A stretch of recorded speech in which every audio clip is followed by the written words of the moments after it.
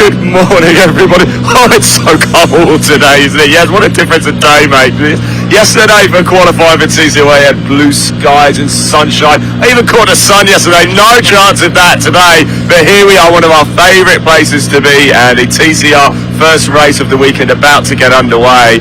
And this is throwing a bit of a spanner in the works, isn't it? Not ideal, is it? Not ideal. Glorious weather yesterday for qualifying. That throws such a curveball at the drivers, many of whom have not driven their cars extensively in the wet. You mentioned the pole man. Let's just have a look. Yeah. Right, if we pop the camera on the car, Callum Newsham, that was something special yesterday from him.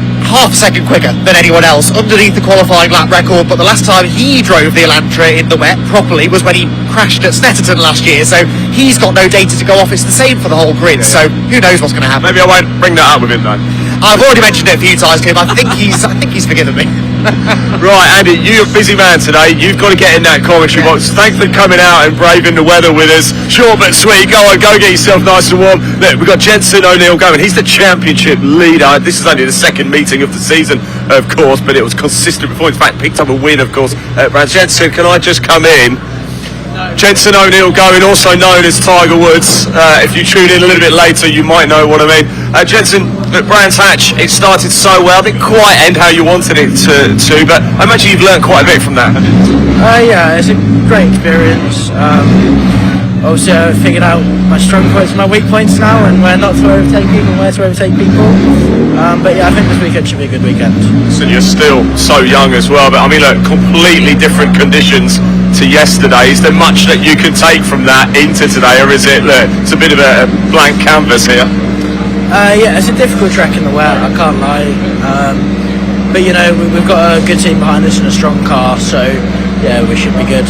Oh man, Jensen, thanks for talking to us, mate. Good luck, yeah? Good stuff indeed. Sorry, Ray, I'm going to ask you to turn around again as we make our way. I'm not getting through that gap. Let's go this way.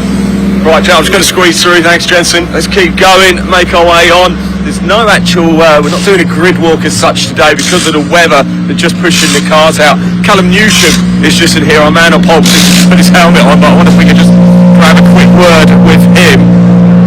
Callum, that was something quite special yesterday from you, wasn't it? Yeah, it was a good luck, wasn't it? Are you a little bit disappointed though that it's rained now? Yeah, this is not the first time I've not wanted it to rain, because we had such a good pace advantage yesterday. That's all about today, so we'll see what happens. I'll let you crack on anyway. You're gearing up, ready to get going. Look at this behind, listen to this. Listen to that all day. Sorry, mate, can't squeeze through. Thank you very much. Here you go, Callum Newsham, your man on pole position, was absolutely flying. Don't put your hand anywhere near that. Right, let's keep on going down, shall we? It's Russell Joyce's car onto our right. Let's see if we can grab a quick word with Russell. Again, he's just put his helmet on. Like I said, no grid walk. All the cars just being pushed out of the garages. Russell, I know you're putting your helmet on, so I probably won't be able to hear anything, but how are we feeling ahead of this one? You're right. How are you feeling to this one? Are you happy it's wet out there? To be honest with you, we had a bit of a difficult weekend, setup change here, and maybe back to the festival round. So, to be honest with you, I'm quite pleased because this means everyone's starting with a bit of rush again. You know, so it's but we're starting from that, it's where anything can happen. Excellent, look, go enjoy it, have a good time, stay safe, and we'll see you in the end. Yeah, top man, thank you very much. Russell Joyce there. I've got to be honest, I didn't really hear too much of what he said, but let's keep on going down here, the pit lane here at Croft circuit. Look at the flags billowing in the wind, complete contrast than yesterday, wasn't it? If you tuned in, thank you very much, and thanks for watching as well. We're live, of course, on the TCR YouTube channel. We're live on the BARC YouTube channel. Jack, have you got a minute? Very, very quickly. Wow, what a difference a day makes, eh? Yeah, it's wet, isn't it? Is it? I hadn't noticed. Yeah, no, it's wet. I think the rain always brings a level of excitement, doesn't it? Of course. So, no, done nothing for my anxiety levels, but for sure it will be a great spectacle. Where does Croft rank for you? You've been coming here for a while now. Oh, Croft, right at the top for me. I mean, this is where I started, my career working for TCR. It's somewhere I love coming back to. The guys and girls here are all great. It's fantastic, and I'm looking forward to getting down there into turn one and seeing what happens. Excellent, Jack. Thank you very much. I know you're busy, man. Let's keep going. There's your job. Hey guys, we all right? We're good. What a job, and they are certainly in for a very, very wet day indeed. Let's keep making our way down, shall we? We've got Lewis Kent coming up here on the right. He's just about to get in the car. Maybe we can have a very quick word with him. And I wonder if I can just pop over. Here we go. He's going through some chats, but sorry, Lewis, very quickly. I know you've got more important things to do than talk to me, but are you glad it's wet? Yeah, to be honest, we had a very, very, very wet race here 2 years ago in the Civics, and I think within the first 2 laps I went 6th to 1st. So this track, me in the wet, we bond quite well. But yeah, it's only the same as a dry, but slower, isn't it? So it's a race. A race is a race. We'll have to see how it goes in about half hour. So well, hopefully I'll be talking to you in Park Ferme a little bit later. Yeah, fingers crossed. Top man, I think you need to get in the car. But thank you very much. Anyway, really do appreciate it. Yes, let's keep going down. There's Mr. Palmer. How are we doing? You all right? You good? You're right with them things you said up there yesterday. Let's move down, shall we? We've got Max Hart just getting strapped into the car. I wonder if we can just very quickly chuck this underneath and say hello to Max Hart down here. Max, how are we feeling ahead of this one? Are you a little bit disappointed at Brands? How are we feeling today? Yeah, definitely disappointed at Brands, but good to get a podium, that's for sure. Really excited the rain has arrived. Yeah. We all know how quick the Hyundai is, so this will we know how quick you are as well, though, don't we? Say We know how quick you are in this, though. Yeah, well, I appreciate that, but I think the rain is going to really help to even things up. Starting P6, it's not where we want to be, or probably where we should be, realistically.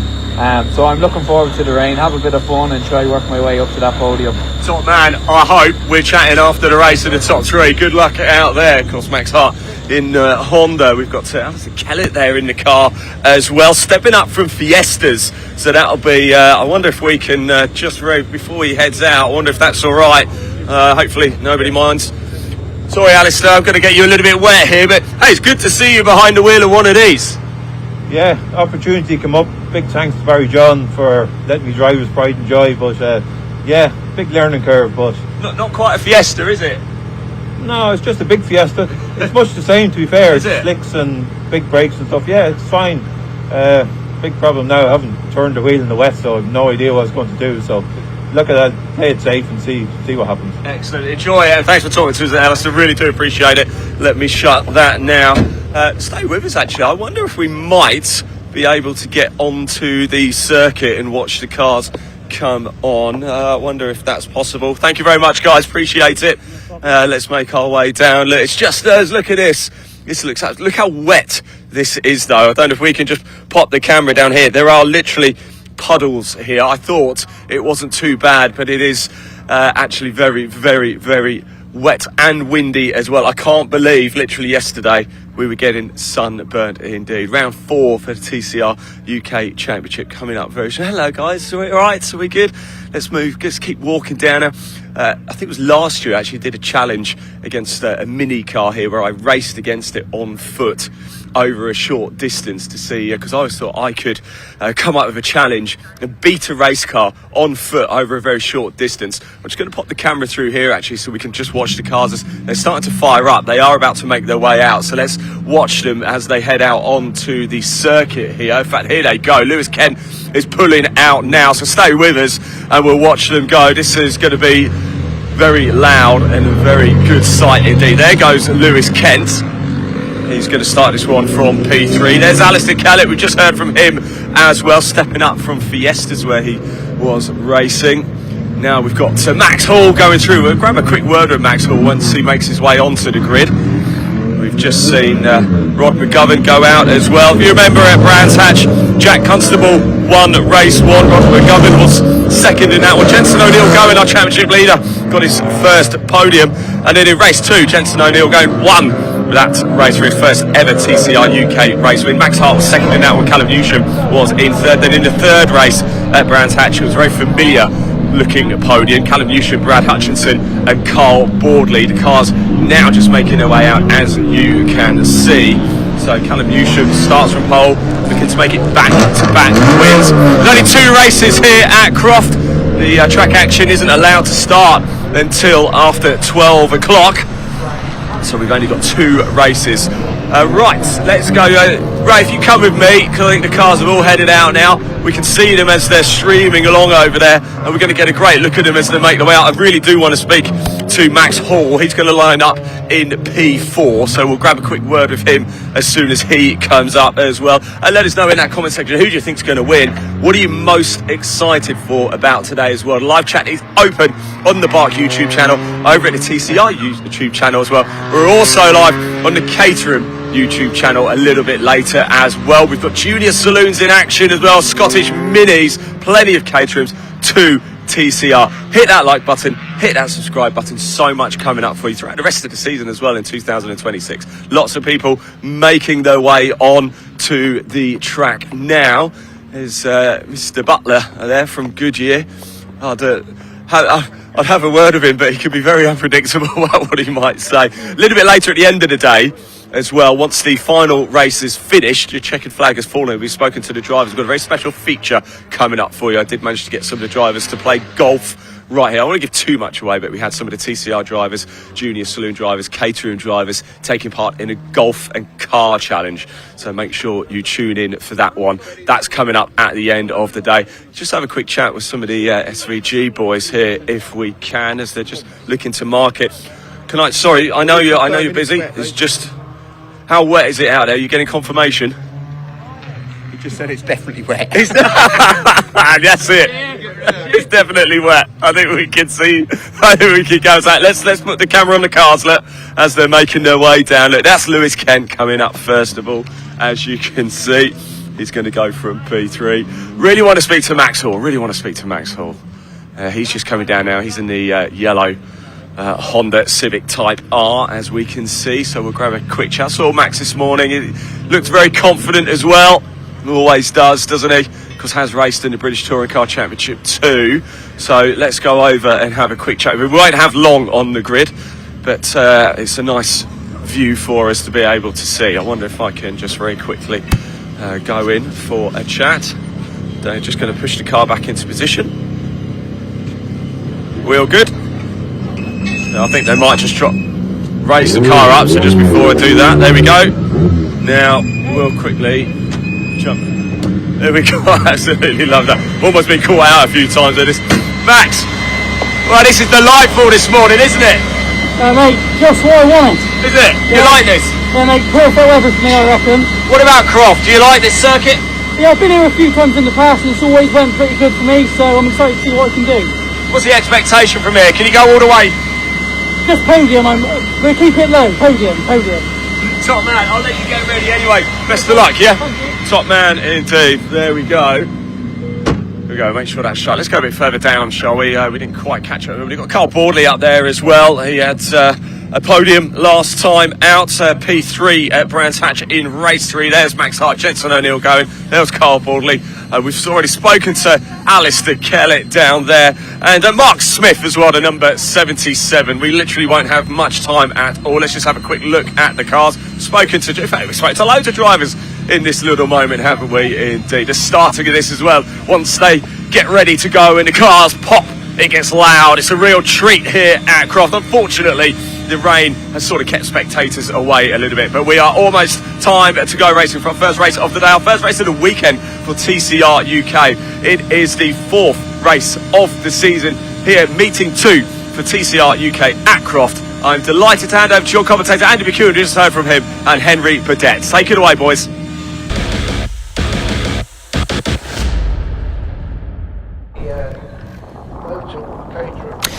Thank you very much, Ian. Yes, welcome everyone to a soggy Croft circuit here in the northeast. It's far from the first time that we've had wet conditions here at Croft, I have to say.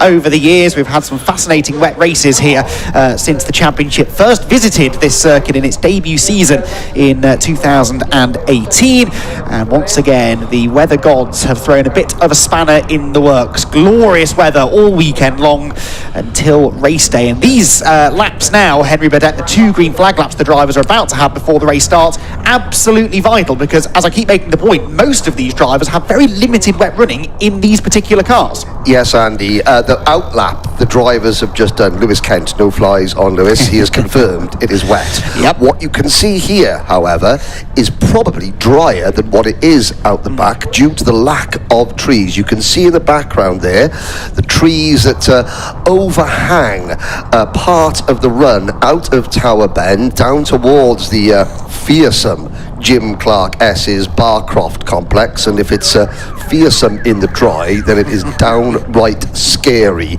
in the wet. Callum Newsham said the first time ever he was not doing a rain dance. Half a second quicker in qualifying, but he's the only driver with a clear view in front of him, providing, of course, he gets off the line cleanly.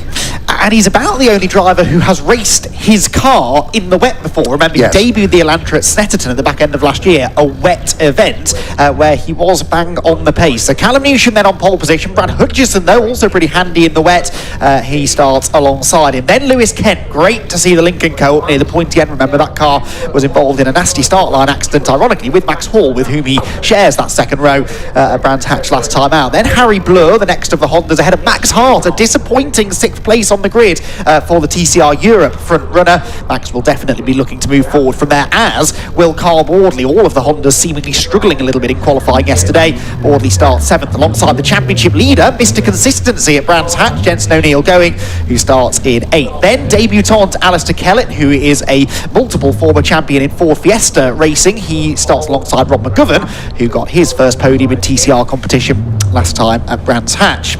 Then on the 6th and last row of the grid, we've got Mark Smith and Russell Joyce. Good to have those two out here. Mark Smith in his all-grey, almost sponsorless Cupra. Russell Joyce's car, the polar opposite, but Russell's business is in providing wraps for cars and designing the wraps for cars, and Russell Joyce, his resplendent Audi, will line up on the 6th row of the grid.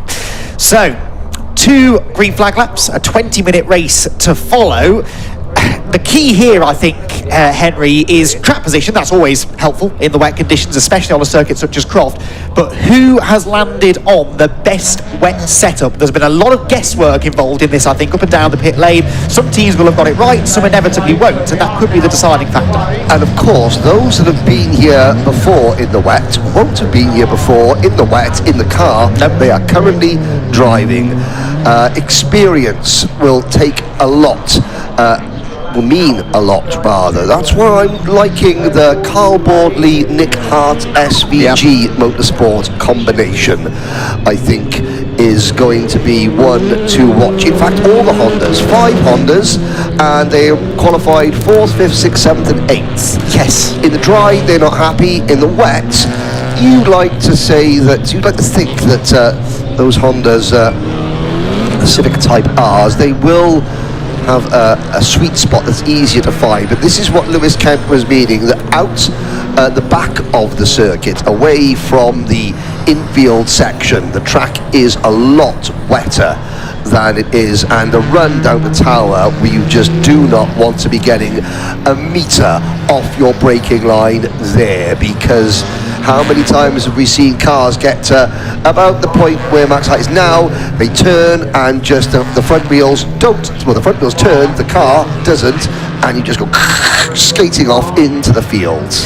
Yes, it's a very bumpy circuit, Croft, so the water tends to sort of gather in the dips and the bumps. Yes. And, can lead to aquaplaning out at the back of the circuit as well. Often there's a fair amount of standing water. To be fair though, the circuit was resurfaced a number of years ago with that very much in mind. They improved the drainage, they smoothed out the worst of the bumps and the hollows, and it is certainly a lot better now than it used to be, but treacherous indeed. Brad Hutchison comes through sunny out. That is where his qualifying session derailed slightly yesterday. Yes. He ran wide over the exit curve. There's a big ditch just on the outside of that curve, and he punctured the tyre, arrived down at the complex and had to pull the handbrake to avoid going headfirst into the wall. Did a really good job to save the car, but was then not able to go any quicker later in the session. He is one to watch here, I think. Brad, he's always good in the wet. Won his first race on the road, at least, in the wet at Donington Park a number of years ago, and he was fairly confident he had more time available before that puncture in qualifying yesterday. And of course, the Hutchinson team are still getting used to Ella, which is the name of Brad's car. He names his car every single year. That Cooper Leon, the Capture Motorsports with MPH Racing, Ella. Hopefully, we won't need an umbrella. But we do need an umbrella, Ella. Oh dear. What would the likes of Max Hart be thinking again? Such an experienced driver. This is a world away from TCR, the world TCR Europe, around places like Valencia and Barcelona. This is old school racing at an old school venue where the risk is high, but if you do take the risk and you get away with it, the rewards, well, could be a trip to the TCR UK podium. And Andy, you were telling me an interesting statistic about Link & Co. and what Lewis Kent's chances might be. Yes, that car, of course, has had a lot of success over in Europe and indeed internationally, but only ever won one race in the United Kingdom, that being at Brands Hatch a couple of years ago. It was a dry race, but yeah, this car is known for going well in the wet, and he's certainly much closer to the pointy end of the grid than he was at Brands Hatch.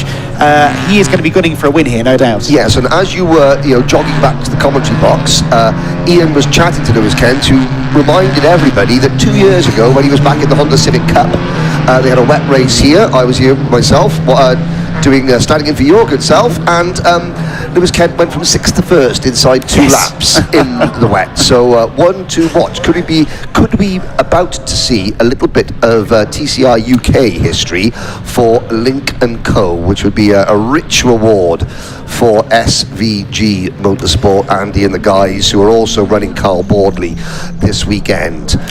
Yeah, Lewis Kent also one of only 2 drivers to have won multiple races at Croft here over the years. We've had 12 TCR UK races here at Croft, 8 different winners, with Lewis Kent having got himself a couple of race victories here in the northeast. One of 3 multiple winners, actually. Adam Shepherd also has 2. Callum Newsham has 3 race wins here at Croft, and he is going to be, for sure, hoping to add to that tally here. He starts from the best position as Callum Newsham from pole. He'll have clear track, he hopes, into the first corner, but remember, launching off the line, that was such a big talking point at Brands Hatch last time out. Yes. We had the issues with the start procedure in race 1, but even beyond that, some drivers, again, new cars, learning the launch control procedure, doing it in the wet for the first time. It's just another variable to throw into the mix, isn't it? Yes, just one comment, Alistair Kellett.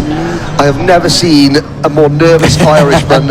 He's driving Barry John McHenry's car. Now, there is a space that should be occupied by second placed. Where is our P2 man? Where is Brad Hutchison? Yes. I thought that Lewis Kent was behind Callum Newsham on that previous shot, but Brad Hutchison has vanished. Has he pulled over at the side of the road, or is he in the pit lane? We'll try and get to the bottom of that. So Brad Hutchison, we were picking up his chances in the wet. He's not going to be taking the start from the front row. So Callum Newsham has row 1 to himself. Lewis Kent and Max Hall lining up behind. The revs start to rise, and round 4 of TCR UK gets underway, and Max Hall has stalled again for the second event in a row. This time, thank goodness, he's avoided by everybody else, and Max Hall's start procedure once again lets him down slightly. Who's got the lead into Clairvaux? It should be Callum Newsham. Yes, it is, with Lewis Kent behind, and Max Hart up to 3rd position already. Ron McGovern tips 2 wheels into the gravel trap and then swipes across the nose of Harry Blewer's Honda through Hawthorne.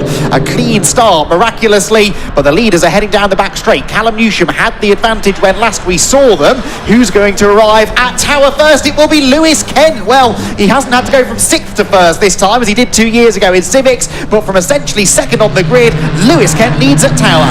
Excellent start. He obviously got a much better run. I think he may have even have gone round the outside of Newsham, coming out of the chicane as everybody safely tiptoes their way through Tower. Now this is where the drivers have to hold their breath. Jim Clark, Esses and Barcroft, one of the scariest points of the entire circuit.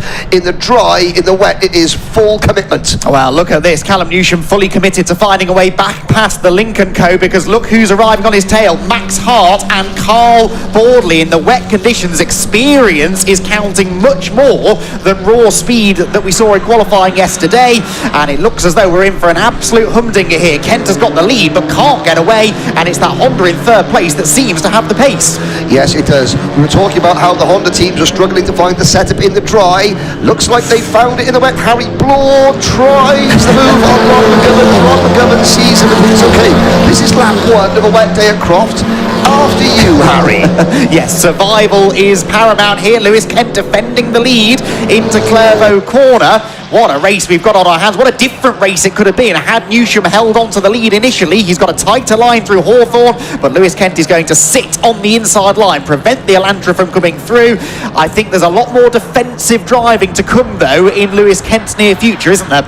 Absolutely. He's very good out of the chicane, however, once again. But Newsham has somebody on the grass coming out of the chicane, and as we'll try and see that driver through that looked like Harry Bloor.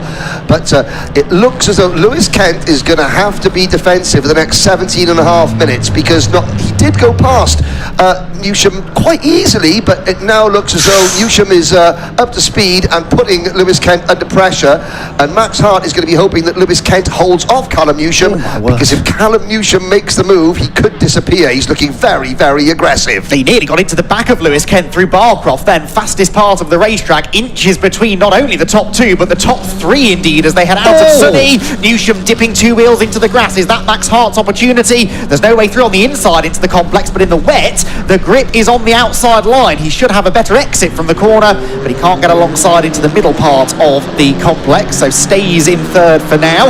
Is there an opportunistic move to be made into the hairpin? Not yet, there isn't, but Lewis Kent is a bit of a cork in the bottle here, isn't he? Newsham with a much better exit from the last turn will try now to pull alongside the Lincoln Co down the straight, end of lap number 2. It's absolutely neck and neck for the race lead. The Elantra keeps on coming round the outside line, and Newsham's done it. Superior traction off the final corner, and Callum Newsham is back to the lead. And he gets the back end ever so slightly out going into turn number 1. Clairvaux manages to hold on to it. Now this is Max Hart's moment. He has to make he has to pass Lewis Kent early and do it quickly now, or else I think Callum Newsham is going to disappear, and off the track goes Max Hart. This is now going to open the door for Carl Boardley in 4th position.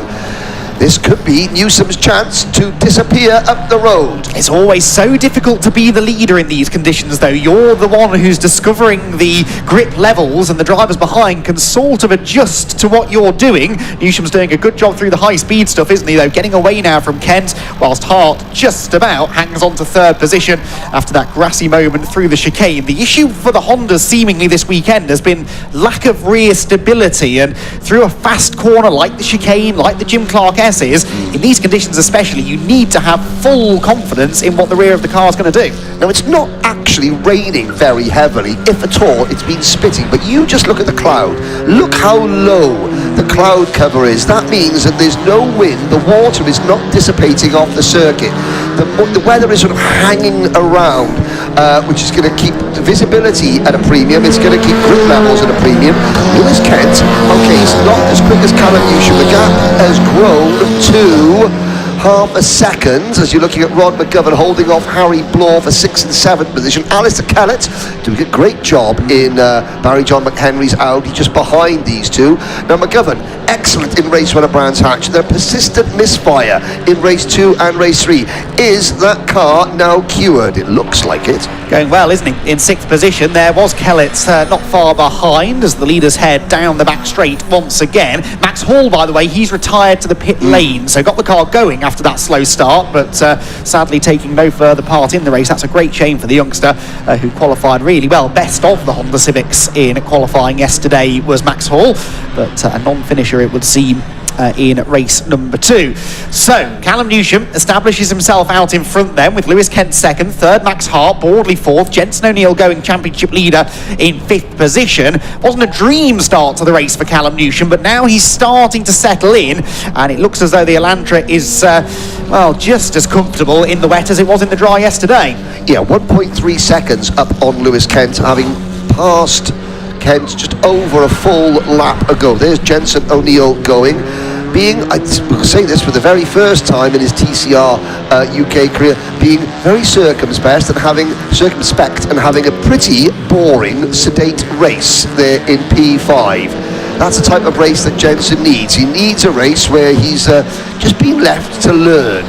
And Newsham down the main straight, hard on the brakes. You can see the car, dig in the front end. Oh, he just clips that curb, gets a nice slide on, avoids the gravel trap on the outside of Clervaux. Now there is Lewis Kent through the chicane, and it looks as though Max Hart is slightly closing back up. I'm looking at the lap time. Yes, 1:31.9 last time around for Max Hart. So third place driver Max Hart is fastest of all so far. Well, fastest lap of the race, and interestingly 3/10 quicker than the leader. So Max Hart, now starting to come into his own. If he can clear Lewis Kent, he's still got time to go after the race leader with 13 minutes of this 20 minutes opening race of the day still remaining. They're definitely dropping broadly, aren't they, in fourth position, and Jensen O'Neill struggling with the extra weight in that car this weekend, keeping a lonely fifth position. His car the second heaviest on the grid with 40 kilos of compensation weight added because he's the championship leader arriving here at Croft. The only car heavier than Jensen's, though, is the Hyundai Elantra that leads the way, because Callum Newsham also picked up compensation weight, 30 kilos, and there was a balance of performance adjustment to try and peg back the Elantra a little bit. Not quite enough of an adjustment if you ask anyone other than Callum Newsham.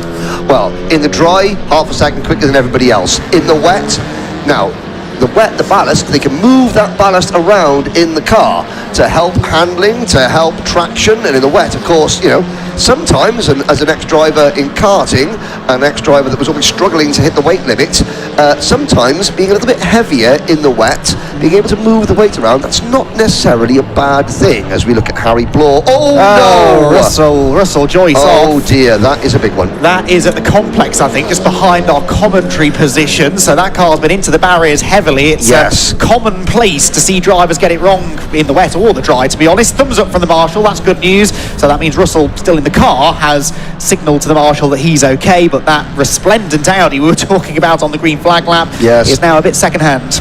It looks very good, but in terms of its colour scheme, bodywork, one careful previous owner. It'll buff out, it's okay, it'll buff out.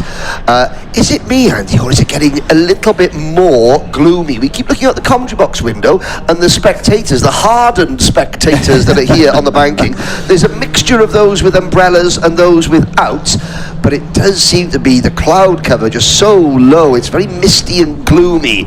Typical bank holiday weekend here in the Stockton-on-Tees. There is the safety car board to retrieve Russell Joyce's car, and you can see now, even though it's a long way off circuit, that is prime real estate for an understeering errant TCR car to find its way into the same space, which would of course be very, very bad.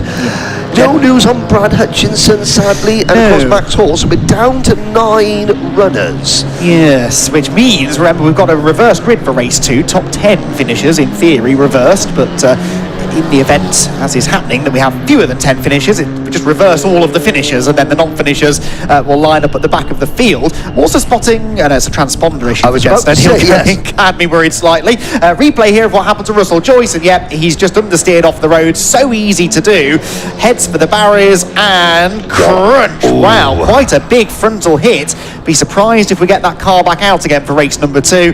The trouble in the wet, Henry, is that the grippy side of the road is not the racing line, the traditional racing line, it's the outside of the track. So drivers get as close to the outside edge of the road as possible. Overstep that mark even fractionally, though, and that is what can happen. And that is Brad Hutchinson, who is obviously doing a systems check. Essential, half his day has been ruined already. He's going to come out. Now, of course, have been, Max Hall has now retired, so he's 12th. You've got that yes was sort of, are we on the same sort of track of thinking here, that if Brad Hutchinson could just complete one more lap than Russell Joyce, that would put him P10. It would indeed. So Russell Joyce completed 4 laps of the race. So Brad Hutchison just needs to complete 5 and he'll be classified 10th, which would be race 2 pole position. So it's definitely worth him being out there, not only for a systems check, as you quite rightly said, but also to try and salvage something from his weekend. Yeah, exactly, because 2 races, Brad was saying, okay, Brands Hatch's best ever start to a season. Let's not undo the good work here at Croft. The clock is still ticking. You can see that 8 minutes and 38 seconds plus change left to go. Our Porsche safety vehicle is still lights ablaze, so there'll be at least 1 more lap. Now, this is good news and bad news for Brad Hutchinson. Good news is he will complete his 2nd lap at the end of this one. The bad news is that under safety car, obviously, time ticks away. The race for Brad is on to complete more laps than Russell Joyce. Yes, is there time left available? It's going to be touch and go, as you say, because we're going more slowly behind the safety car, but I think he should be able to do it, barring any other dramas, of course. My slight concern is that Audi is still very much in the same position it landed when it went off, and there's no sign of a recovery vehicle yet, so this could take a while. Yes. I hope that the recovery vehicle hasn't broke down. Otherwise, we'll need a breakdown truck for a breakdown truck for the broken down breakdown truck. I've seen it happen before. I've seen it happen, but I'm sure the Croft marshals and recovery crews, very experienced. All of the years I've been coming to Croft, it's the same people in the recovery vehicles. It's the same marshals who you see. Actually, the red flag comes out, and we are not yet at 2/3 race distance or 3/4 race distance. I forget now. I'm sure Phil Kinch will be sending me a message regarding when the result becomes official, but we might yet get a restart to this one, and that changes everything. Yes, and of course, Phil Kinch has already reminded me that it's Hutchison, not Hutchinson. It's a TCR UK rite of passage to get Brad's second name wrong, well, I have to say. I feel even more part of the team now that I've messed that up.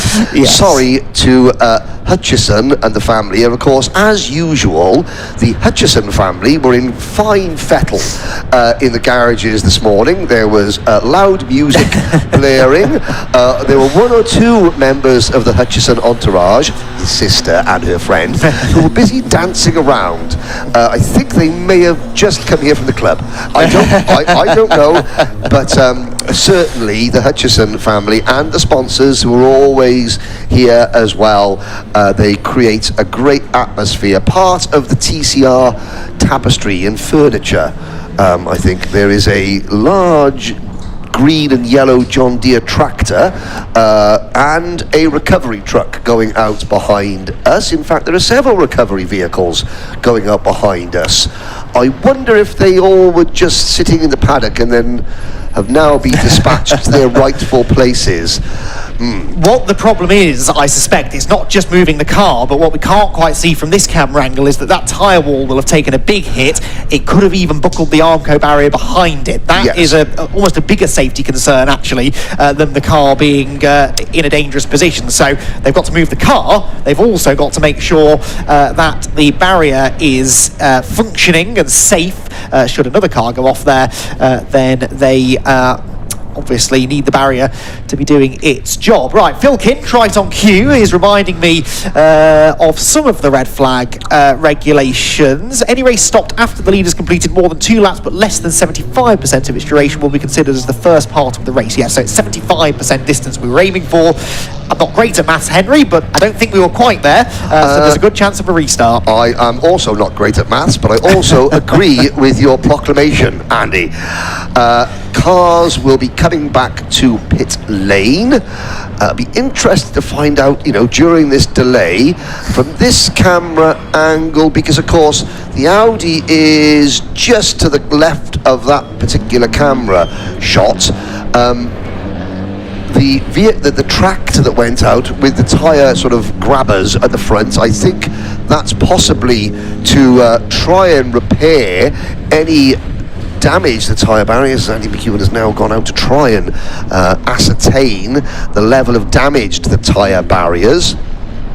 I think also, even if the tyre barriers aren't damaged, you're just mindful that the last thing you need is a recovery vehicle, trying to recover a stranded vehicle on a wet track with in clean, plain sight of the cars. No barriers protecting them. So let's have a little look at the recovery vehicle, and very carefully stepping out of said vehicle.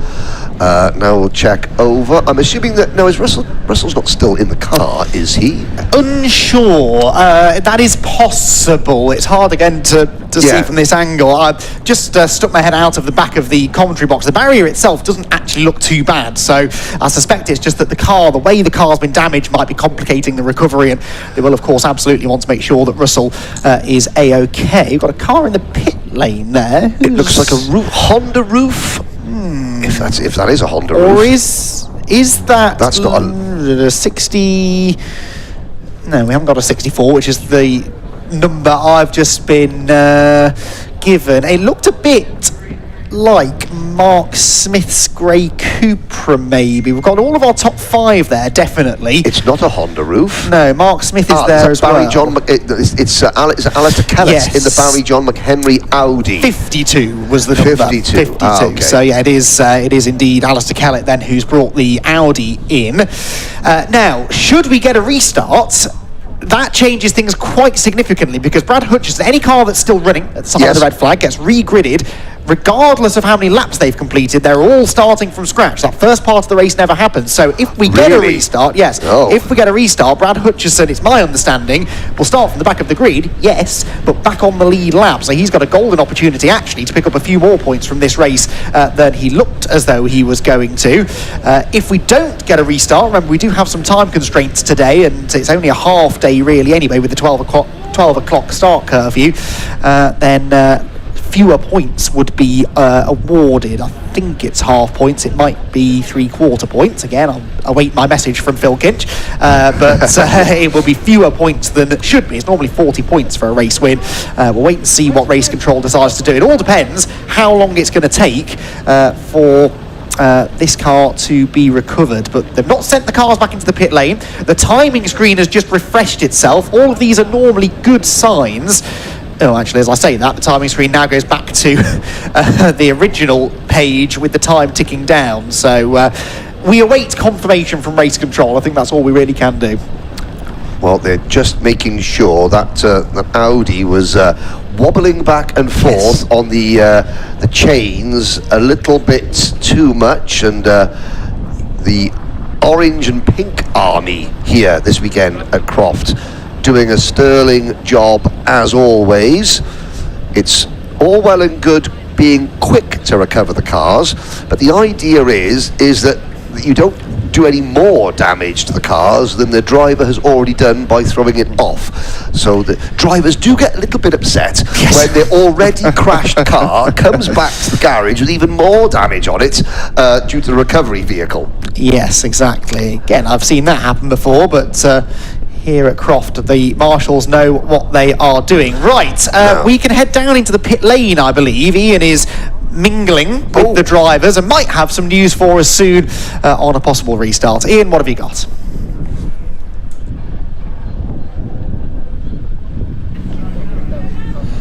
Right, everybody, welcome down to the pit. We've just made our way. Alistair Kellett in the pits, as you can see. I wonder if very quickly we can just find out. Alistair, good to see you again. Right, you coming to pit. Is everything okay, or is this just precautionary? Or no, I have no clutch. Clutch is gone, so I'm going to have to. I think it's a safety car restart, so I'm just going to pump start it and just tag on the back. Okay. It's okay when it's running. We can't. I couldn't stop on the grid because it just stalled. So that's why I come in. How wet is it out there? Yeah, it's not too bad. It's kind of greasy in places. Yeah. It's very slippy, and first time I've driven the car in the wet, so I'm just very cautious. So no, I'm happy enough where I was. It's just that I didn't notice the clutch till the safety car come out, and I went to clutch and it wouldn't stop, so I had to come in then. I better let you go. I think it's time to go out, so thanks for talking to us, really appreciate it. Here is Max Hall behind us as well. I've noticed he had big issues, didn't he, at Brands Hatch getting off the line. Looked like the same here at Croft as well. Let's hope he's looks like he's going to get back out and resume this race once we do get back underway. I just wonder if he's just checking. I wonder if it's possible. No, he's going to go straight down to the end. So we're not going to be able to grab a word with Max Hall as he makes his way out. Alistair Kellett is going to be pushed down to get himself going again. Like I said, he's got an issue with the clutch, but at least Kellett and Max Hall are going to restart this race. I don't think we're too far away either. If we just pop the camera down where the marshals are, what a job they've done already today in these terrible conditions, aren't they? But they have just closed the gate, so that would suggest we are not too far away from getting back underway here for the final few minutes of this race.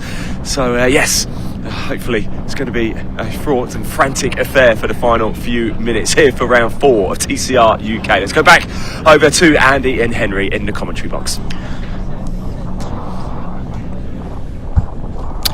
Yes, thank you, Ian. So the track is now largely clear. The Russell Joyce car has just been pulled up behind our commentary position. I'm no mechanic, but it doesn't look great. It's far from in factory spec, that Audi, anymore. The team will have a lot of work to do to get it back out again for race 2 if possible. Now attention turns to the barrier damage, if any, and once that's been assessed and dealt with, hopefully we will be able to get a restart. Oddly, the time keeps ticking down on the live timing screen, even though we're under red flag, which is, I'm hoping, just a glitch. Yes. Rather than race control running down the times. Just getting some information. Yeah, so I was just getting some information through my ear then from the director about the restart. What I didn't hear was how long the restart was going to be, but there is going to be one. So that's the main thing. We are going to get a restart. We don't know how long it is, excellent. But they are going to get a restart behind the safety car, and so that is good news. Race Control intends to get this race back underway. And of course, what you're thinking, why Brad Hutchison going back out? Why Maximus Hall now going back out? Well, it's a new race, obviously, but also this is one of the anomalies of having a smaller grid than usual and the top 10 reverse race, because, you know, only 2 races. The battle for 10th place is actually just as important as the battle for the outright podium in race number 1. That's why Max Hall, that's why Brad Hutchison are both going back out, because turn a negative into a positive. We've already had one issue. Let's try and capitalise on the situation and call an audible, I think, is the American term. Getting information from Nicky Lyons, by the way, thank you, Nicky, for this, that the restart will be 7 minutes. A 7-minute restart anticipated. That's excellent news, and it will restart behind the safety car. To your point you were just making about Max Hall, yes, I was under the impression that his car was in the pit lane at the time of the red flag. On the timing screen, it actually says he'd just begun an outlap, so he just left the pit lane and was back in the race at the time of the stoppage. So that has saved his bacon, because it is my understanding he'll now be able to take the restart, perhaps from the pit lane, but at least we'll be back out there on track. I think that he had the problem at the start, maybe, like Alistair Kellett had cooked the clutch. Drive shaft, I've heard, by the way. Sorry, I was given an update earlier. He and Hutchison, we think, both drive shafts. Drive shaft, but so they replaced the drive shaft, or they're just out there with that? That's very, very interesting indeed.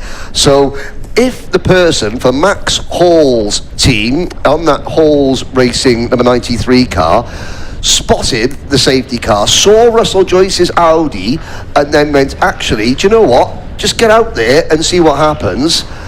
That person, if that was the case, could have just had a very significant positive impact on Max Hall's future weekend.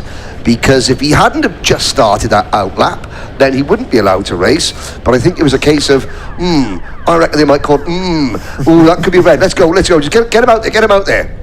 Yeah, absolutely. And like Brad Hutchison, worth getting out there and just trying to complete some laps, isn't it? Because I think he and Hutchison are both on the same lap, or were, before things got reset by the red flag. So, yeah, well worth them getting out there. Right, green flag flies, 7.5 minutes actually on the clock, and the safety car will get things back underway. We'll see then, actually, now, are they going to, because the timing screen hasn't actually reinstated the lap down cars onto the lead lap, so perhaps a slight oddity in the regulations there. They've just paused the race with the red flag and are now continuing it under safety car. So we might not actually have Hutchison Hall on the lead lap, but what we might have is those two battling to be in 10th position by the end of the race. They are, I believe, on the same lap as each other. Well, that'll be good news indeed. This could be Lewis Kent's second opportunity to jump Callum Newsham, and of course, if he does, then he doesn't have quite as long to hold him off of the course. That's all. Big ifs and buts.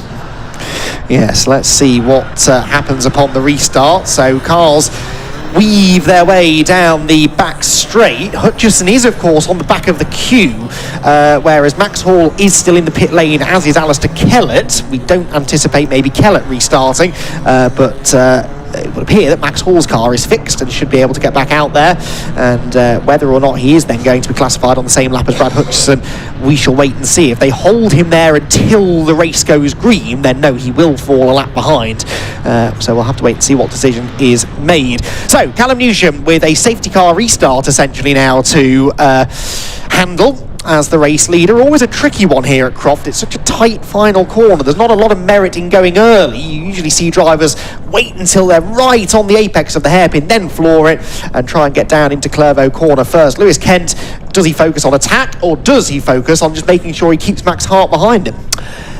If you're a racing driver, you've got to look ahead. You've got to look ahead. And of course, the problem is, in the wet conditions, if you get to the apex of the hairpin and put your foot down to go, then you'll probably end up in an infield grass. So you've got to wait a little bit longer.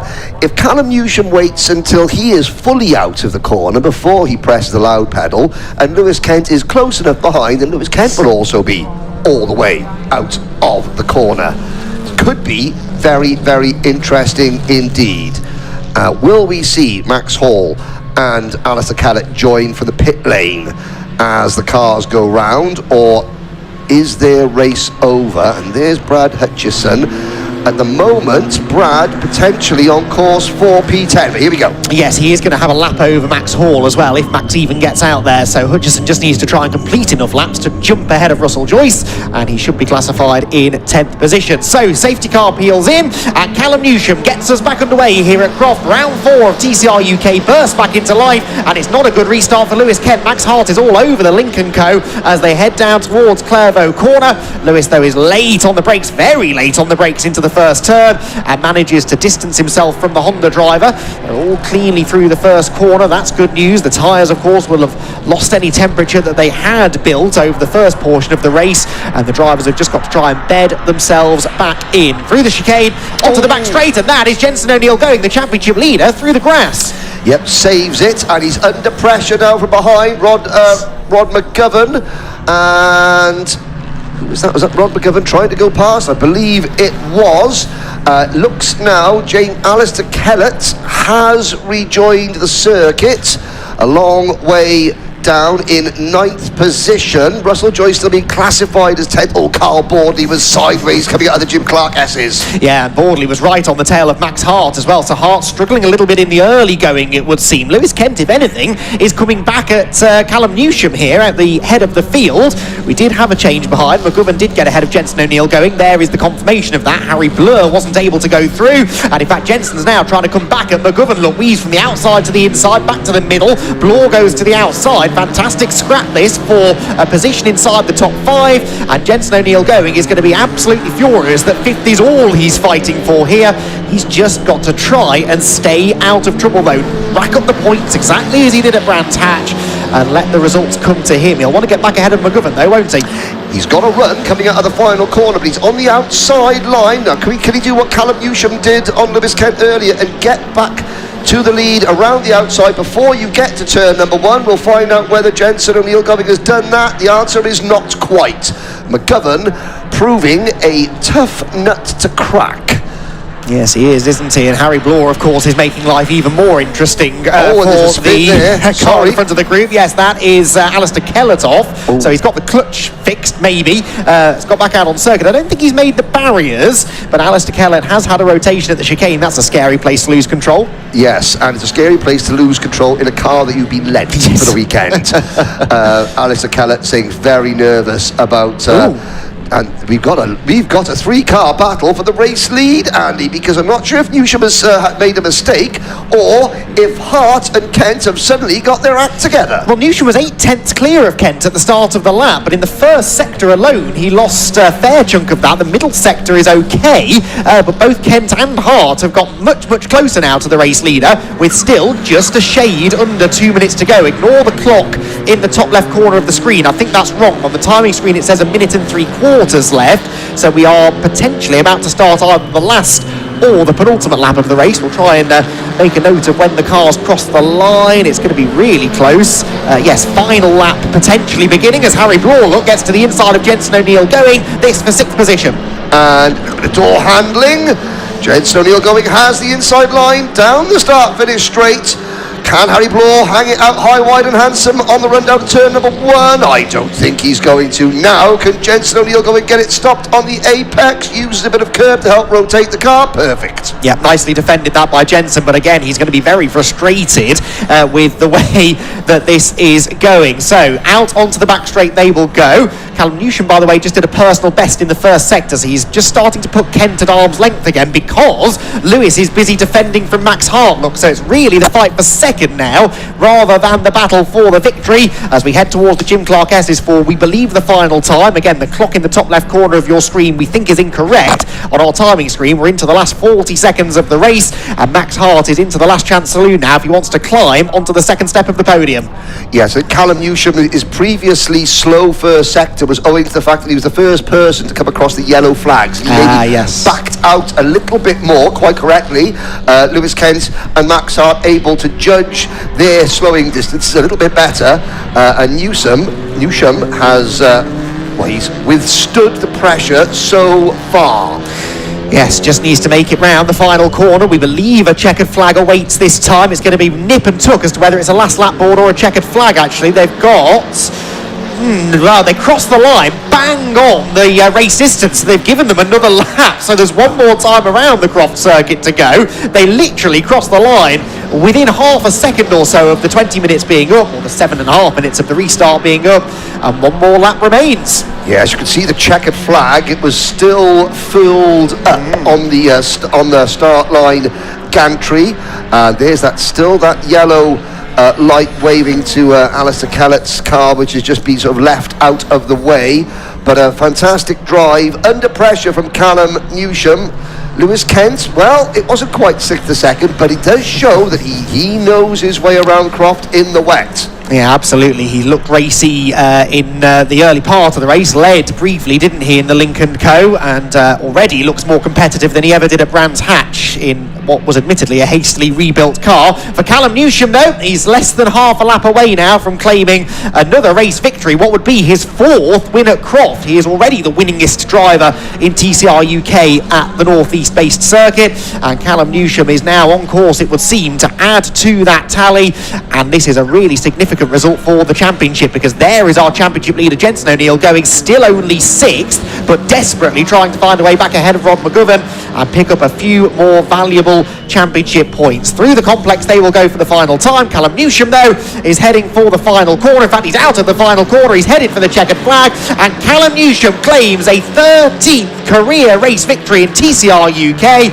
and had to really battle for that one. Lewis Kent comes home in 2nd, his best result of the season so far, and Max Hart is back on the podium. We'll be satisfied with that, I think, from 6th on the grid. Then it's Carl Bordley 4th, and 5th position will go to Rod McGovern. Jenson O'Neill going 6th, and Harry Blaw comes home in 7th position. Callum Newsham, though, the winner, and a fantastic performance under real pressure. He never had, really, until the last lap, more than about a 1 second advantage over Lewis Kent. He even set the fastest lap of the race on the final lap, did Newsham, a 1 minute 30.570, and that, of course, is worth a bonus point in the championship. So a really significant win that for Newsham, who was knocked down to 2nd early on, but bounced back brilliantly and was able to control the race from there. So Callum Newsham then, as I said, picks up a 13th career victory. That means he's only one away now from the joint record held by Lewis Kent and last year's champion Adam Shepherd. And we still have a race to come today for Callum Newsham. Could he leave Croft as a part of a three-way tie for the most wins in championship history, I wonder? Have to say that for Callum, definitely more wins will be on the way later in the season at the very least. Newsham wins. Lewis Kent comes home in second position, with Max Hart coming home in third. Then it is Carl Bordley in fourth. He did briefly have the fastest lap there until that late effort from Newsham. Rod McGovern, a solid fifth place there, kept Jensen O'Neill going in the ballast-laden Honda at bay, with Harry Bloor coming home seventh, Mark Smith eighth. Alistair Kellett wasn't running at the time of the flag. Brad Hutchison in 10th was, so there's a chance that Brad will be moved ahead of Kellett in the final results. We'll have to update you on that as and when we get a published result. If he does, it means Kellett may well end up on pole position for race number 2 later on today. Remember, top 10 grid reversal for race 2. Maximus Hall, a non-finisher with suspected drive shaft issues, and Russell Joyce, well, there's nothing suspected about what took him out of the race. We all saw it. That significant whack into the barriers at the complex means that Russell Joyce was out of the race, and whether he takes part in race 2 awaits to be seen. So drivers then will head down into the pit lane, and we'll hear shortly from our race winner Callum Newsham, who's going to be very pleased with that. He doesn't often show emotion, Callum Newsham. He's always a very chilled, relaxed guy, but that will mean something to him, I'm sure. A second win of the year, second win in a row, of course. He won the third race at Brands Hatch last time out. He's the first repeat winner in 2026, and that has done his championship aspirations the world of good. Let's head down then, shall we, into the Parc Ferme area and hear from our race winner Callum Newsham. Yes, welcome down everybody to the pit lane here at Croft, and Callum Newsham wins round 4 of the 2026 TCR UK Championship. He makes his way up to the number 1 spot in difficult conditions indeed. There he is, the lights ablaze, and he pulls up right in front of us. We'll let him get out of the car and we'll have a quick chat with him. Lewis Kent coming home in second place, and Max Hart from 6th on the grid into P3. I'm sure he'll be a lot happier with that particular performance. Let's go round, let's let him get his helmet off. I'm sure he'll want to fist pump the air here, and we'll have a quick chat. Look at that, he goes over to congratulate his team, rightly so as well. We'll let him get his helmet off, have a quick chat with him. I'm sure he's a very happy man. Callum, I'll let you take your helmet off first if you like, and then we'll have a quick chat, shall we? And look at his wipers, they're going absolutely crazy. I think that just goes to show I was very intrigued to find out how slippy it was, certainly coming through the final hairpin in the right time to get the power down. But Callum Newsham under pressure from Lewis Kent as well at times in that race. He held it all together. It's actually back-to-back wins as well for Callum Newsham, who won race 3 at Brands Hatch. He wins race 1 here at Croft. Callum Newsham, 2 race wins this season, back-to-back as well. You're just finding your form now, huh? Yeah, well, that was not easy. It looked so treacherous. Let's talk about the final hairpin. Just how slippy is it round there? It's a bit quite nerve-wracking trying to get on the power as early as possible without causing an issue. Yeah, I mean, every lap I was spinning up the fronts out of there. So that was where I was struggling in the last sector. But yeah, no, that was proper scary. That was some scary stuff out the back there.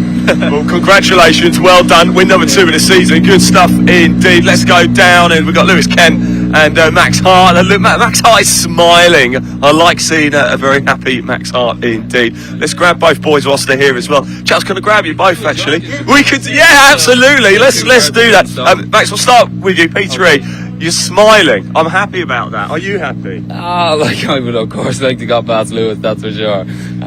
But no, look, starting 6th, getting up to 3rd, it's a good result. Lots learned as well in the wet and about this track in the wet, so we'll take those forward into race 2. And I just would have liked to have a bit more fun with Lewis, but I just couldn't quite get close to him.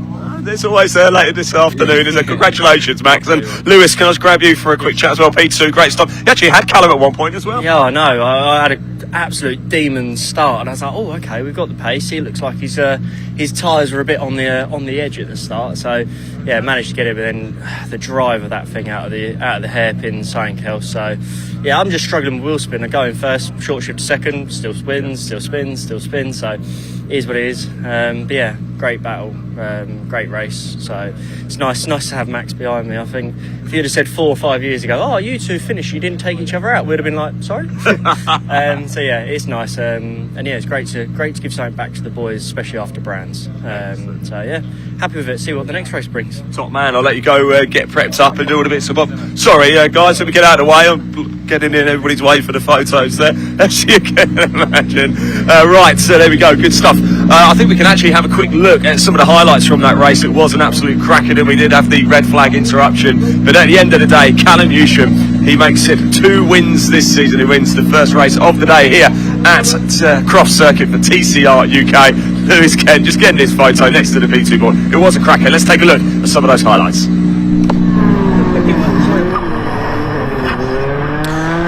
Yes, thanks Ian. The TCR UK drivers certainly making light of the wet conditions there. Max Hall didn't have a happy race. Drive shaft issues meaning he got very slowly off the line. Repeat of the first race at Brands Hatch, where he was hit by Lewis Kent off the line, unfortunately. Battling in the early stages. Rob McGovern showing fairly strongly in these damp and slippery conditions. Lewis Kent in the Lincoln Co. led briefly, with Callum Newsham sliding around in his wake. Max Hart giving chase in that third place.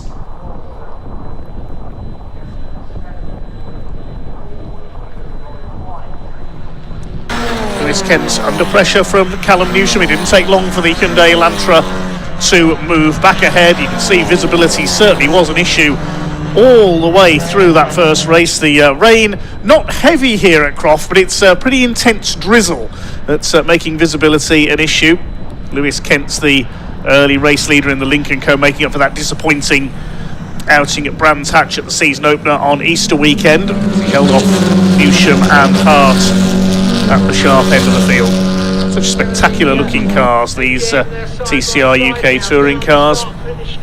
Eventually Callum Newsham was able to pull ahead down the pit straights. From then on, the Hyundai was never headed, despite the best efforts of former champion Lewis Kent. Max Hart did a spot of rallycrossing, indeed nearly ended up on the old rallycross course on the infield here at the Croft circuits. But then the red flag would come out with Russell Joyce in the Audi at the back of the field, getting wide onto the grass at the complex, and wallop straight in he went.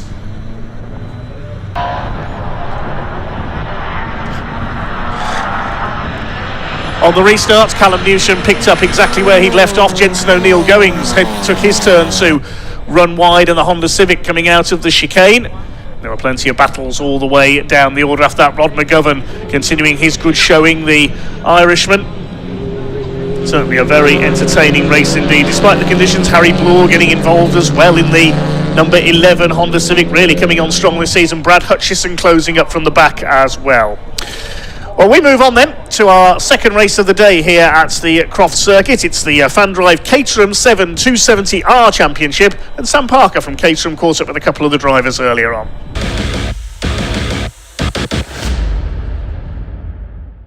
So, in 270, race is about to start, and it's a bit different to yesterday's weather. So, anyway, I'm here with Alistair Kinnear. How are you going to find it in the rain today then? We haven't driven Croft in the wet, have we? Hi Sam, no. I have absolutely no idea. We spent, well, for the last 4 days, glorious sunshine, super dry, just getting to know the track and the conditions well, and now it's all changed. So yes. Who knows? Who knows?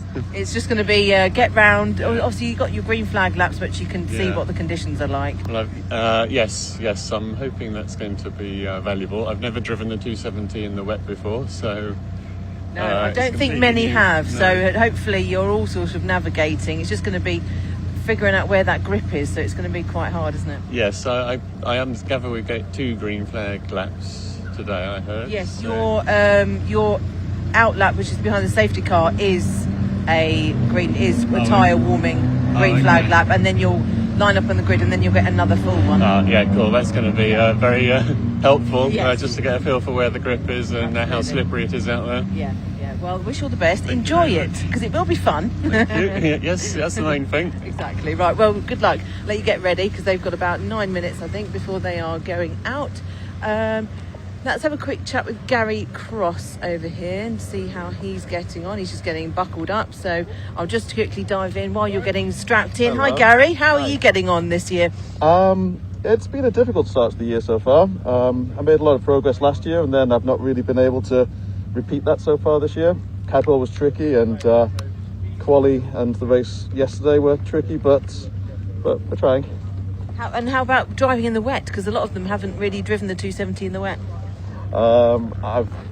We've been very lucky over the years to not have to race in the wet very often, but don't have that much experience, and I can't say it's my favourite thing, but we'll give it a go. Just go out there and enjoy it. Oh, thank you. Well, I wish you all the best, Gary. Thanks, Enjoy. There we go. I'll hand over to David.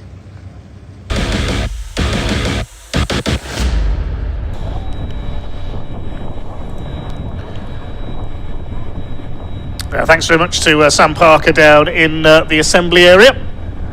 Green flag lap about to get underway for our first Caterham race of the day. Dave Goddard here taking you through the action. Thanks to Andy and Henry for taking us through the TCR action. We'll hear from them again later on. So this grid based on the result of race 1 from yesterday, and it is Brian Thornton, the Irishman in number 33 on pole, took his 3rd win out of 4 races this season in 270R yesterday, starts alongside Oliver White in the 24. Second row, 88 Luciano Caruso, first ever podium for him yesterday alongside Aaron Oliver in the 10. Row 3, number 18 Paul Oglesby, and 37 Henry Speaks. Row 4, 21 Jasmine Shaw, she's alongside Sebastian Tholey, the South African in number 28. Completing the top 10, number 12 Alistair Morton and 20 Steve Lorriman. Row 6 of the grid, 99 Andrew Davison starts alongside 72 of Christian Bond. 48 Ryan Tholey, father of Sebastian, starts on row 7 alongside 74 Charles Chapman. Row 8 number 19 Chris Morling alongside 38 Jimmy Way. 9th row Gary Cross in the 23 and 27 the man behind the FanDrive app, that's Sean Murphy. Completing the top 20, James Platt in the 58, Andrew Mackay in 65. The final rows of the grid, row 11, 66 Tim Newman and 47 Alistair Kinnear. And watch out for the final row coming through the field if they are both there. Just checking, yes they are both there. 86 Craig Evans and 42 Scott Helm. They crashed out of yesterday's race up at Croft at the far end of the circuit, bringing out an early finish to yesterday's race in the dry conditions. And they'll be coming through the field from the back with this grid based on the results of yesterday. So getting ready for our first of a busy programme of 3 championships from Caterham Motorsports here today.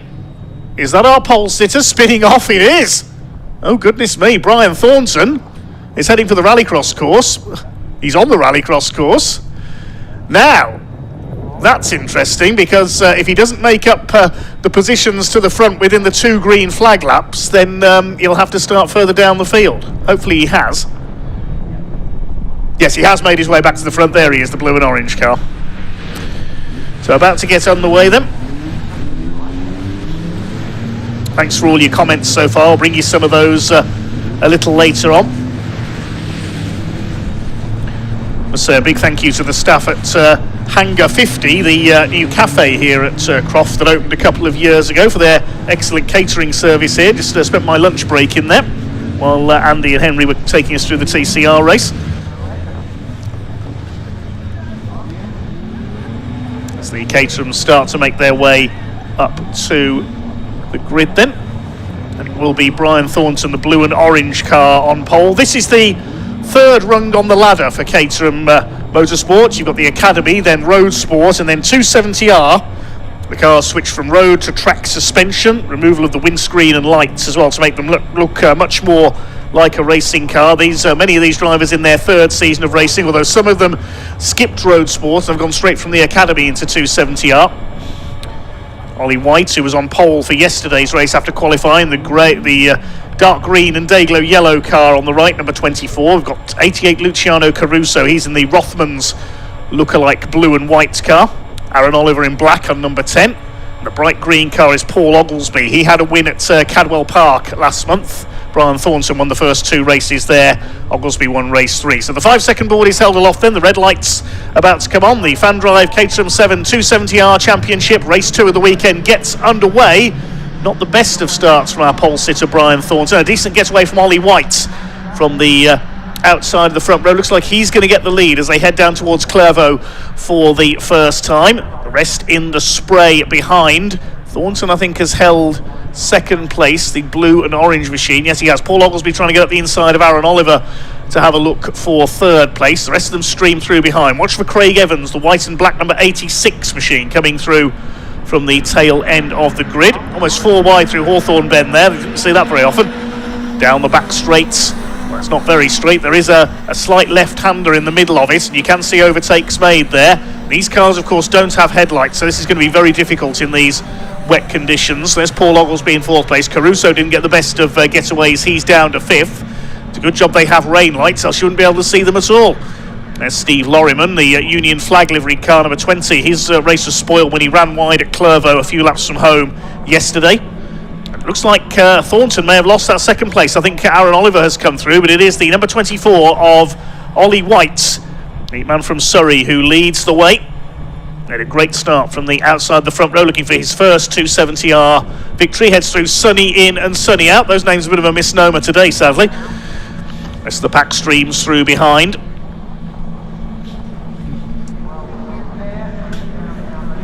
There's number 74 of Charles Chapman, a little further back, with light blue with the yellow wheels. And there's Caruso up the inside of the complex, attacking. It's 3 wide there because Brian Thornton's gone wide as well.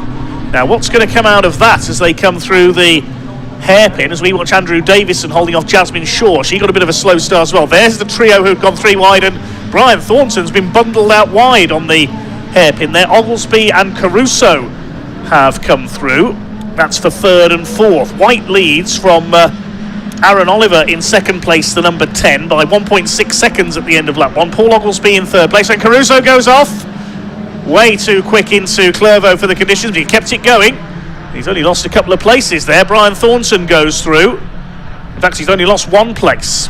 Sebastian Thulle up behind them, that is in the 28 car. Now, where is Craig Evans up to from the back of the field? Let's have a look further back. He's made up 3 places from the back, and Scott Helms made up 5. They're both in the top 20. You can see on the timing tell they're 19th and 20th places. Still Ollie White who leads from Oliver, Oglesby. Caruso is 2 places back than he was. Here comes Henry Speaks into the mix as well, sideways there coming out of Tower Bend. And of course there's no barrier on the outside of Tower, so if you overshoot there and go straight on, you're in the field next door.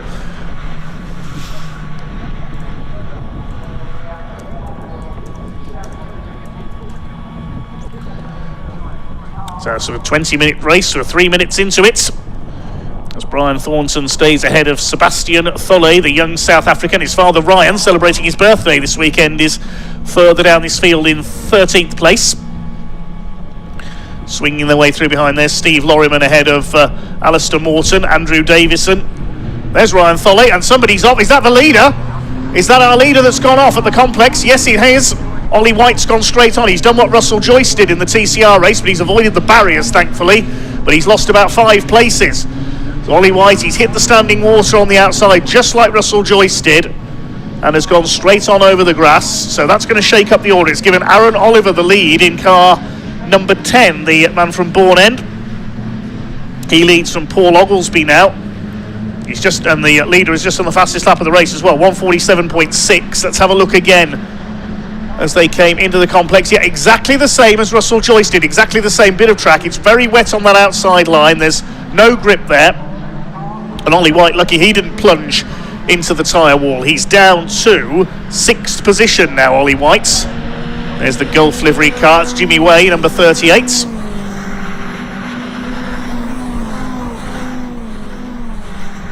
Up the back straight they go now. Oglesby in second place. Brian Thornton was struck lucky there. He's back up into third place. Thulle is fourth, Sebastian Thulle. Fifth is Luciano Caruso in the Rothmans lookalike car, using the livery made so famous by Porsche in the 80s and by Williams F1 in the 90s as well.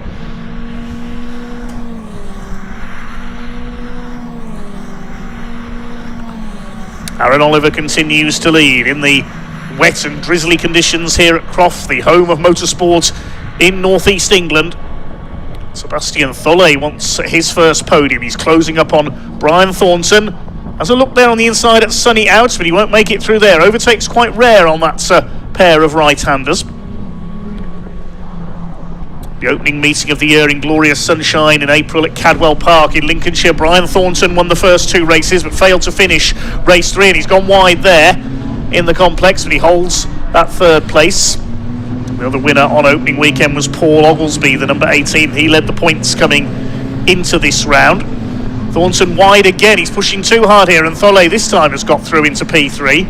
There go the 2 leaders, and Paul Oglesby in the green car is just in the fastest lap, 147.172. Up on the outside, Brian Thornton breezes around Sebastian Tholet. Will he get the car stopped into Clervaux? Only just. Almost onto the gravel there. The ever-entertaining Irishman. See him soaring at the steering wheel there. But they're losing time all the time to these 2. Nearly 4 seconds down now on Paul Oglesby in that 2nd place.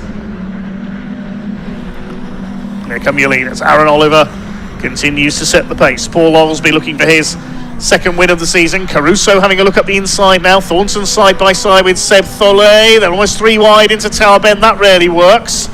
And tucked in behind them is Ollie White, recovering from his off while leading earlier on. Henry Speaks behind them in 37. Then a gap back to Steve Lorryman in the 20. He's 8th. Alistair Morton 9th. And Jasmine Shaw, recovering from a slightly slow start, rounds out the top 10.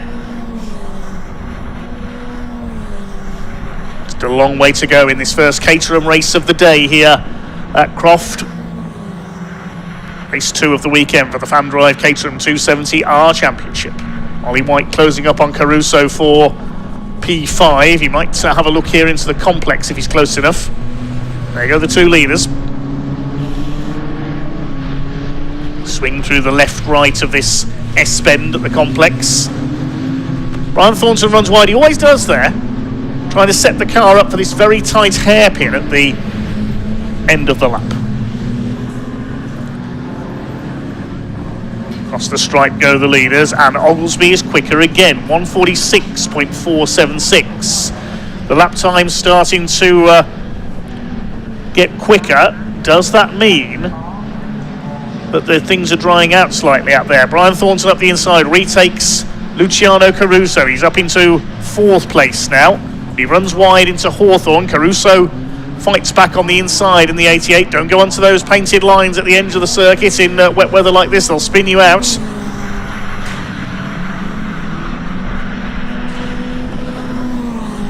Down the back straight they go towards Tower Bend. Very quick right-hander. Tholet still there in 3rd in this contact, and Ollie White goes off. He's heading for the barriers. Well, misses the barrier. They've gone into the field. Brian Thornton was the man he got caught up with there. Look how far Ollie White's gone off. He was heading for Darlington Town Centre there. That was scary for Ollie White. He's okay. He shakes his head. Now, can he get out of the Farmers Field next door to Croft here and get going again? The marshals are on their way to help him. That was a scary incident there. Now, Ollie White is out of the race, and that will put him to the back of the grid for race 3 as well. Try and get a replay if we can and see what happened there. Meanwhile, Paul Oglesby is challenging for the lead at the complex. It's all happening here at the halfway point of this Caterham 7 270R race, sponsored by FanDrive. Aaron Oliver holds on to his lead as they go into the hairpin. That was a frightening incident there coming into Tower Bend. Ollie White was lucky he didn't hit the tyre wall, because that would have been a hard impact. Behind the leaders now, it's Tholet in 3rd place. Caruso is 4th. Brian Thornton was delayed, of course, in that instance as well. So it's Henry Speaks up into P5, the number 37. See if Thornton comes through. He hasn't come across the line yet. Here's a replay. Let's see what's happened. Thornton moved across. I don't think he knew Ollie White was there. White hits the back of him, goes flying off onto the grass at tremendous speed, almost hit the tyre wall, and then goes disappearing off into the field. Look at him bouncing over the edge of the field there. That'll be why he's out of the race. That'll have damaged the underside of the car. Brian Thornton has got going again. He's down to 12th place. That was a frightening incident for Ollie White, and I'm pleased to see he's okay. Meantime, Paul Oglesby, has he taken the lead? Yes, he has. He was faster again on the last lap from Aaron Oliver. And it is now the green machine that leads the way, looking for his second win of the season. Paul Oglesby, moving up from the Academy and Roadsports. Aaron Oliver in second place. They're 5.7 seconds clear of the rest of the field now. It's I think it's Seb Tholet in third place. No, Caruso's back ahead into third. It's all change again. And there's Henry Speaks. Works for Aston Martin in his day job, working on their hypercar projects. He's in fifth place. He's clear of Steve Lorriman, I think, is now in sixth. The Union Flag liveried car. There he is with Jasmine Shaw on his tail. Here's a battle further back. This is Andrew Davison in ninth place.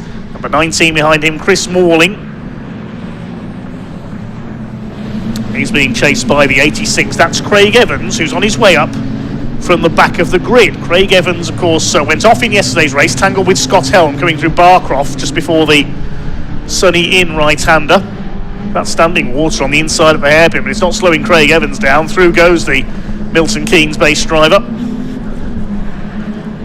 ahead of Chris Morling. We'll see where that gets him up to. I think he's up, P14 is his position now. Andrew Davison lost a few spots on that last lap.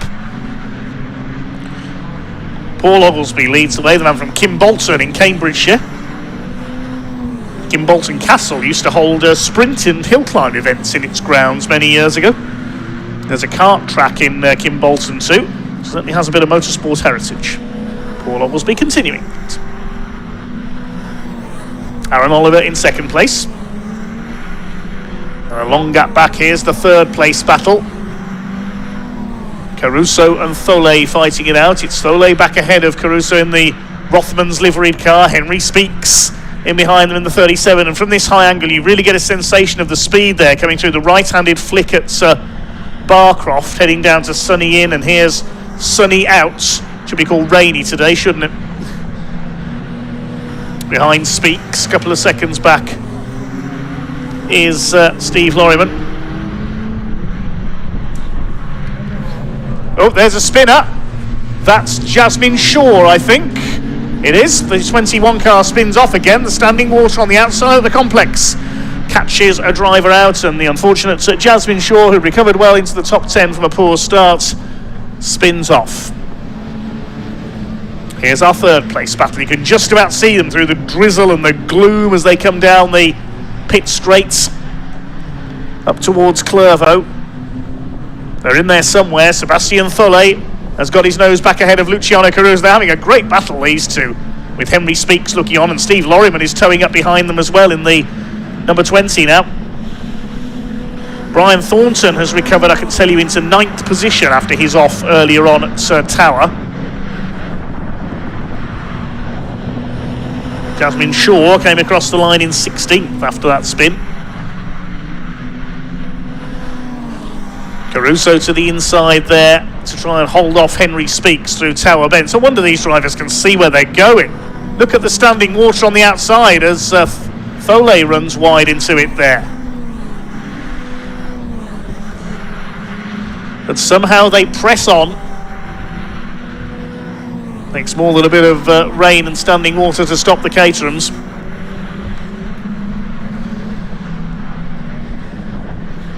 Must spare a thought for everybody else out in these conditions. The volunteer marshals, the Orange family we've mentioned already this weekend, all the other officials as well, and also our camera crews braving the rain this weekend. Henry Speaks giving chase in 5th place to Caruso and Tholet ahead of him.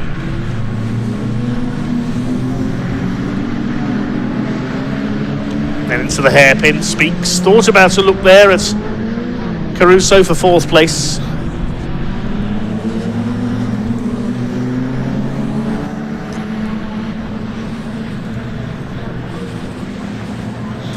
Here's our leader, Paul Oglesby. 1.3 seconds ahead now of Aaron Oliver. It's looking good for Paul for win number 2 of the season. Bouncing off the curb there, Sebastian Tholet got out of shape. Could soon be a 4-way battle for that 3rd place. Or is Caruso going to get away? Luciano Caruso, Michael Caruso, he was a V8 supercar racer in Australia. I do apologise there. Luciano Caruso in the 88s, based in London. battling with Seb Tholle for that third place. Tholle goes out wide through Tower Bend, and somebody's off. That's Ryan Tholle. Well, his birthday weekend not going as well as he'd hoped. I think that's at Clervaux. And he's in the tyre wall. Turns 50 this weekend. Not the present he was looking for. Paul Oglesby, meanwhile, has done another fastest lap of the race. 1:44.631. That's the only lap in this race under 1:45 so far. Jasmine Shaw recovering from her spin. She's up to 15th. Got ahead of Chris Morling. 14th, I should say, with her making up another place past Chris Morling. Getting a notification on my timing screen that the safety car is going to be coming out. Yes, 4 minutes to go in this race, and the safety car is coming out, presumably to recover Ryan Tholle's car. So Paul Oglesby slows the field down.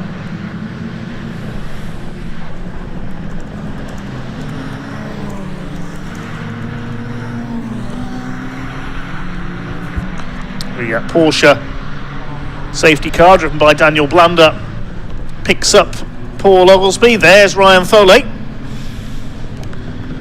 He's gone straight on at Clervaux into the tyre wall. He's out of the car, he's okay. He's on the right there taking his crash helmet off. Right in front of the grandstand as well. Good to see plenty of spectators here under their umbrellas. So your order is Oglesby from Aaron Oliver. This is going to allow the third place fight to close up because Sebastian Tholle, son of Ryan, was nearly 10 seconds down in third place, but now he's right on the tail of this group ahead of Luciano Caruso and Henry Speaks.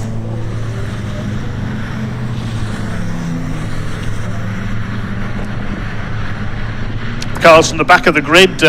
Craig Evans is up to 11th. Scott Helm is in 8th place. That's a great run through by the 42. Brian Thornton's still going. He's in 9th place.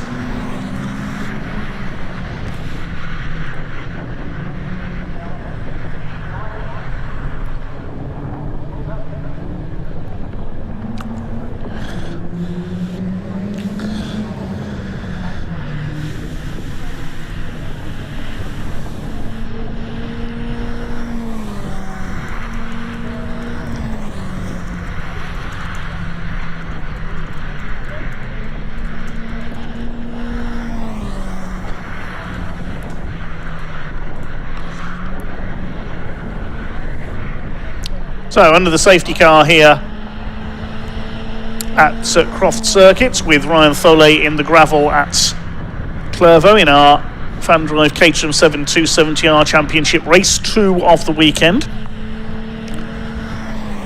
With only 90 seconds left, just over on the clock, I reckon this will finish behind the safety car, in fact.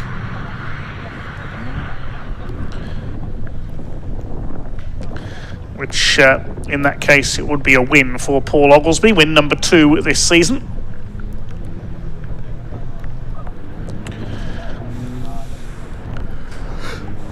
Car of Ryan Tholle gets stretchered off.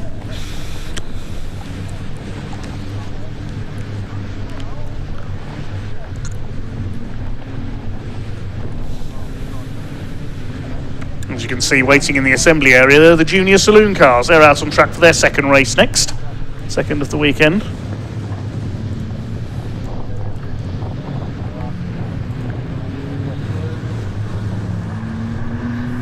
The last lap board is out, you can see there from the marshals, and we are going to finish under the safety car for the Caterham 7 270Rs. It will be a win for Paul Oglesby. It's a double O at the front of the field because Oglesby and Oliver. Aaron Oliver gets his best result so far in second place, and Seb Tholle will get his third place, his best finish so far, his first ever podium. With Caruso continuing his good weekend in 4th, then Henry Speaks, there's Lorriman, Alistair Morton, Scott Helm from the back of the grid up to 8th, and there's Craig Evans in 11th in the 86. Jasmine Shaw made it back up to 13th after her off at the complex.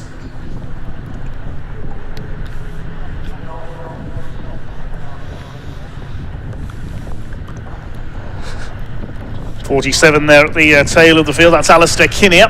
First appearance of the season for him. Missed the opening round at Cadwell.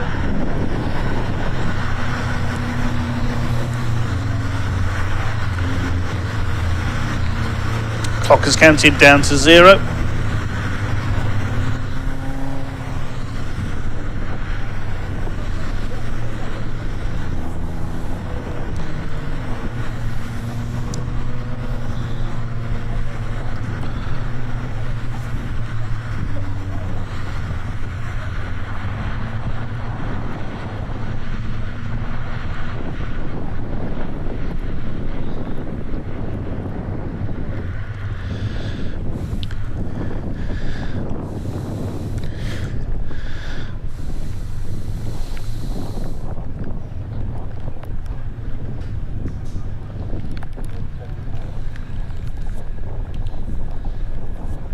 The marshals down at Clervaux not quite able to remove Ryan Thulley's car in time there from the gravel to allow us a one-lap sprint for the line, which would have been spectacular, given how unpredictable Caterham racing is at the very best of times.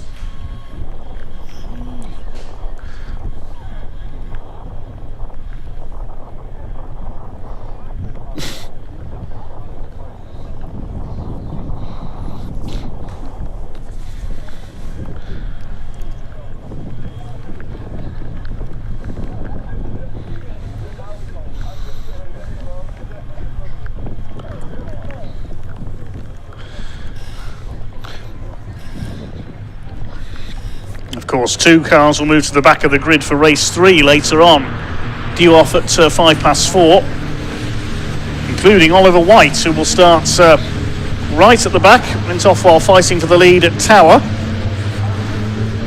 Certainly scared our cameraman up there a bit as well.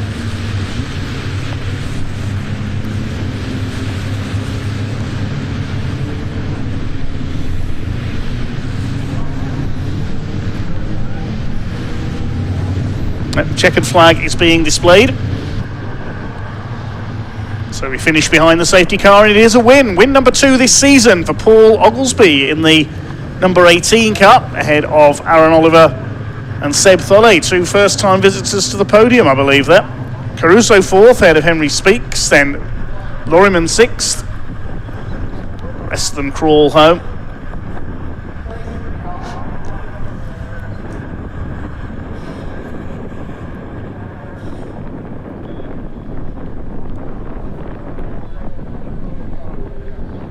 Let's have a look at some highlights from that 270R race. Well, the first happened on the green flag lap, although Brian Thornton, the pole sitter, wouldn't agree. First to find the wet patch up there and went spinning off, was able to recover his pole position.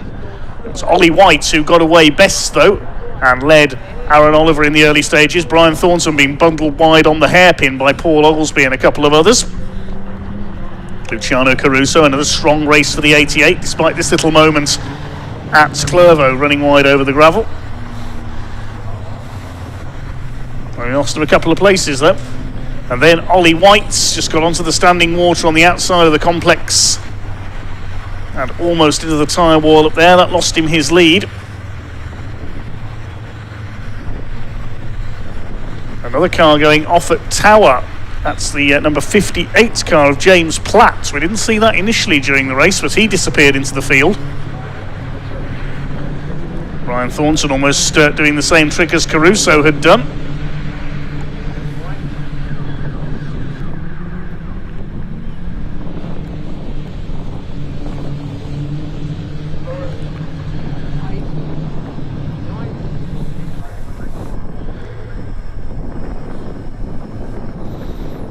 But then Ollie White's race came to a dramatic end when he hit the back of Brian Thornton, who didn't realise he was there, moved across to the outside, coming into Tower, gave our cameraman a fright, and then went disappearing off into the farmland, bouncing over the edge of the field backwards and out of the race, while Brian Thornton dragged his car out of the gravel and went on to finish 9th. Another spin at the complex, same place as Ollie White went off earlier on. That was Jasmine Shaw in the 21. A good fight for 3rd place developed between Sebastian Thulley and Luciano Caruso. They were well behind the battling duo at the front.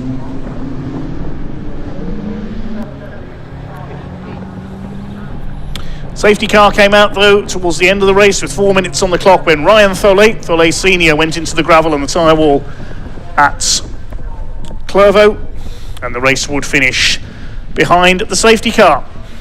Original result then, Paul Oglesby takes win number 2 of the season. Still the only man to have beaten Brian Thornton this year. Aaron Oliver a fine second, and Seb Tholet gets his first ever podium in third. Luciano Caruso fourth ahead of Henry Speaks. Steve Lorriman gets his best ever finish in sixth.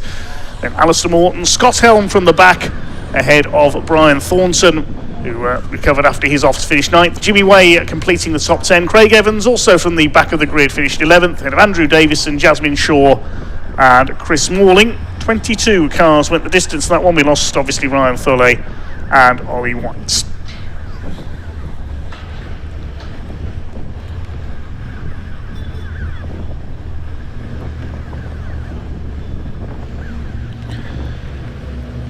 Well, we'll shortly be down to Sam Parker, who's braving the rain in Parc Fermé, to hear from our race winner, Paul Oglesby.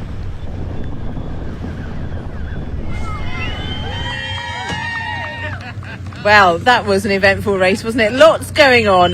Literally zero grit for these guys out there, as you could probably see. There's a lot of happy fans over there. Happy for Seb for his first podium in 270s. His first podium ever in the Caterham Championships. So he will be absolutely delighted. It's his dad's 50th birthday. So it's a nice present for him. Paul Oglesby, fantastic drive from him. And Aaron Oliver, first podium for him in 270s as well. So wait for these guys to get out of the car and then we will speak to them. But yeah, Steve Lorriman, 6th place. That's his best finish overall ever. So he'll be absolutely over the moon as well. Paul Oglesby, well done.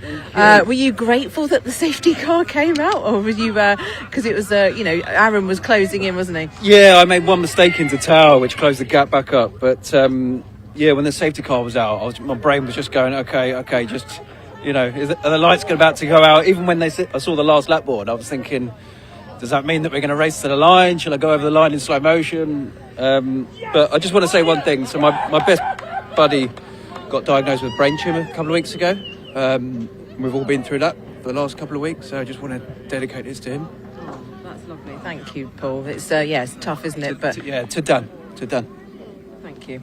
Well done. I'm sure he's very proud of you.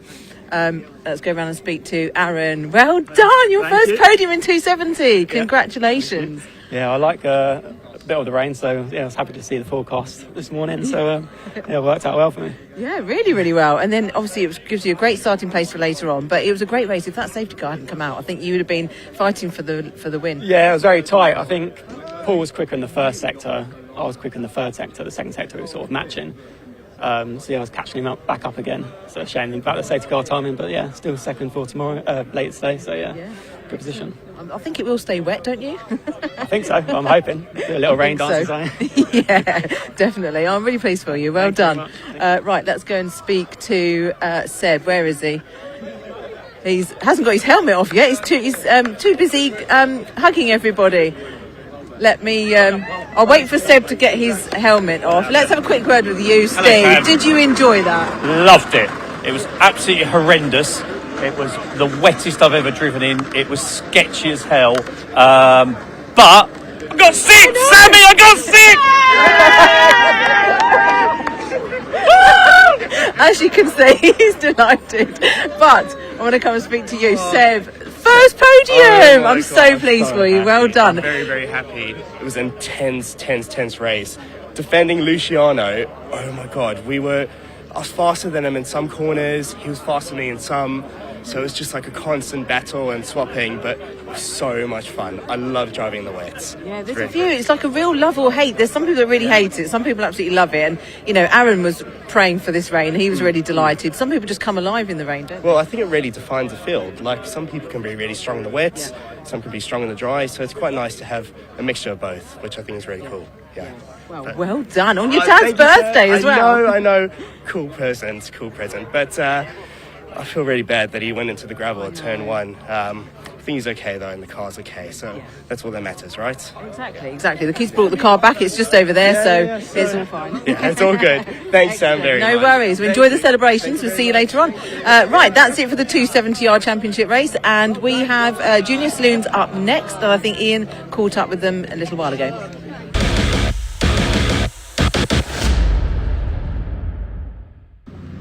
Well, yesterday we saw Max Scharfegger win round 7 of the 2026 Junior Saloon Car Championship. Now, round 8 is about to start in these wet and tricky conditions.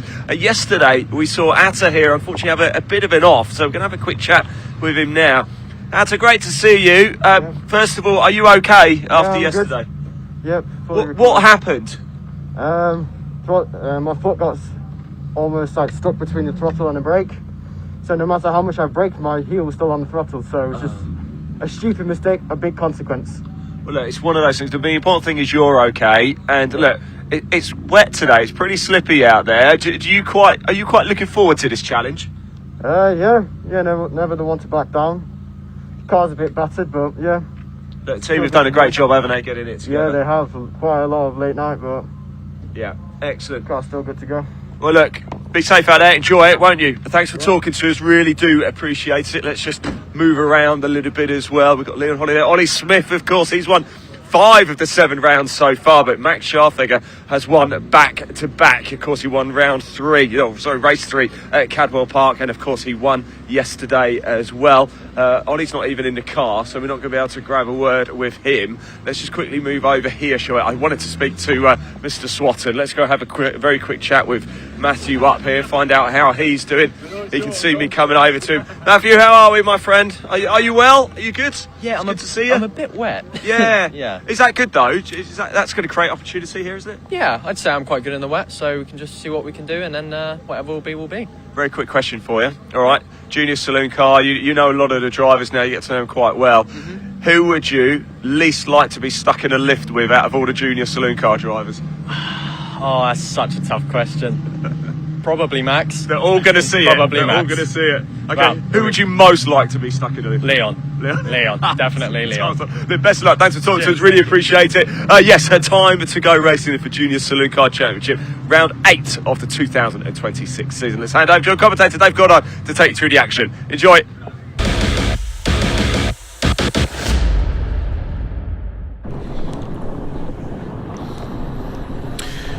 Thanks so much, Ian. Yes, the Junior Saloon Car Championship on their way to the grid for their second race of the weekend. This grid based on the second fastest time for each driver in qualifying. So it is yesterday's winner, Max Scharfegger, who's on pole with Leon Holly, number 87, alongside him. Second row championship leader, Ollie Smith, 5 wins to his name so far. So that's alongside Lachlan Homer in the 94. Row 3, number 3, Jake Wardle, and 14, Martin Wrights. Fourth row, good effort by Zane Quecker up there on row 4 alongside Matthew Swatton, none the worse for his rollover at Cadwell last time out. Row 5, Tim Leonard, number 29, he was sliding about all over the place in the pack in yesterday's race, starts alongside Will Omar in number 41. On row 6, one of this year's newcomers, Charlie Allen, in number 17. I think we've got 2 members of the Allen family possibly sharing a car this weekend, because we saw George Allen, I think, in action yesterday, unless that's a correction on the graphics. I think it was. I'll have to have a look at the results sheet in a moment from yesterday. He starts alongside Ricky Pittman, number 95. Atta Huna, number 81. He crashed out of yesterday's race, as we just heard, but he's back on the grid, starting alongside Francis Lawson. He also went out in yesterday's race, went off at Clervaux. He's on the grid, as is Ralphie Branscombe, number 96, the scholarship winner. Starts from the back.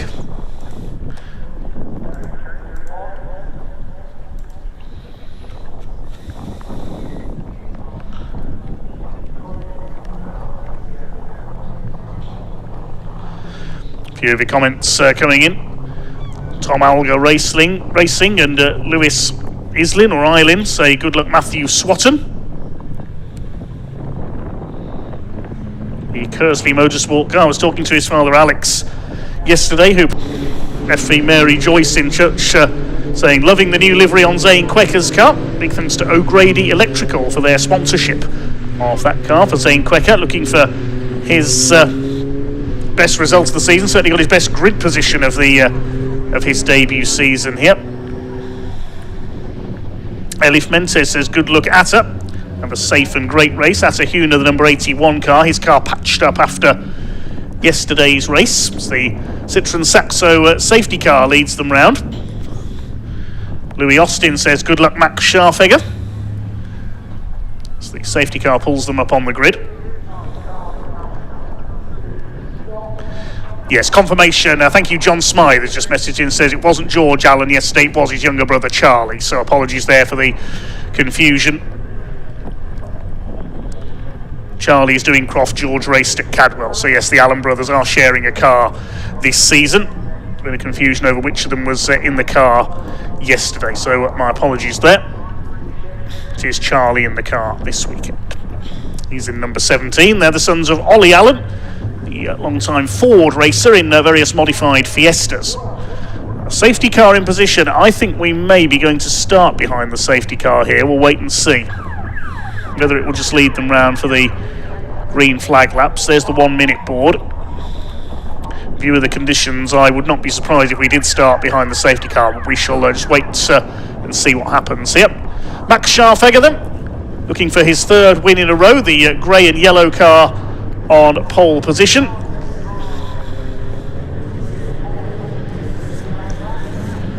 It's one of the cars run by the CSC racing team. They also prepare Jake Wardle and Francis Lawson's machines.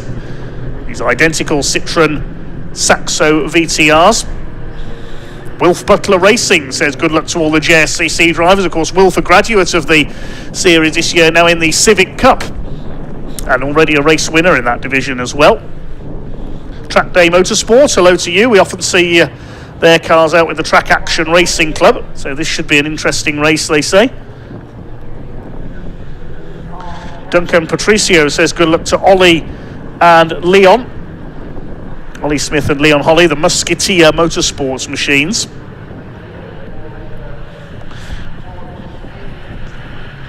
Jack Neal says good luck to Ralph Branscombe, starting at the back of the grid. There he is, the 96, the scholarship winner.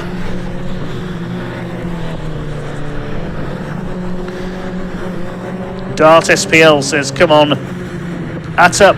That's Atta Huna, one of our newcomers this weekend.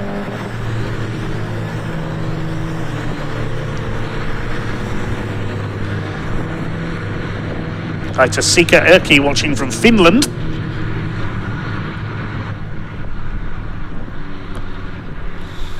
El Pogre says, reminds me of an early 2000s McDonald's car park with all these Saxos.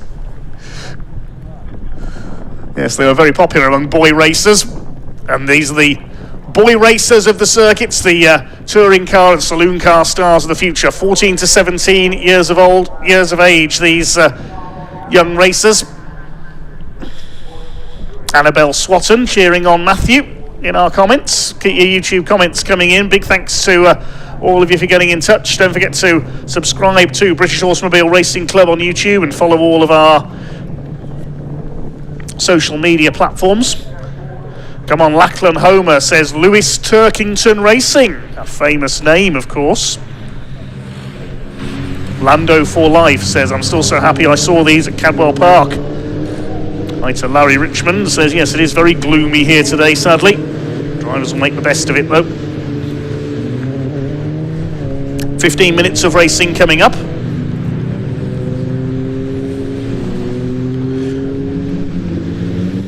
Tom Justice, another man cheering on Matthew Swatton. His work cut out from the fourth row of the grid. Well, yes, the safety car has in fact pulled into pit lane, so he will do a standing start. So the grey and yellow car is Max Scharfegger alongside the blue, white and grey of Leon Holly, new sponsors for him this weekend. In blue, green and white, that's Ollie Smith, the championship leader on row 2. Alongside the white and black machine of Lachlan Homer. In black and green is Jake Wardle, who doubles up his junior saloon car career with junior rallycross in a Suzuki Swift. The all blue car on row 3 is Martin Wright. Here we go then, the revs are up and away they go. Down towards Clervaux for the first time. who's going to get the whole shot into Clervaux. Looks like Max Scharfegger has got away well. Ollie Smith drawing past Leon Holly up into second place. The two Musketeer Motorsports teammates. Not the best of starts for Lachlan Homer. He's lost a couple of places. He's down to about 6th as they head through Clervaux, and that's Matthew Swatton around the outside. He's up into 5th place. A great start by the red, white and blue Kersley Motorsport machine. There's Charlie Allen, the number 17, on his first appearance here at Croft, behind Will Omar in the red number 41, but it is Max Scharfegger who leads the way, a blaze of headlights behind him as they head through the spray down the back straight and towards Tower Bend. Let's hope nobody runs wide here. Matthew Swatton absolutely flying out of the start there, up onto the tail of Martin Wright, who's got away well into 4th place. There's Zane Kwekker, the black, green and yellow car, the new livery on his machine this weekend. Ricky Pittman in the grey car, the Scottish base driver, making his debut this weekend. It's Max Scharfegger who leads. Out of the Jim Clark S's they come, named in honour of arguably Scotland's greatest ever racing driver, one of the all-time greats of Formula One. And Zane Kwekker, that's a brave move up the inside on Lachlan Homer there into Sunny Inn. You don't very often see overtakes made there. That's a good move by Zane Kwekker. He's learning very quickly in his first season of junior saloon car competition.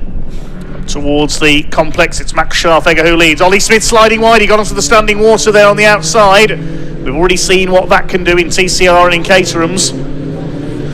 Martin Wright has made up another place. He's got ahead of Leon Holly. Jake Wardle's dropped back a little. He's under fire from Tim Leonard, the white and orange number 29 there. 3 wide into the hairpin. That's not going to work. Look at Zane Kwekker up the inside. He's being brave here. Matthew Swatton gets forced out wide onto the grass. Leon Holly gets his foot down and pulls back ahead of Kwekker. So does Lachlan Homer. They got the better exit from the hairpin. So all that has left Scharfegger in the lead. His transponder's working today, I'm pleased to say. It wasn't yesterday. Ollie Smith in second and Martin Wright up into P3 in the 14. Zane Kwekker straight back round the outside of Jake Wardle. He's taking some risks here. Look at Will Omar. Smacks the car over the curb there into Clervaux. Leon Holly is 4th. Then it's Lachlan Homer in 5th. Zane Kwekker is 6th in the black and green car there, ahead of Jake Wardle. Then Omar, Leonard and Swatton rounding out the top 10. A great shame for Matthew Swatton. He made that flying start up to 5th, then he's forced wide out of the hairpin and drops back down to 10th. They've all made it round the first lap okay. Here comes Kwekker again, this time at Tower. He's got no fear, has he? Straight up the inside, he's got past, I think that's Lachlan Homer, or has he? Homer's still there alongside him. Up towards the Jim Clark S's in the spray. Who's going to come out ahead of these two? They go side by side through the chicane, and Kwekker has come out ahead. This is one very gutsy drive by Zane Kwekker here. Newcomers battling towards the back of the field. Oh, sideways there, that's Kwekker on the inside. How did he save that? And he's got past Leon Holly as well. How is he doing this, Zane Kwekker? He's absolutely flying up the order. Still your leader is... oh, somebody's off. It's Charlie Allen. I thought I saw somebody going off there in the background. Charlie Allen. I think that's coming out of Sunny Outs. Has hit the tyre wall, so that I think will be a safety car. So Max Scharfegger is your leader as they come round to complete the second lap ahead of Ollie Smith in second, and running wide there, Tim Leonard, I think that is on the grass, in the 29. He drops down the order. So what's the order at the end of lap 2? Well, Ollie Smith has just done the fastest lap. He's in second place. He's done a 1:54.5. Martin Wright still third. Kwekker in 4th place after that wild second lap. Leon Holly is in 5th position. Then it's Lachlan Homer. Will Omar is 7th. But he's showing us having a 10-second penalty about to be applied to him. I suspect that's for a false start. Behind him, Jake Wardle, then Matthew Swatton, and Tim Leonard rounds out the top 10 ahead of Ricky Pittman, our leading newcomer, the grey car. But is the safety car going to come out, I wonder, for that stranded car of Charlie Allen up at Sunny Outs? You can hardly see them through the spray as they come through on the back straight. Yeah. 10-second penalty showing for Will Omar on the timing screen. We don't know why at the moment. I would suspect for an out of position start or for jumping the start. As the pack heads onto the far side of the circuit, the yellow flags will be out at Sunny Out. There is our leader, Max Scharfegger.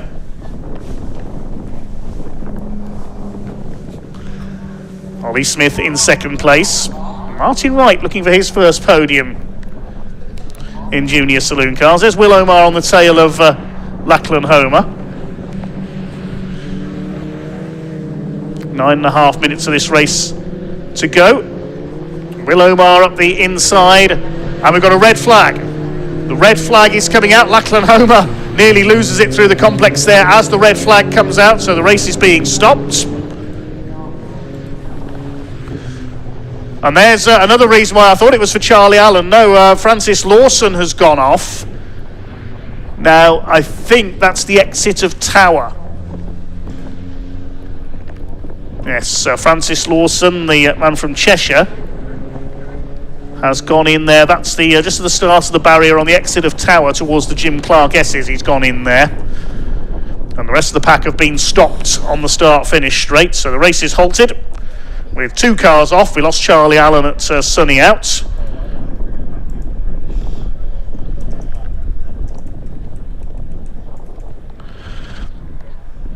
Well, there is Team Allen making their way out to the back of the circuit to see if Charlie's okay.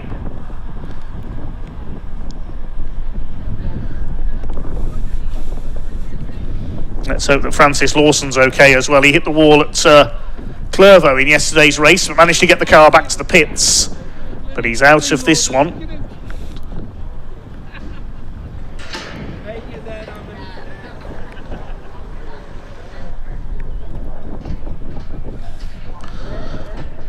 Well, there we see Charlie Allen, just talking to his team and family members. Yep, he's okay.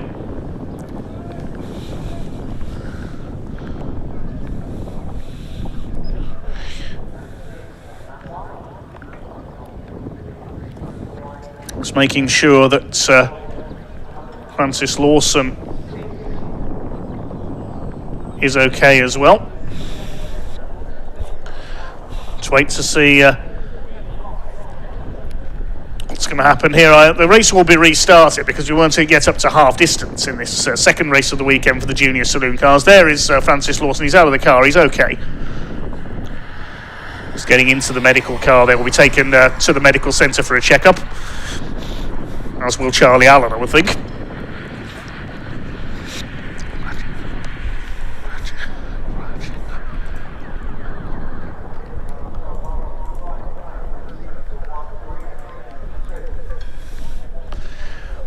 As they are only young drivers, these two, they will be, as a precaution, just taken to the medical centre to be checked over,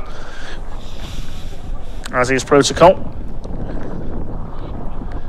So the race order at the time of the stoppage was Max Scharfegger leading, ahead of Ollie Smith. Martin Wright going well in third, the Cornish-based driver. And Zane Quecker, having charged through the field on the second lap, was up to fourth. Leon Holly in P5, then Lachlan Homer. Jake Wardle was down to 7th, ahead of Matthew Swatton, who recovered a couple of places. Tim Leonard, despite running wide onto the grass, was 9th. And completing the top 10 was Ricky Pittman, ahead of Will Omar. Still haven't been told why Will Omar's got that 10-second penalty.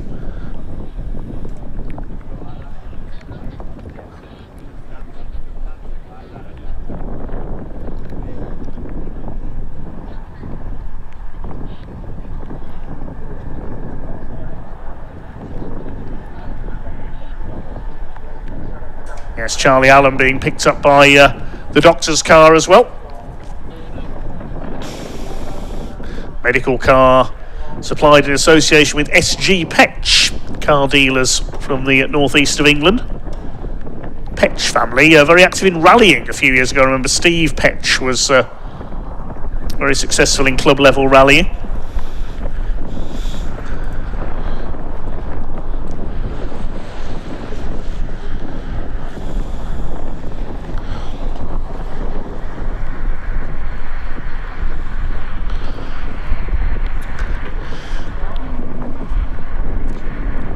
for your comments coming in. Plenty of support for Atahuna, one of our newcomers this weekend, and for Zane Quecker as well. So Nicoletta Molnar is cheering on William Omar.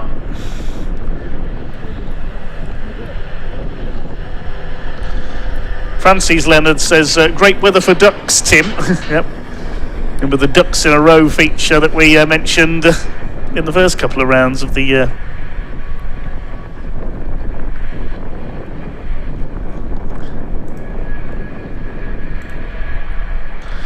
So no news on the length of a restart as yet.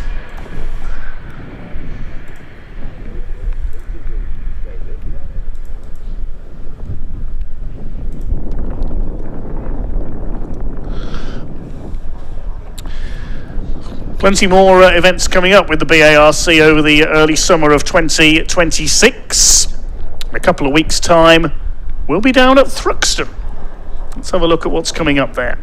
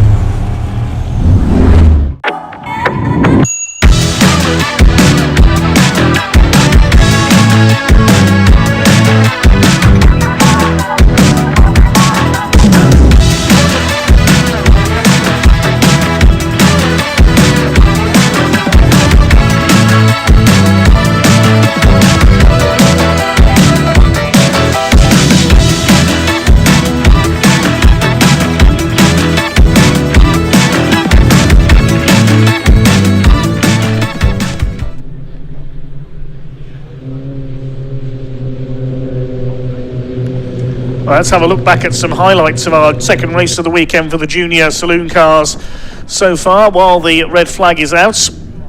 Max Scharfegger leading away from pole position. One of the stars back in the pack was certainly Zane Quecker. First making an overtake up the inside on Lachlan Homer at Sunny Inn, and then a three-wide moment through the hairpin which saw Matthew Swatton, who'd made a quick start, sent out onto the grass. Leon Holly coming out ahead there. Homer got back ahead of Quecker, but not for long. Quecker back up the inside through the right-hander at Tower, before then charging after Leon Holly and rallycrossing his way up the inside. A power slide from the Citroen Saxo there. That was a save worthy of Ivan Muller. Unfortunately, Charlie Allen, further back in the field, crashed into the tyre wall at Sunny Outs in the number 17. Another little sort out into the hairpin with Will Omar trying to charge his way up the inside. That sent Tim Leonard out onto the grass, but then the red flag coming out with both Allen and Francis Lawson off the road, and we have brought the race to a halt while their cars are recovered and the barriers are checked over. The restart will be of 9 minutes in duration.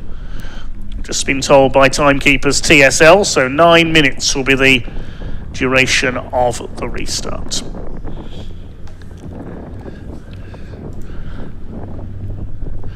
Thanks again for all your comments coming in. We've got plenty of viewers from Scandinavia today. Voltmander watching in Norway. Car Spotter from Sweden. As we mentioned, we have a couple of viewers from Finland as well. Keltec Racing Scotland say good luck Ricky Pittman in the number 95. Bronski cheering for Ricky as well.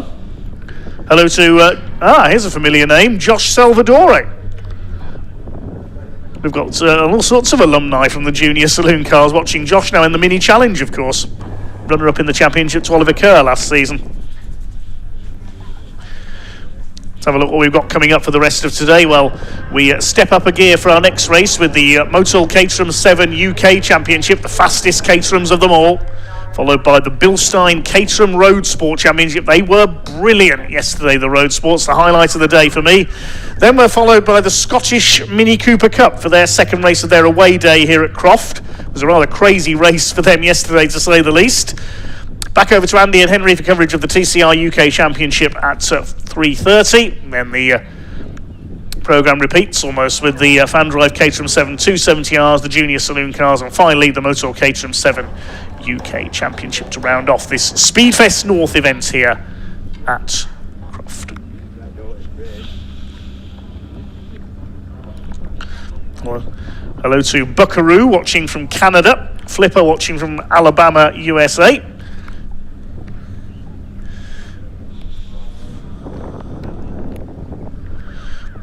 There'll be another few minutes before we get underway. Those checking for possible damage to the barriers as well, we've been told by one of our clocks of the course. So thank you, Darren, for the message there. Annabelle Swatton says, same start as the first time, please, Matthew.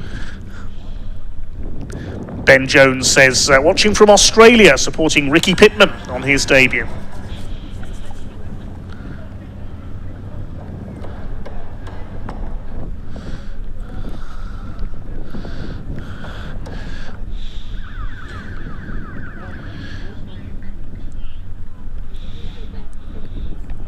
Quite a few viewers watching from America as well.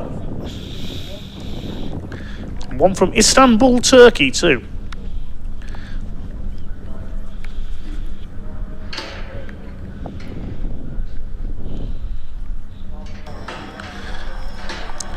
Gissa watching from the Netherlands.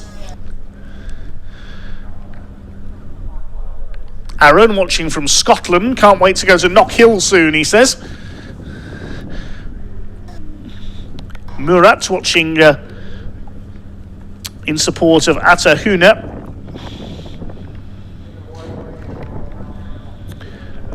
Thanks to Bootsy as well, watching from Tennessee. Josh Salvadori supporting Team MRM. That's Martin Wright and Lachlan Homer in their cars. And Dirt Devil RC Motorsports, one of our regular viewers from South Australia, says, appears we're sharing the same weather today. Louis Austin supporting Lachlan Homer. As we see Charlie Allen's car telehandlered away. Hopefully they can repair that. The Allen's family team for race 3, I should say, of the weekend later on, because we had one race of these cars yesterday.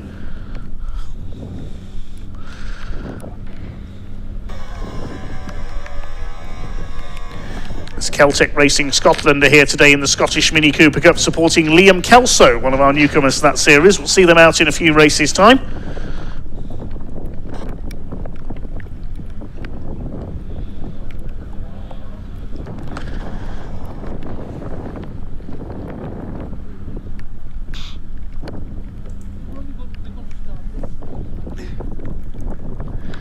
There's plenty of support for Atahuna on his debut. Lots of your comments, and for Ricky Pittman as well. Good to see our newcomers being supported here.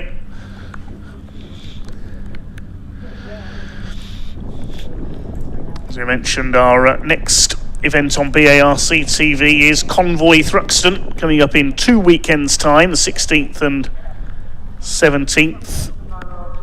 British Truck Racing Championship for their second event of the year, 5 races from the trucks. We'll also have the Pickup Truck Racing Championship. If they are half as good as they were at Brands Hatch at the season opener, they are going to be something special. We've also got the Civic Cup. The Hyundai Coupes are back out again. The Mini Challenge Club Sport. And a guest appearance as well, just looking at the timetable, from Bernie's V8 and Historic Outlaws. That's going to be something special. I think Ian Waterhouse is down in the pit lane. Let's see what he's got for us.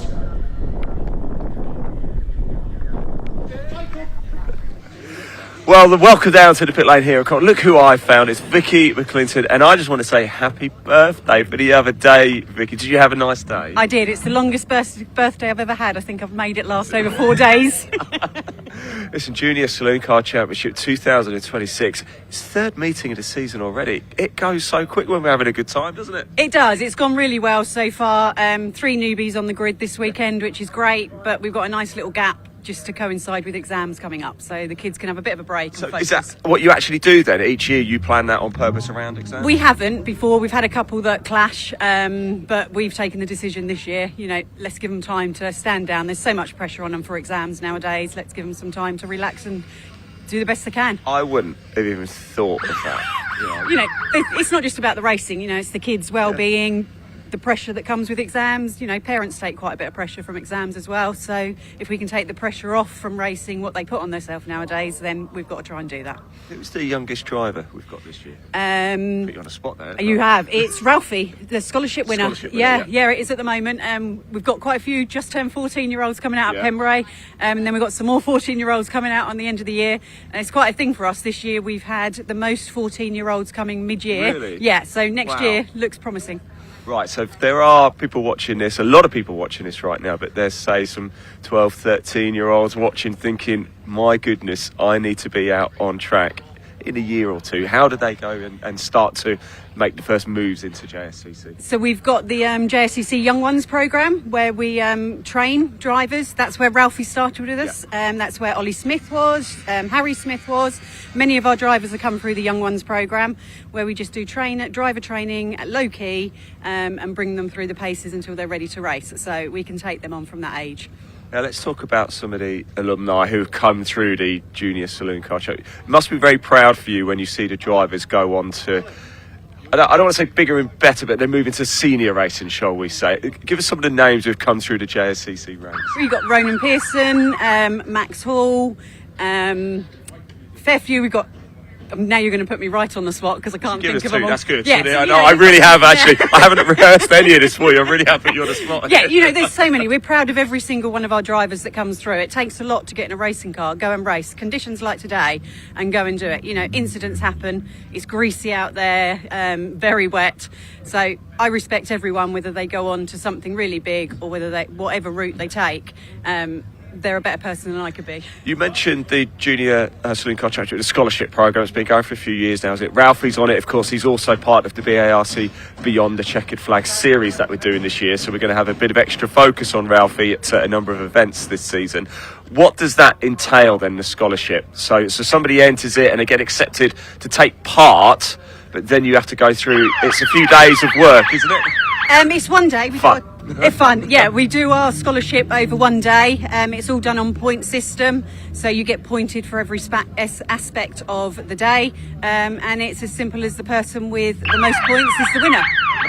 Yeah. Right, Vicky, I'm going to let you crack on. Thank you so much for doing that, because I didn't warm you up for that at all, so thank you so much. And it was her birthday as well. Now you can see the safety car lights coming on, cars are pulling out, and we are going to have a 9-minute restart on this race for round 8 of the 2026 Junior Saloon Car Championship. Let's go back to Dave Goddard to call the action for the rest of it.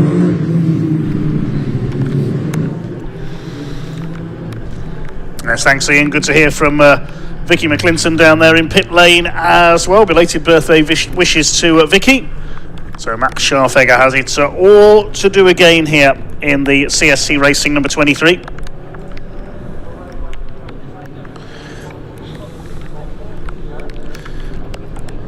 Big hello to the Harris family watching for the Caterham action this weekend. Supporters for Atahuna from all over the place. We've got Handan Figan watching from Lyon in France. Lots of support for Ricky Pittman we mentioned as well.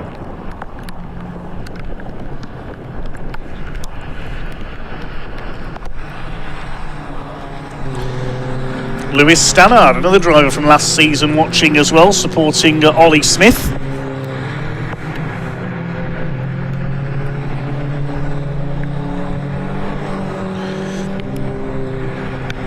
Don't worry, Annabelle Swatton, you're not missing anything. The safety car is currently leading the cars around, ready for the restart. It'll be 9 minutes, the restart for race 2 of the Junior Saloon Car Championship this weekend.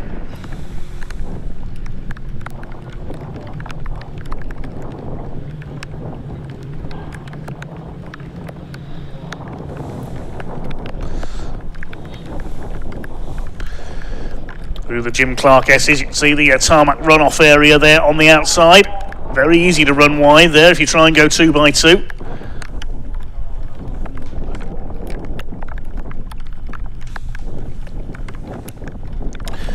New feature this year for 2026, the Citroen Saxo safety car leads them round.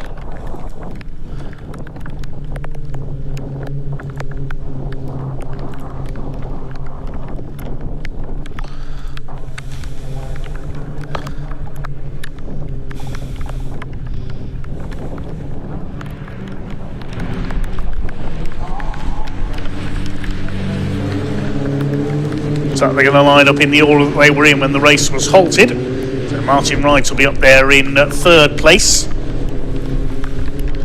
There's Atahuna towards the back with the slightly non-standard door on his car after he hit the barrier at the exit of Clervaux yesterday. Safety car pulling in, so we'll see the cars pull up on the grid this time. 9 minutes of racing to come. Scharfegger on pole, Ollie Smith alongside. Martin Wright on the second row alongside Leon Holly. Lachlan Homer.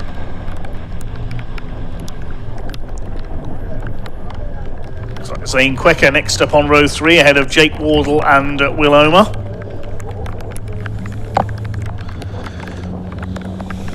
Tension mounts once again for these young racers, as we heard. Some of them as young as 14. Waiting for the red lights to come on. The restart of Junior Saloon Car Championship, race number 2 here at Speedfest North here at Croft gets underway. Good start by Ollie Smith from the outside in the number 80. Can he hold off Max Scharfegger there side by side down towards the first corner at Clervaux? Martin Wright tucks in behind them. Lachlan Homer is side by side with Leon Holly. Scharfegger has just got the inside, he slides wide. Ollie Smith goes over the gravel, they bounce off each other. William Omar's gone off-roading behind as well. Round goes Lachlan Homer. Contact there with Leon Holly, I think. And Lachlan left facing the wrong way in the LH94 car run by MRM. He'll try and rejoin. They're all over the place at the chicane. Will Omar's cut through on the inside. I think Ollie Smith may have done the same thing. My goodness, what a chaotic restart. So it's Scharfegger and Smith side by side into Tower Bend for the first time on this restart. Scharfegger stays ahead on the inside line. He's got Martin Wright up behind him. There's somebody going off. That's Leon Holly going straight on into the field. Is he going to get back out from there? Well, Citroen Saxo is no Range Rover, I can tell you that, so they'll try his best. The Tool Zone sponsored car. Hope he doesn't need any of their tools to put that right. He'll try and get it going again past the Marshalls post. That's where Francis Lawson went into the barrier earlier on. Rejoins just ahead of Lachlan Homer. So, Max Scharfegger leads. Ollie Smith in second. Martin Wright under fire from Zane Quecker for third place. Then in fifth position, I think that's Tim Leonard up there in P5. He's going well ahead of Matthew Swatton and Will Omar, who went wide at the first corner. 4 of them almost line astern now for the lead of the race. Side by side further back, that's Swatton and Omar. Behind them, Ricky Pittman. I think that's Jake Wardle has dropped back a few spots in the black and green number 3. Up to the hairpin. It's really wet here. Swing their way round to the left. Look at that slide from Matthew Swatton. He's driving rally style. Citroen Saxo was quite popular in rallying for a time. Sebastian Loeb used one earlier in his career, I believe. And Zane Quecker, is he going to go for the inside at Clervaux? He is. There won't be room there, I don't think, on the inside. But Martin Wright slides wide. He finds the gravel. Quecker's going to go through to P3, or is he? No, Martin Wright keeps his foot in. That's a good recovery. And he holds third place. Great driving by Martin Wright in the 14. This is fantastic racing, despite the conditions. From the youngest racers we have here, Max Scharfegger continues to lead. Just under 6.5 minutes of this race to go. Chased by Ollie Smith, the championship leader. Wright is still third ahead of Quecker. And it is Tim Leonard up to fifth ahead of Matthew Swatton. Tim Leonard going fantastically up there in P5. Omar 7th. This is the battle for 8th, and that's Ricky Pittman going through. Up into 8th position ahead of Jake Wardle. Wardle seems to be struggling a bit in these conditions. Behind them, Atahuna, Ralphie Branscombe, and the cars that have hit problems, Homer and Holly, after their spins early on. Leon Holly going straight on at Tower Bend into the field. And talking of going off at Tower, Ralphie Branscombe's had a spin. Now, he hasn't gone all the way into the field. He's got it going again, but he's lost places there to Leon Holly. I think Lachlan Homer came through as well. The leaders, meanwhile, are at the complex. It is still Max Scharfegger who sets the pace. Is Zane Quecker going to have a go for his first podium? Look at the standing water there on the run into the hairpin. Quecker is going to go for the inside on Martin Wright. We saw him try to do this back in the pack earlier on.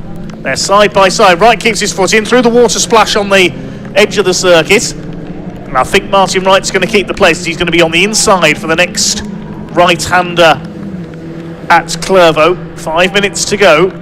Quecker's moving across again to try and take the inside line. He won't get through there.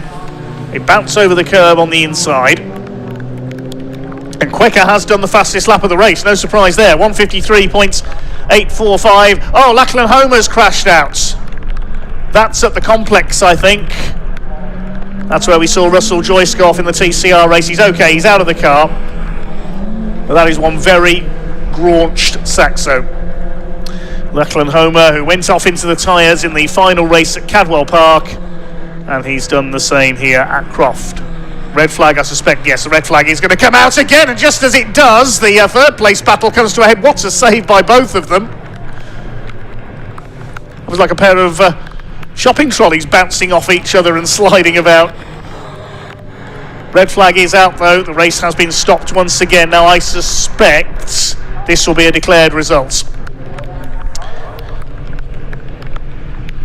The third race at Cadwell had a similar fate when it was declared, when the red flags came out for Matthew Swatton's accident, and only half points were awarded for that one.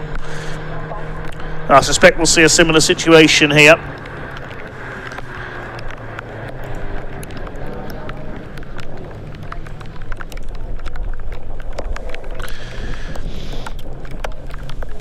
So Max Scharfegger brings the field in. I think that will be a second win of the weekend for him. I'd wait to see if this session will be restarted. Looking at some highlights from earlier on. That's Tim Leonard on the previous running of this race going off onto the grass. On the restart, Ollie Smith bouncing off Max Scharfegger, Will Omar off in the background, and yes, Lachlan Homer contact with Leon Holly sending him spinning. A chaotic restart to this race. Ollie Smith did cut across the chicane there, probably left Max Scharfegger to retake the place. We saw Will Omar do the same thing, and then Leon Holly going straight on at Tower. So much happened in a lap and a half there for these youngsters. Max Scharfegger led, Zane Quecker all over the back of Martin Wright. In the background there, Tim Leonard sliding about in that fifth place. Quecker really wanted this first podium, and he almost got past Martin Wright when he ran wide through Clervaux, but Wright kept his foot in and kept that third place. Ralphie Branscombe went off up at the Tower, and then at the complex, Lachlan Homer went wallop straight into the tyres, and I suspect, sadly, that will be the end of his weekend. Even as the red flags came out, they were still at it for third place. Zane Quecker and Martin Wright. And we await a decision on what's going to happen with this second junior saloon car race of the weekend.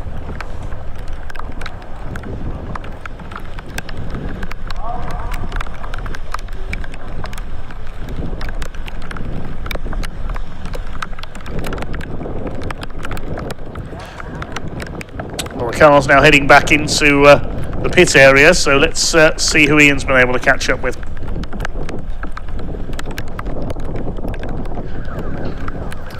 Welcome down to Park Firm. We've just seen a handshake there between Max Scharfegger and Ollie Smith, because it is Max Scharfegger who wins round 8 of the 2026 Junior Saloon Car Championship. Not only that, it's 3 wins in a row now, Max, for you. You and Ollie going to be dicing all season, aren't you? Yeah, it'll be close by the end, I think. How was it out there? How treacherous was it? Because this rain feels like it's getting heavier, if anything. Yeah, it started off quite wet and then it got a lot worse, and then we were just sliding around everywhere, but somehow managed to not chuck it off.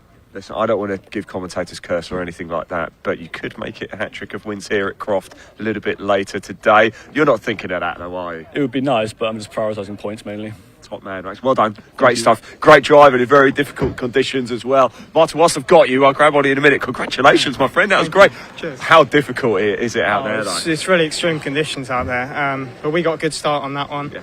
you know, we're looking to get onto the onto the back of Ollie there, but sort of got held up a bit with Zane. But yeah. Well, actually, it looks like there were some cracking battles out there. You were involved in it as well. Yeah. We had the red flag. How does that sort of disrupt the flow for you? Yeah, I mean, it means you have to start all over again, really. So you just have to reset halfway through, which isn't ideal, but you know. I suppose it gives everybody another chance. Yeah, it gives you another chance. So when there's people in front of you, you're always happy. Excellent. Well done, mate. Congratulations. P3 on the podium. Let's grab Ollie Smith for a quick chat, shall we? Ollie Smith, one of our golfers as well from yesterday. Ollie, right, you and Max, this is going to go right to the wire this season, I think, isn't it? You started like lightning. Max is starting to pull the wins in. He is definitely, yeah. I think Croft is a circuit that suits him more. But yeah, I'm sure Pembrey will come back. We'll say that as well. You're still picking up the P2, so it's oh yeah, well. definitely. I felt we had the better pace that race. We were reeling them in towards the end, but yeah, 2 red flags halted our progress really.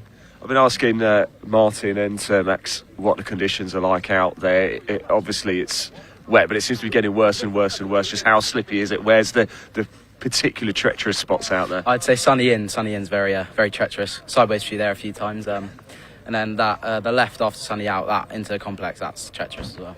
Excellent. Well done. Thanks for talking to us, Ollie. Another chance a little bit later. One more race for Junior Saloons to go a little bit later. Let's just see who else we can find. I think we've got Zane up here as well. Let's.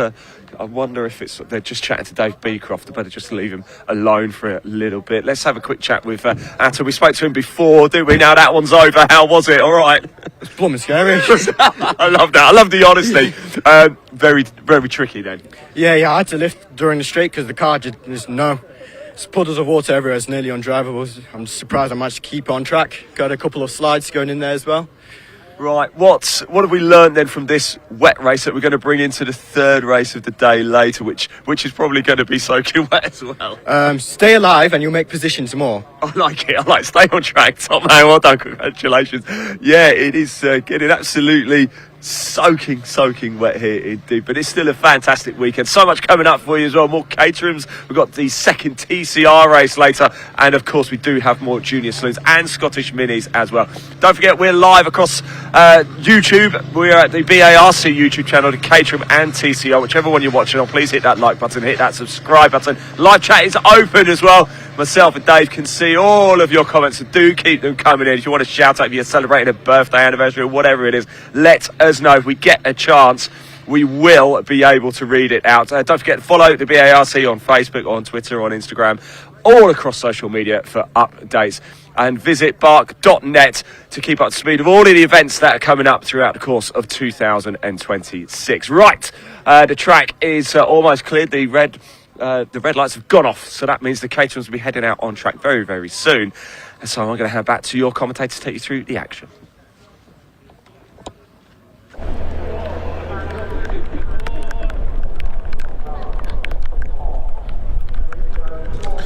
Thanks, Ian. Yes, a little bit of clear up at the moment.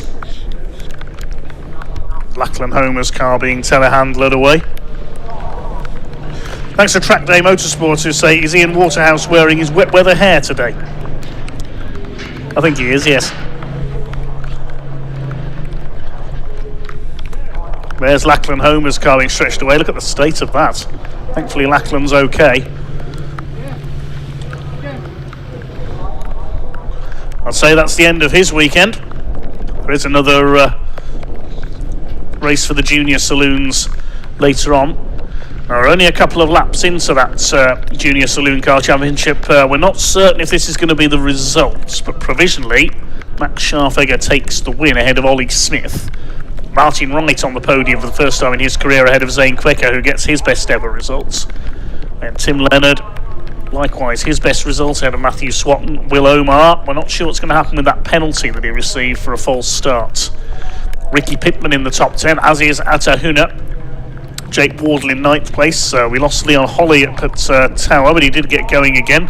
Ralphie Branscombe likewise. Lachlan Homer crashed out, and of course Charlie Allen and Francis Lawson didn't take the restarts.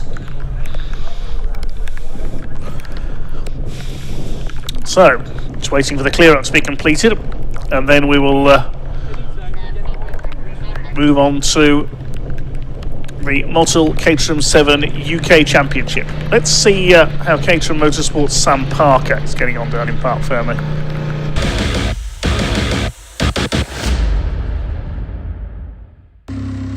Right, so we're down in assembly now for the 420 race, first one of today, and I'm here with Darren McCormick.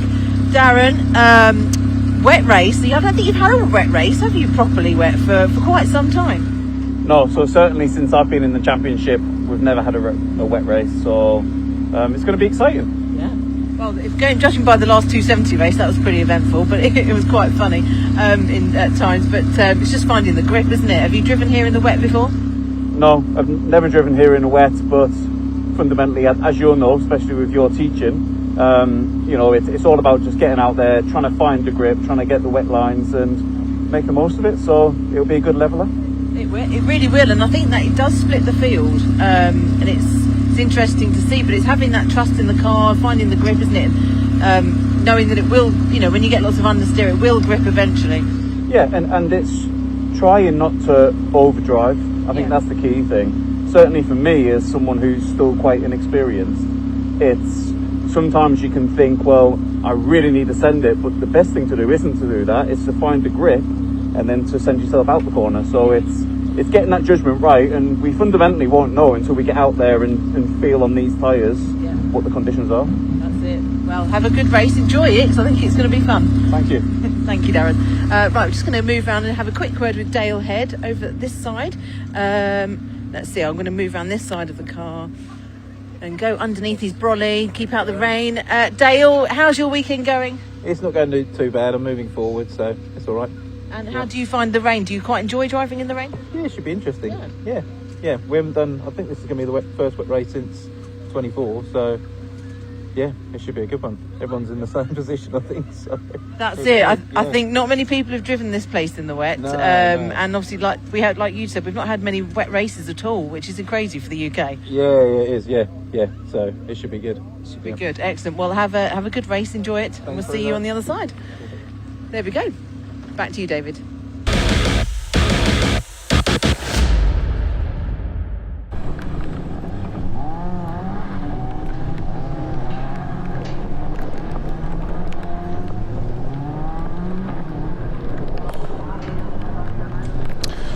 Thanks very much, Sam. We'll see the junior saloon cars back out later on. It's time for our next Caterham race. These are the quickest of all the Caterhams, the MOTUL Caterham 7 UK Championship.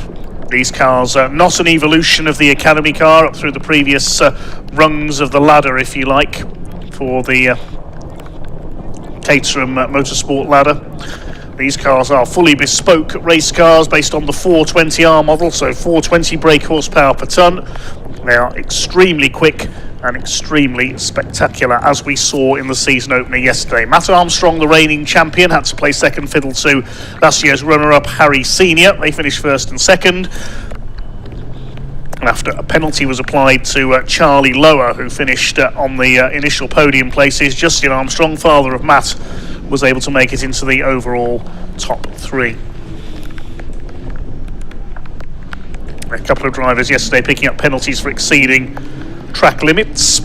We also saw a run through the field from Henry Heaton, the number 10 car, who made it up into the top 10 from the back of the grid after a problem in qualifying. So in pole position it will be the number 28 of Harry Senior, with the results of race 1 deciding the grid for race 2. Alongside the 28 will be number 1, Matt Armstrong, the reigning champion.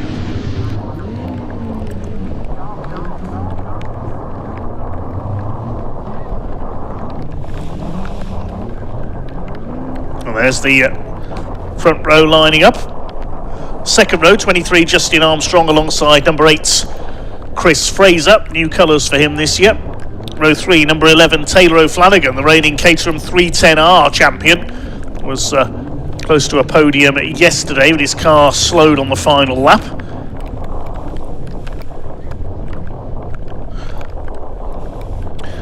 Alongside Taylor O'Flanagan will be Charlie Lower.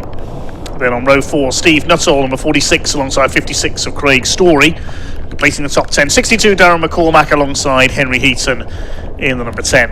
Row 6 will be 76 Monty Hine, newcomer to this category for this year.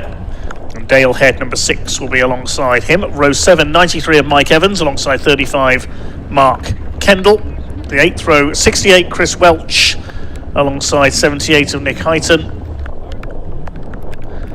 On the penultimate row of the grid, we have Tom Eden, 64, and 22 Gary Curtis, and 25 Louis Darling starts at the back.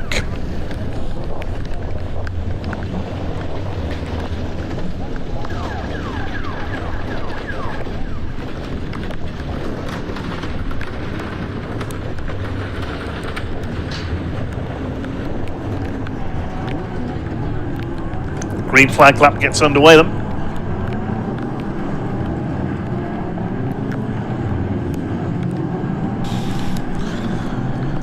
Yesterday we saw Harry Senior hold off his title rival from last year, Matt Armstrong, to take the victory. Charlie Lower took some turns in the lead as well. There's the black number 21 car. Unfortunately, a penalty dropping him to 6th place for exceeding track limits.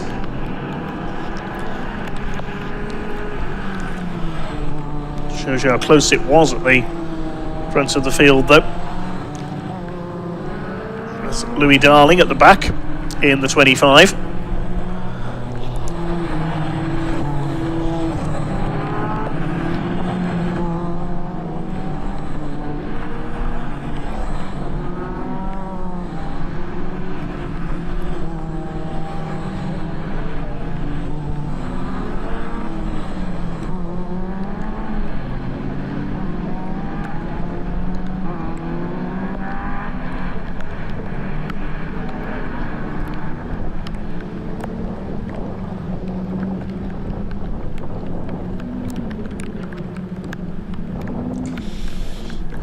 To be a 20-minute race for the newly sponsored MOTUL Caterham 7 UK Championship for this year.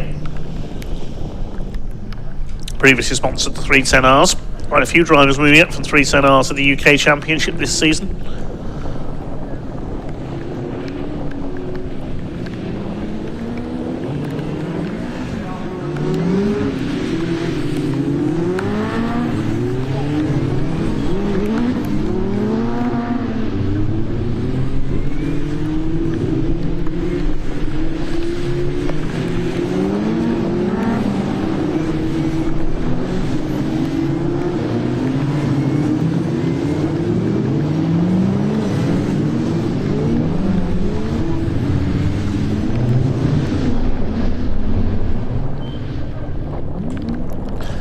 So onto the grid they come then. Harry Senior on pole, the light blue car with the red roll cage. Matt Armstrong in blue and sort of day-glow red alongside. And in blue and day-glow yellow, Justin Armstrong. Chris Fraser in blue and bronze on row 2.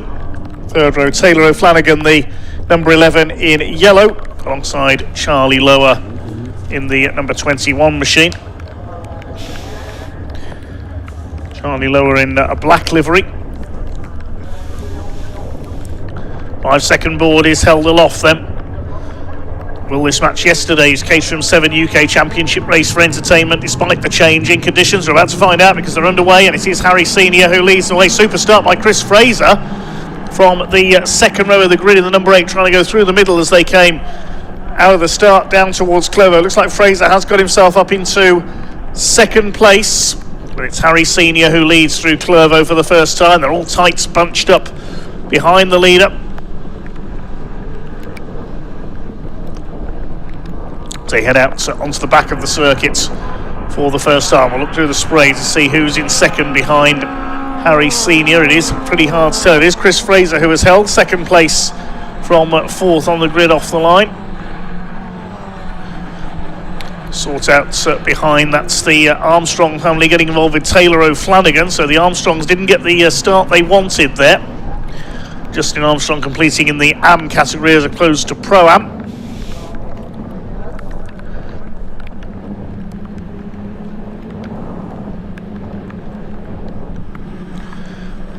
Back towards Sunny Inn they head for the first time, and there is Chris Fraser.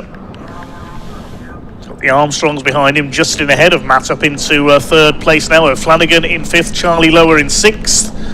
And Stephen Nuttall battling it out with Craig Story. That's for P7. Mike Evans leads Dale Head further back in the pack. Louis Darling trying to move up from the back of the grid, failed to finish yesterday's race.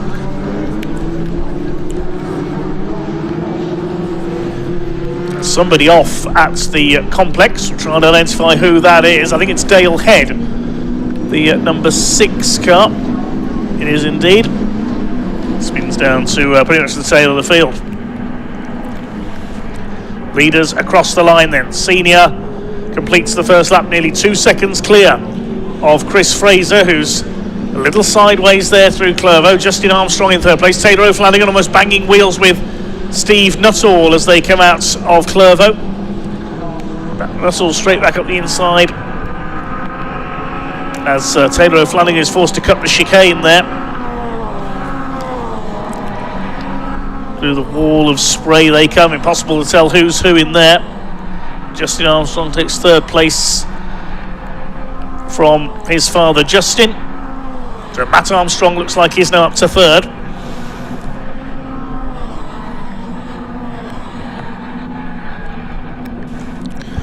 Still your leader is Harry Senior in the 28, ahead of Chris Fraser in number 8. Taylor O'Flanagan closing up on Stephen Nuttall. This is for P6 now, I think.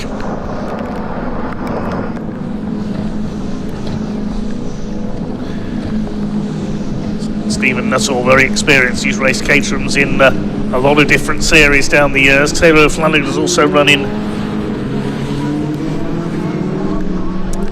just about every level of Caterham competition and won titles in all of them too. 62, that's Darren McCormack giving chase to Craig Story. They're 8th and 9th, and Henry Heaton in the number 10 is up behind them.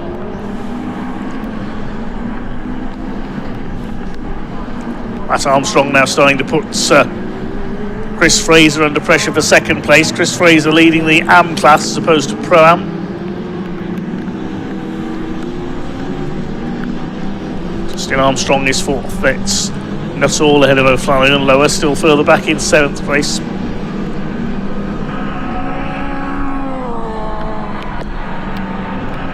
Leaders go down the back straight towards Tower for the third time.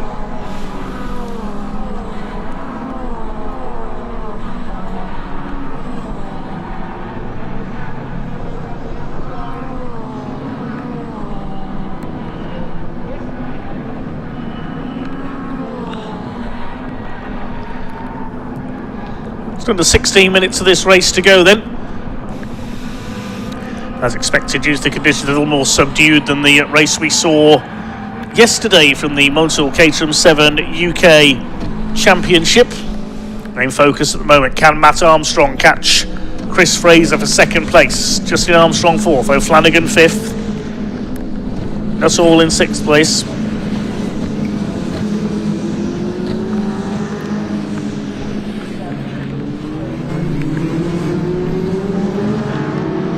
Through the complex come the leaders, and also a bit of contact there, a bit of bodywork went flying. That was Louis Darling and Mike Evans. It's Evans who's lost a wing there. The wheel arch wing just flying off, and he will lose out, I think, to Louis Darling through the hairpin. Yes, the Welshman goes through. They did bang wheels there, I think, coming into the complex. Behind them is Tom Eden, the yellow car. Armstrong is now up to second, but he's over 5.5 seconds behind Harry Senior. Chris Fraser just behind in third place. Mike Evans still under fire, this time from Tom Eden in the 64 car.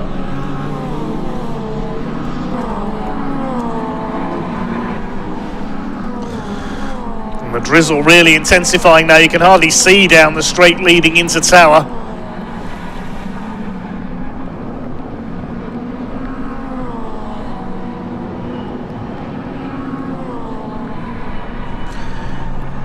You really have to wonder how these drivers can see where they're going. It's treacherous out there for them today. They come down towards Croft and Sunny. And there is Matt Armstrong, the defending Caterham 7 UK champion. Up the inside there, Taylor O'Flanagan, who's up into fourth, having a look at Chris Fraser for third position.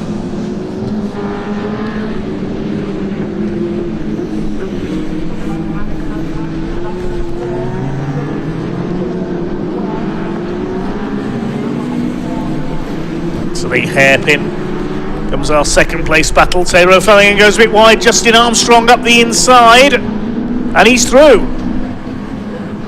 Justin Armstrong back up into P4 behind Chris Fraser, but O'Flanagan fighting back using his years of experience in Caterham racing. Senior leads, he's cleared off in front, he's 6 3/4 seconds clear. That's an absolute eternity in Caterham racing.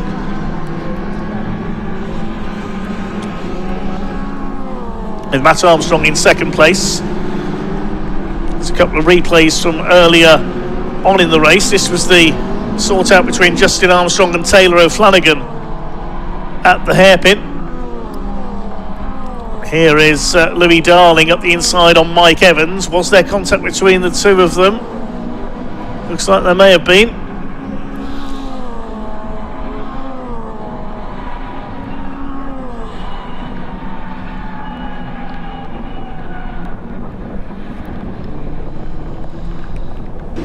And we see it again, the incident between Evans and Darling. Justin Armstrong making that move stick on Taylor O'Flanagan for P4.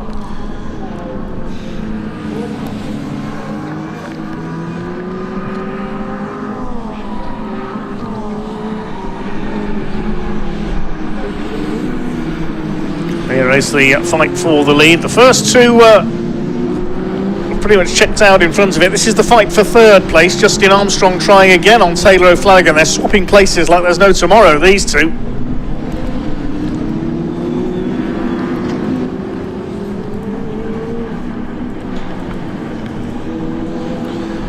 Down the pit straight.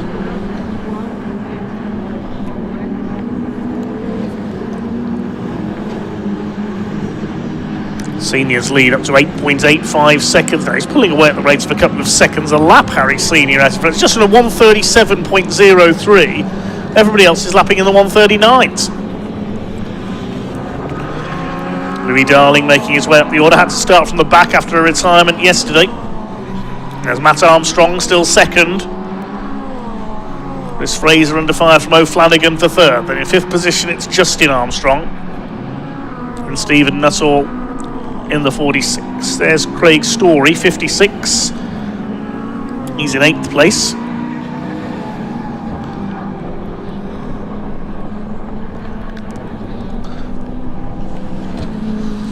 There's Harry Senior. We haven't forgotten about him, just sliding his way out of sunny out there. You can see the size of the lead he has got.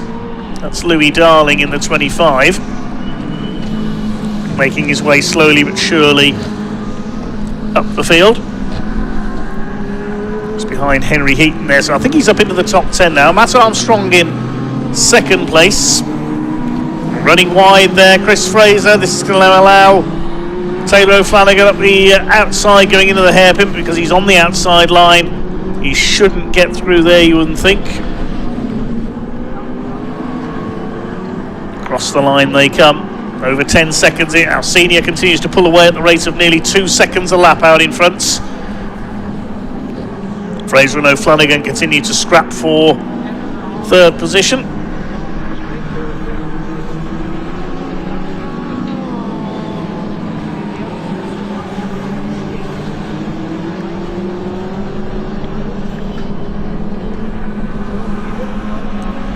Nine and a half minutes of this race to go for the MOTUL Caterham 7 UK Championship.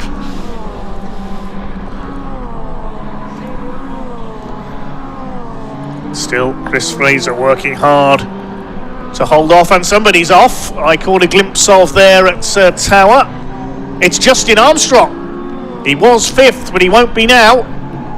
He rejoins just behind Tom Eden, so he's down to about 12th place, I think, there. Another car running wide at the treacherous Tower Bend. Meanwhile, we pick up that battle for third with Taylor O'Flanagan chasing down Chris Fraser. Justin Armstrong was just behind them, so removed from the equation now. That should mean that Stephen Nuttall is now into P5, Craig Story 6th, and Henry Heaton 7th. Somebody else is off at the complex. There's Mike Evans' wheel arch that they've just found, whoever it is. It's the number 62 machine. That's McCormack. Darren McCormack from Woburn goes off.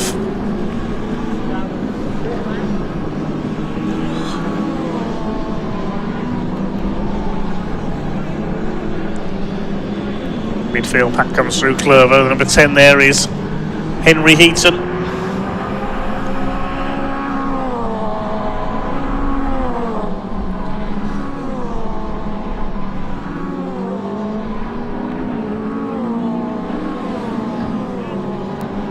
So just over 7.5 minutes remaining. Then Harry Senior continues to reel off the fastest laps out in front. Over 12 seconds clear of Matt Armstrong now.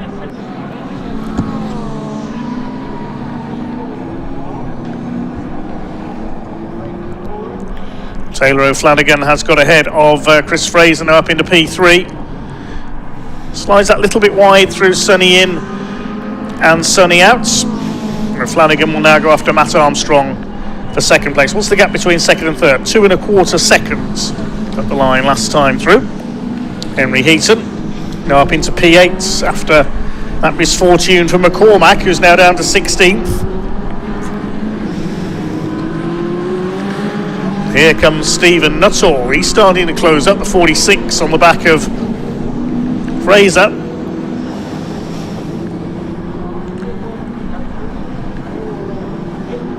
Across the line they come.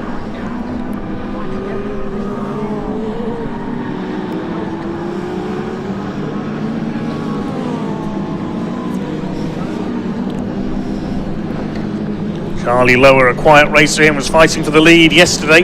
He's down in 6th place ahead of Craig Story. There's Justin Armstrong recovering from his off up at Tower. He's in 11th place. Mike Evans still going strong despite that missing wing after a bit of contact at the complex. Craig Story, a bit of understeer there, runs a bit wide through Tower, chased by Henry Heaton. Through the battle for what is now 7th place.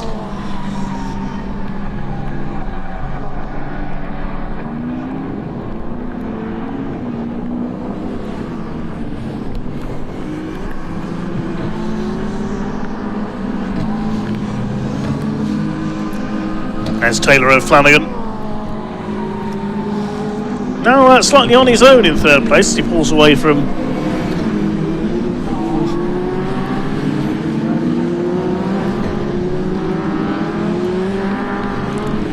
looking here further down the order. That's Henry Heaton putting Craig Story in his familiar yellow and pink colours under pressure. There goes the leader. We haven't forgotten Harry Senior sliding his way through Clervo. There was his lead gap now, 13.8 seconds. Looking for win number 2 this weekend, the opening weekend of the season for the MOTUL Caterham 7 UK Championship. They didn't go to Cadwell Park. What a tangle there on the hairpin. That's Louis Darling on the inside, and I think that's Mike Evans again. Now they've already had one clash during this race. It was Mike Evans, and he's going to bring the car into the pits. I think, no, he's not. We're just spinning up the wheels there in anger, I think, as he got going again. That's the second time he's clashed with Louis Darling in this race. They are fighting for 14th place.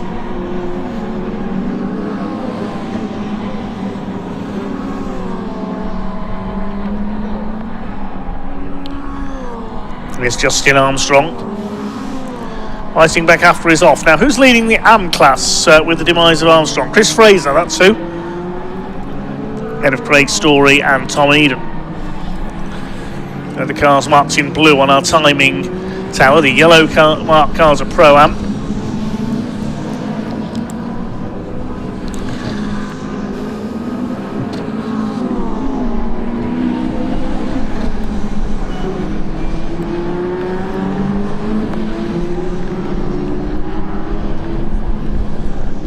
Back in the order, there's Chris Welch towards the tail of the field, the 68 car. Facing the likes of Gary Curtis, the Monaco resident, in the number 22.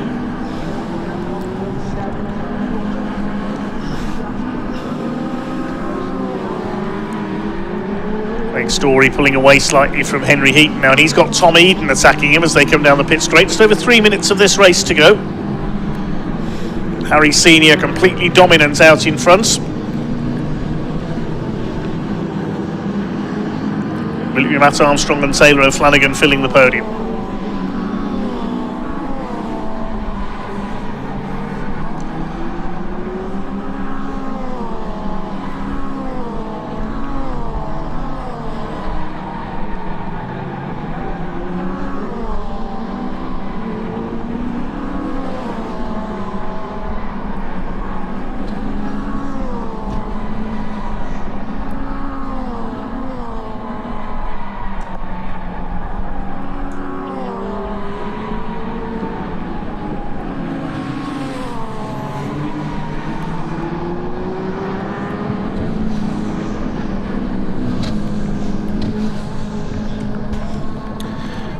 Harry Senior's lead is now 14.87 seconds over Matt Armstrong.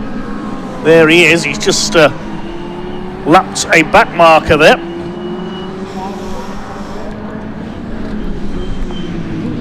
What's his lead going to be as they cross the line this time? It's 2 laps to go, I think, this time by.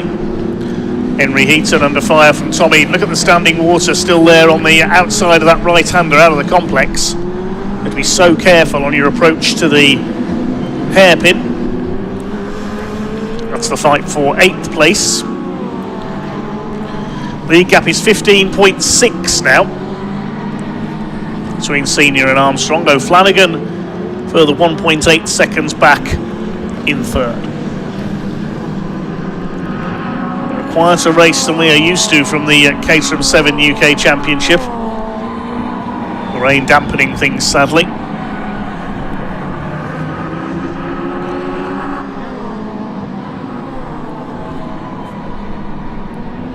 Stephen Nuttall at the inside as they come into Tower. He takes Charlie Lower, that's for 5th position.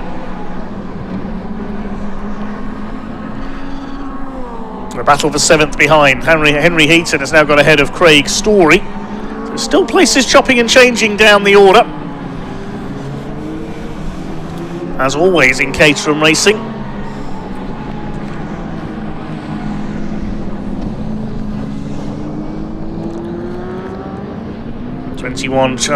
Charlie Lower is not finished yet. He's on the tail of Stephen Nuttall. He's had wins and titles in a large variety of Caterham 7 series. Tangle up there. The battle's come to a head. Round and round goes Charlie Lower. That's a great shame. They're having a great race, those two, Charlie Lower and Stephen Nuttall. I couldn't quite see if there was any contact there, or whether Charlie Lower just got onto the standing water on the outside line. That's allowed Henry Heaton up into P6 now. Tom Eden up to 7th. He's got ahead of Craig Story. Well, the leader is already into his final lap. Another fastest lap as well for Harry Senior. 135.974.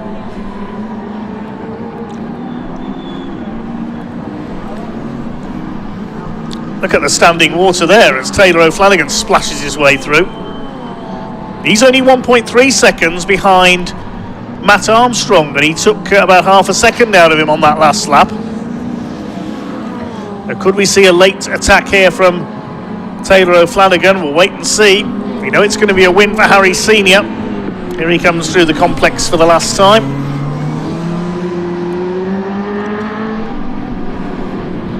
Turnkey Simulator sponsored car, Harry Senior makes his way into the pit straight out of the hairpin.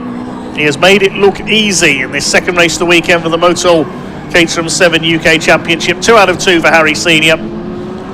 He's way ahead of Matt Armstrong in second, unless he's been caught by Taylor O'Flanagan on the final lap. Here's a battle involving Nuttall Number 10 of Heaton up the inside with one last effort into the hairpin. Armstrong second, O'Flanagan third, Fraser fourth. Stephen Nuttall does hold that fifth position ahead of Henry Heaton from the back of the grid, and Tom Eden in seventh. Behind them, Craig Story. Justin Armstrong recovers to ninth after his off early on, and Nick Hyton in the 78 completes the top 10.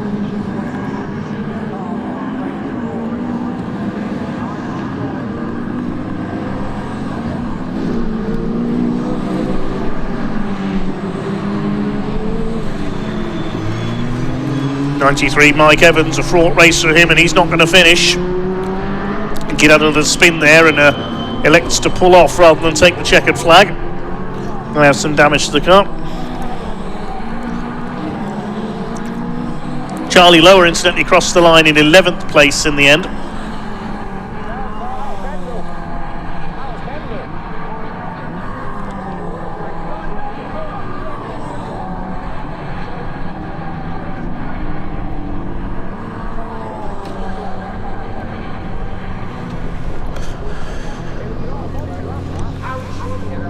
As the rain continues to fall here at Croft, second race of the weekend for the MOTUL Caterham 7 UK Championship. Provisional results as follows: Harry Senior the winner by a huge margin of 17 seconds.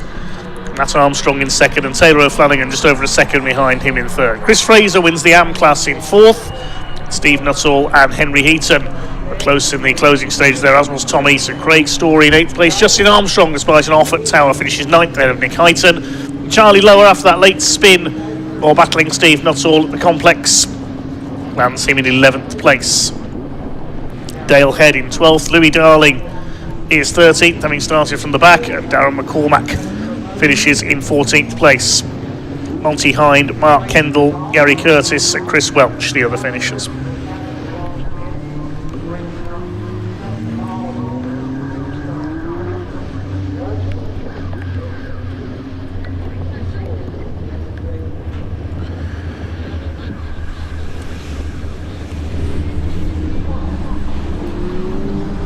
Let's have a look back at one or two highlights of that very wet race for the MOTUL Caterham 7 UK Championship. A couple of early spinners, including Dale Head in the number 6. The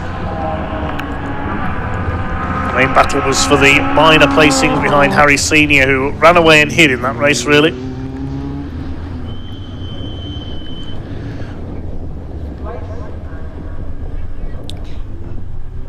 Gary Evans didn't have a very lucky time of it in this one. A couple of clashes with Louis Darling and then a couple of spins further round. In the meantime, Sam Parker is ready to talk to our winner down in Parc Ferme.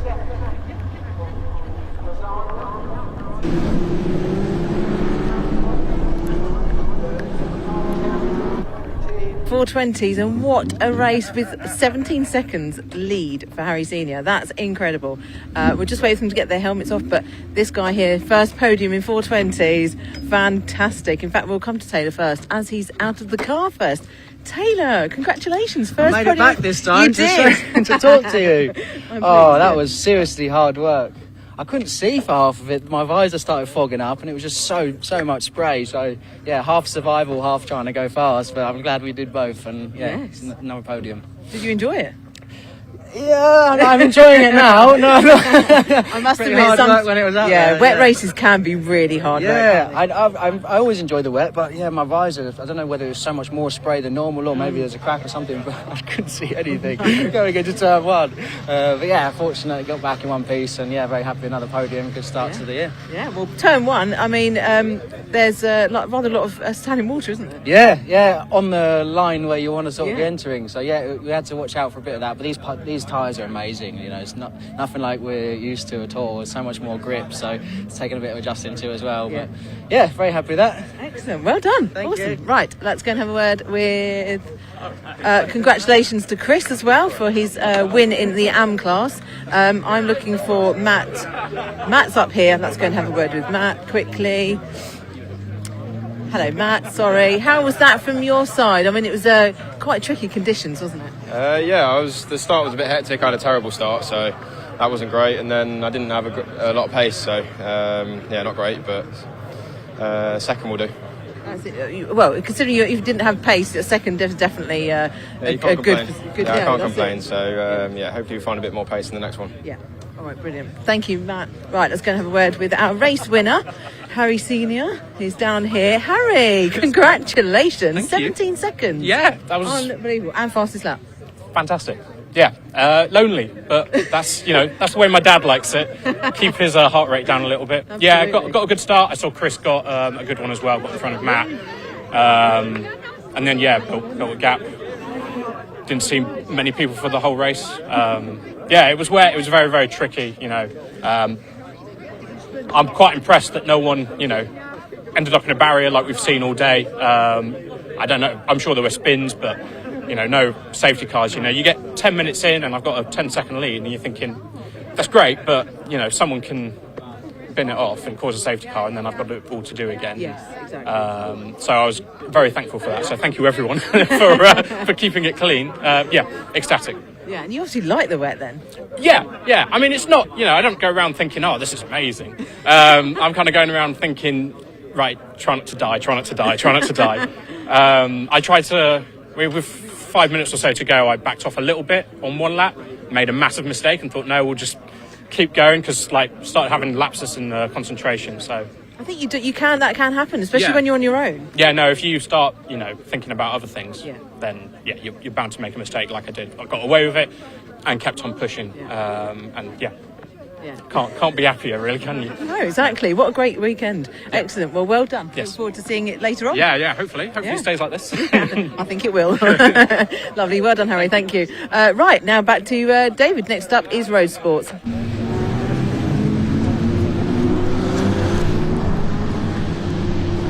Certainly are, yes, thanks Sam, but we'll have a look at a few more highlights from our Caterham 7 UK Championship race first of all. Good battling between Taylor O'Flanagan and Justin Armstrong, recovering from a mistake early on. Chris Fraser involved as well, of course.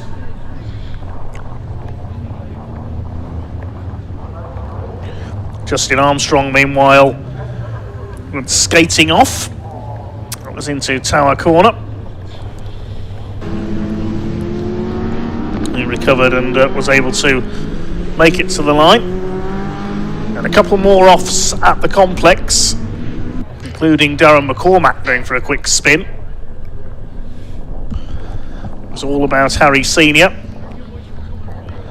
Taylor O'Flanagan continued his battle with Chris Fraser for third position. These two had a couple of contretemps, Louis Darling and Gary Evans. There's one of their moments into the hairpin.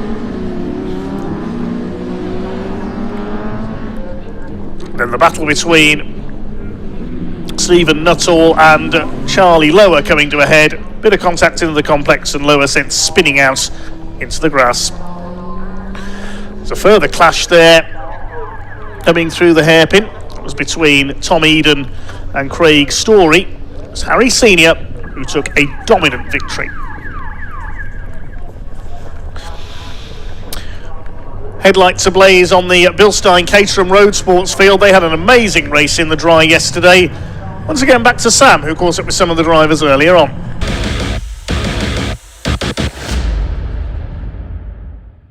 Okay, so Roadsports are up shortly, and I'm here with Mitch. Mitch, you had a fantastic race yesterday.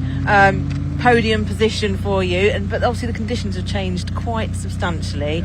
I know a lot of drivers here haven't had much running in the rain, which is crazy for the UK, isn't it? Yeah. But it is very, very wet out there. Are you looking forward to it? I'm excited. Yeah, a little bit nervous. I don't know what it's going to be like, obviously, until I get out there. But I qualified quite well in the rain at Cadwell, so hopefully that translates well here. I don't know, but yeah, just very excited. And Cadwell, you have to be really brave because there is zero runoff. You've got a bit more runoff here. Yeah, true. Hopefully I don't have to use it though. No.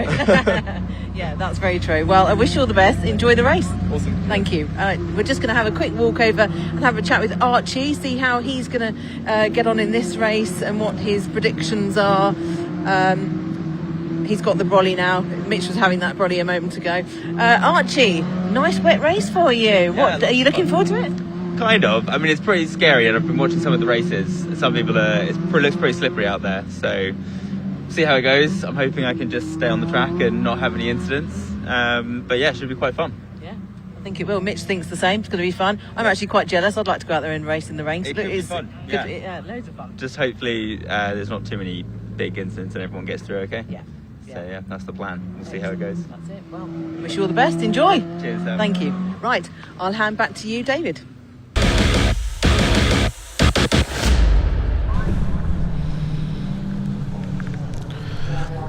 As cars on their way on their green flag laps then for the Bilstein Suspension Caterham Roadsport Championship. The grid lines up in the order they finished race 1 yesterday. Just the 2 races for Roadsport each meeting. This is the last we'll see of them today. But if they are anything close to race 1 yesterday, this is going to be an absolute cracker. Richard Davies, number 25, who has won 3 out of 3 so far this year, will aim to make it 4 wins in a row. He starts on pole position alongside Mitchell Fasania, who we just heard from. Second row, the 2 yellow cars of 99 Matt Fox and 19 Carl Townend.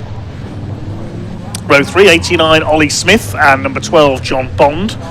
Ben Oliver, number 80, Sam Eminson in the 56 on row 4. Row 5, 70 Joe Oliver came through from the back of the grid to finish in the top 10 yesterday. Starts alongside Rob Hicks in the 27. And then on row 6 we have 62 Georgie Tuffett. She also came through from the back. She missed qualifying yesterday alongside Steve Vischer, the number 9. Row 7, 4 Richard Northridge and 86 Richard Watson. Heinrich Watson Miller, 47, starts alongside Archie Kennedy Dyson, number 14 on row 8. Row 9, 21 Luke Wilson alongside 88 Mark Hensler. Row 10, number 10 James French and Jason Spencer, number 8. Alex Dobrin in number 66 starts at the back of the field. It'll be a 20-minute race for the Bilstein Caterham Roadsport Championship. We had a 7-car pack at one time battling at the front of the field yesterday.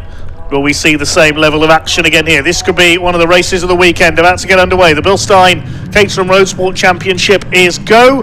Great start from the outside of the second row by Kyle Townend, the number 19. Can he fit through the middle as they go into Clervaux? Yes, he can. What a start by Kyle Townend. And he's gone, I think it's Kyle there from 4th to 1st, but back up the inside comes our pole sitter Richard Davies in the red and black cars. A little bit of a sort out going into Clervaux behind. One car dropping 2 wheels into the gravel. I think that might have been Archie Kennedy Dyson we saw there, who we heard from earlier on. They start to sort themselves out on this opening lap. Most of these drivers in their second year of racing are graduates of the Caterham Academy. Just a couple of changes being needed to convert the car to Roadsport spec, an anti-roll bar and some new tyres. 3 wide there, heading into the right-hander. That's number 27 spinning off behind into the gravel. The 27 of Rob Hicks is beached in the gravel. It's a 3 wide moment. Steve Vischer was one of those involved. Ben Oliver in the Brawn GP, lookalike number 80 as well. That might be a safety car with Rob Hicks, the number 27, off there, the man from Derby. Race continues for now then with Richard Davies in the lead. It's Kyle Townend in second place. Mitch Fasania is third, and they've gone clear of Matt Fox in 4th position, the number 99 machine. I think it's Ollie Smith, number 89, in 5th place. 56 Sam Eminson loses a spot there in the lower reaches of the top 10, but as I suspected, the safety car is being called for. There's the reason. Rob Hicks, number 27, in the gravel at Tower Bend.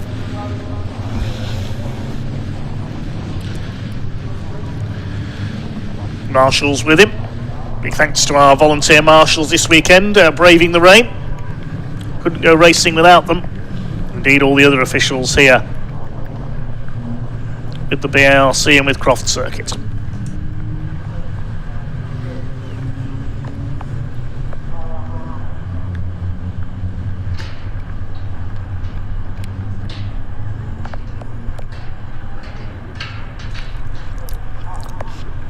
And Rob Hicks able to walk away there. He's okay.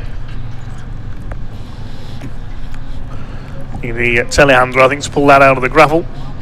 Let's have a look again at the start of that race. It was a super getaway from the second row by Kyle Townend. He went into the lead briefly down towards Clervaux. Richard Davies later on the brakes up the inside was able to take up the running. With a little bit of push and shove in the pack there. One car almost taking to the gravel. It was the 66 of Alex Dobrin in from the back of the grid, but he made a decent start on that. He made up a few places already. Some leery moments into Tower. Ollie Smith, Ben Oliver and Steve Vischer involved together, but then Rob Hicks went spinning off behind them and into the gravel he went. It's aquaplaned on the standing water there. You can see it clearly on the outside of Tower Bend.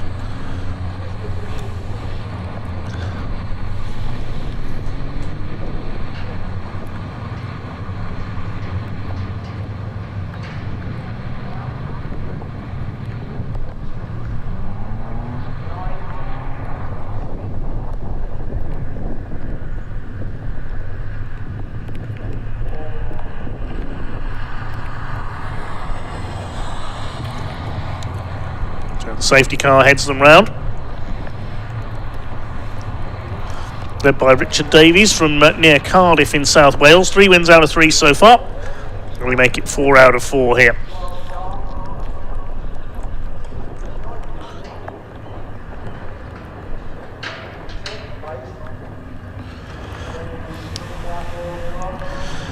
White flag out to warn of a slow-moving vehicle on the circuit. That's the telehandler on its way down to pick up Rob Hicks's car.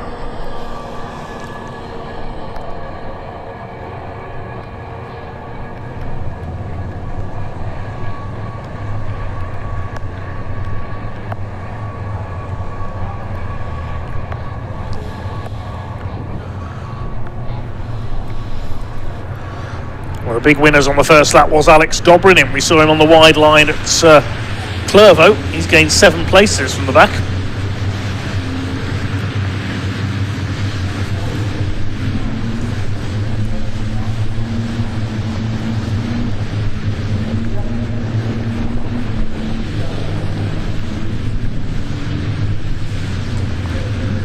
So 5 minutes into this 20-minute race, the second and final race for the Bilstein Roadsports Championship.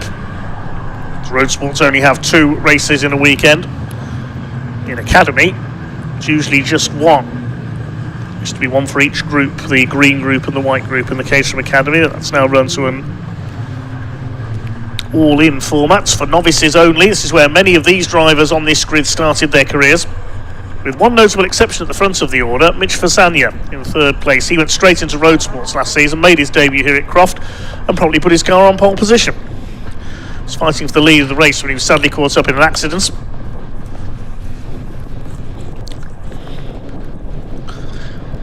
As Rob Hicks' car is pulled out.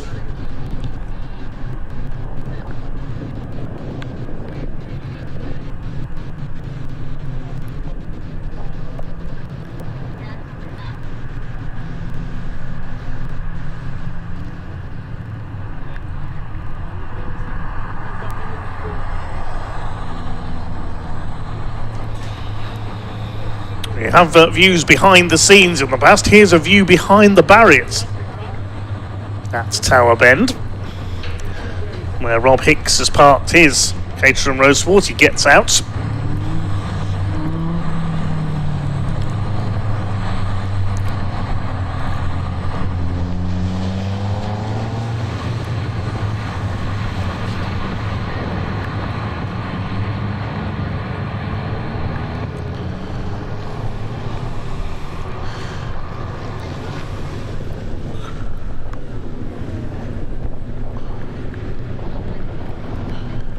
Lights are still on atop the safety car here at Croft Circuit at the moment. Second race of the weekend for the Bilstein Caterham Roadsport Championship here at Speedfest North.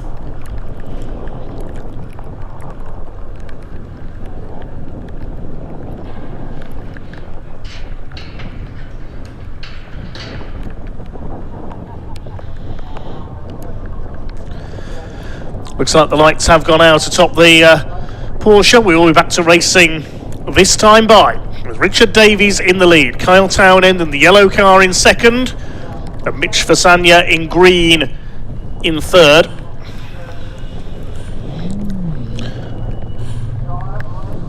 Looks like Steve Vischer is up to 4th. That's a good run through in the early stages, the number 9 car.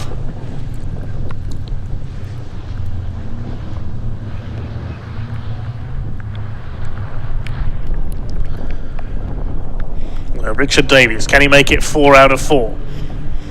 Keep up his unbeaten run. Kyle Townend will be ready to attack. Both race winners in their Caterham Academy days. Matt Fox had a couple of wins last season in the Academy as well.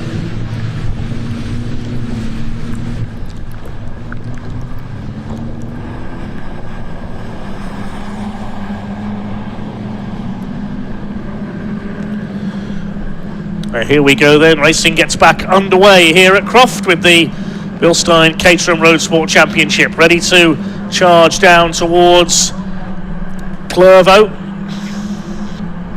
Who's going to emerge with the lead?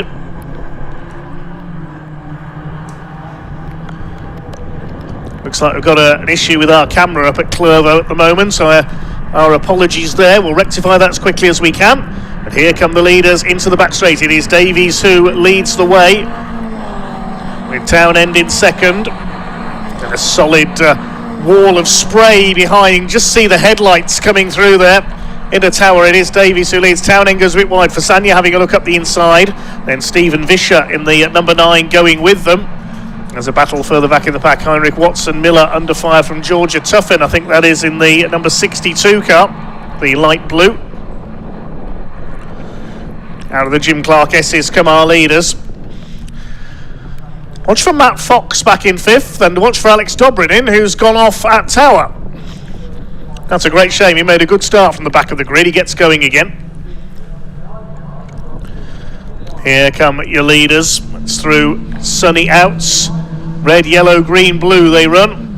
I was about to say, watch for Matt Fox. He tends to come on strong in the second half of races, and we're not there yet, so maybe just building himself up. That final charge. Richard Davies under pressure now from Kyle Townend in the number 19. For Sanya 3rd. Stephen Vischer having a good run. Up there in 4th place in the number 9. Out of the hairpin.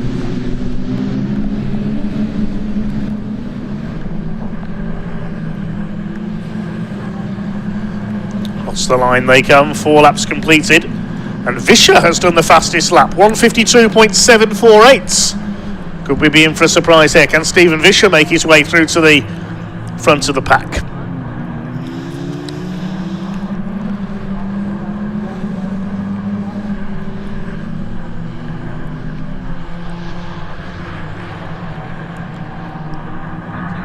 A few places have been swapped on the lower reaches of the top 10. John Bond up to 7th ahead of Ben Oliver. Heine Watson Miller has moved up a couple of places as well. Still Kyle Townend unable to wrest the lead away from Richard Davies. Fasanya runs a bit wide through Tower Bend. That could allow Vischer to attack for 3rd. Somebody running a bit wide further back in there. I think that may have been John Bond.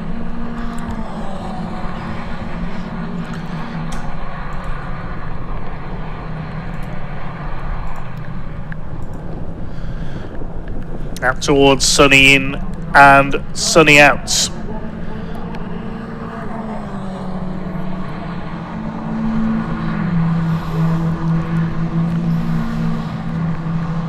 Heinrich Watson Miller, the red car, is a little further down the order. The battle for 9th position. Sam Eminson and Georgie Tuffin in there as well. Meantime, things hotting up for the leaders. Look, there's a queue of cars starting to build up now. 6 of them together at the front of the field. Davies, Townend, Fasanya, Vischer, Matt Fox and Ollie Smith, the number 89, not to be confused with the junior saloon car racer of the same name, of course.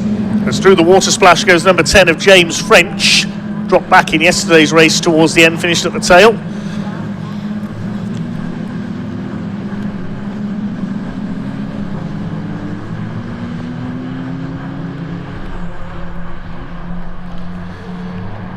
Seven and a half minutes of this race to go, so we're past half distance in this second race of the weekend for the Bilstein Caterham Roadsport Championship. And here come your leaders.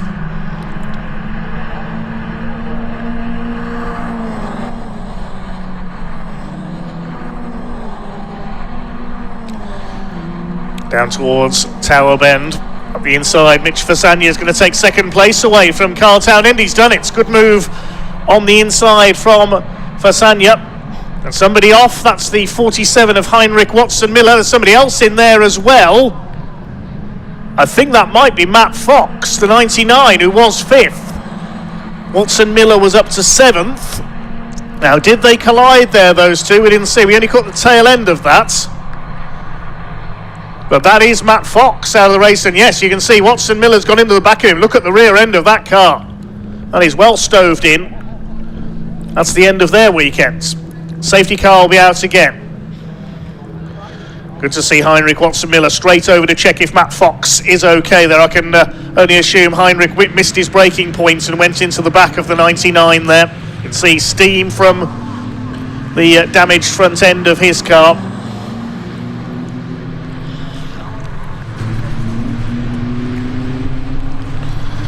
So the leader's coming round towards the complex to pick up the safety, to be picked up by the safety car.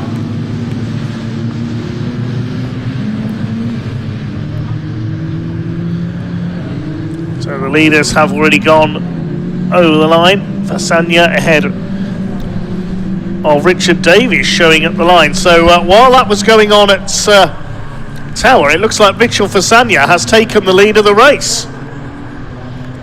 Must have been out on the back of the circuit he did that.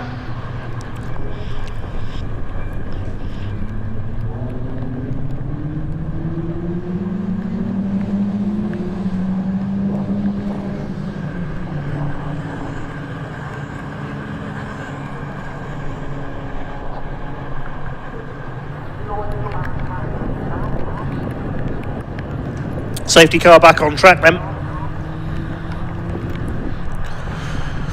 It's a shame that Heinrich Watson-Miller went off because he just on the fastest lap of the race.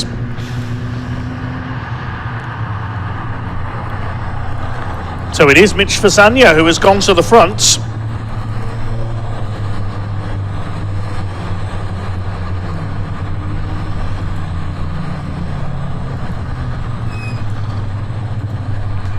Looking for his first Caterham Motorsport victory. 4.5 minutes to go in this race.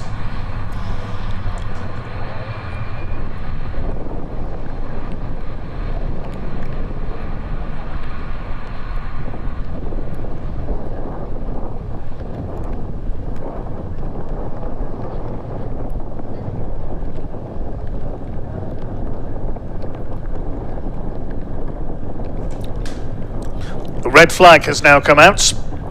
Probably because extra recovery is needed with 2 cars off at Tower, so the red flag is out. 4 minutes 9 seconds left on the clock, so we'll wait and see what is decided with this race.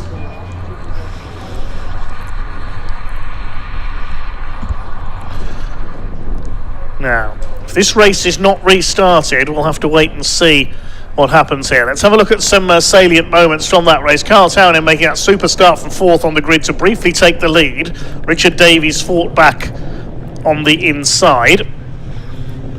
There's a bit of bumping and boring further back in the pack as Alex Dobrinin made that good start to get round the outside of 7 cars by the first corner.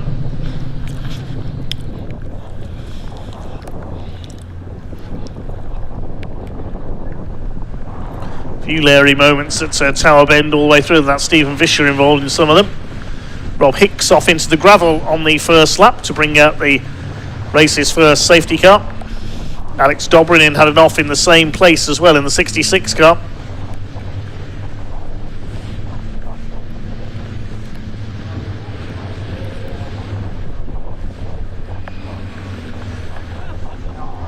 Richard Davies and Carl Townend enjoyed a fine battle early on with Mitch Fasanya then getting involved, as did the rapid Stephen Vischer, but then things sadly coming to an end with Matt Fox and Heinrich Watson-Miller colliding at Tower. Checkered and red flags are out, and I think that means that provisionally Mitchell Fasanya, yes, has taken his first ever Caterham victory, and Richard Davies' unbeaten run is at an end. We'll wait for official confirmation of that. The result remains provisional at the moment. But Fasanya on top ahead of Davies. Stephen Vischer, that's his first podium in road sports as well, ahead of Kyle Townend and Ollie Smith. John Bond in 6th ahead of Ben Oliver, and Sam Eminson, Richard Watson and Georgie Tuffin rounding out the top 10. Then Archie Kennedy Dyson 11th ahead of Richard Northridge, Luke Wilson and James French.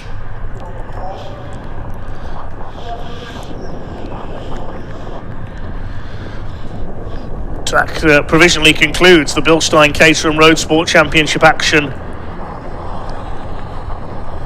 for this weekend. We only have 2 races a weekend as opposed to the 270Rs and 7 UK Championship, which have 3. Provisionally for the moment anyway, Mitchell Fasanya is a race winner, his first ever. And as I say that, the results, just as the graphic disappeared there, it's counted back. I wondered if that may happen. Yes, the results counted back to the last fully completed lap before the red flag, so the results has updated. And yes, bad luck Mitchell Fasanya. The lap before the red flag, he was in 3rd place. So Richard Davies provisionally takes the win. Just as we finished going through the result there, the graphics did update on countback. So the updated provisional result is that Richard Davies will take the win ahead of Kyle Townsend, with Mitchell Fasanya in 3rd. But if we get the official confirmation of that later on from the timekeepers TSL timing, we will update you.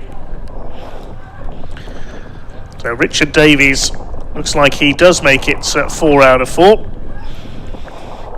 Matt Fox and Heinrich Watson-Miller will not count in the results, of course, because they brought out the red flag. They were the cause of the stoppage. So I think those remain provisional at the moment. We'll try and update if we can later on. Shortly head down to Sam Parker in Parc Ferme to talk to some of the drivers.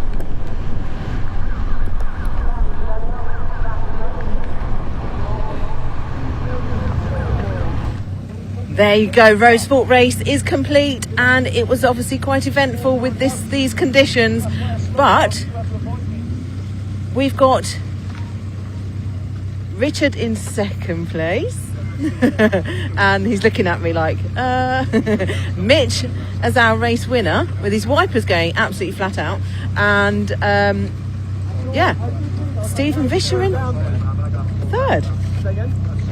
So I'll wait for these guys to get out. Richard's out. We're obviously all discussing. It's quite eventful. Lots of things going on.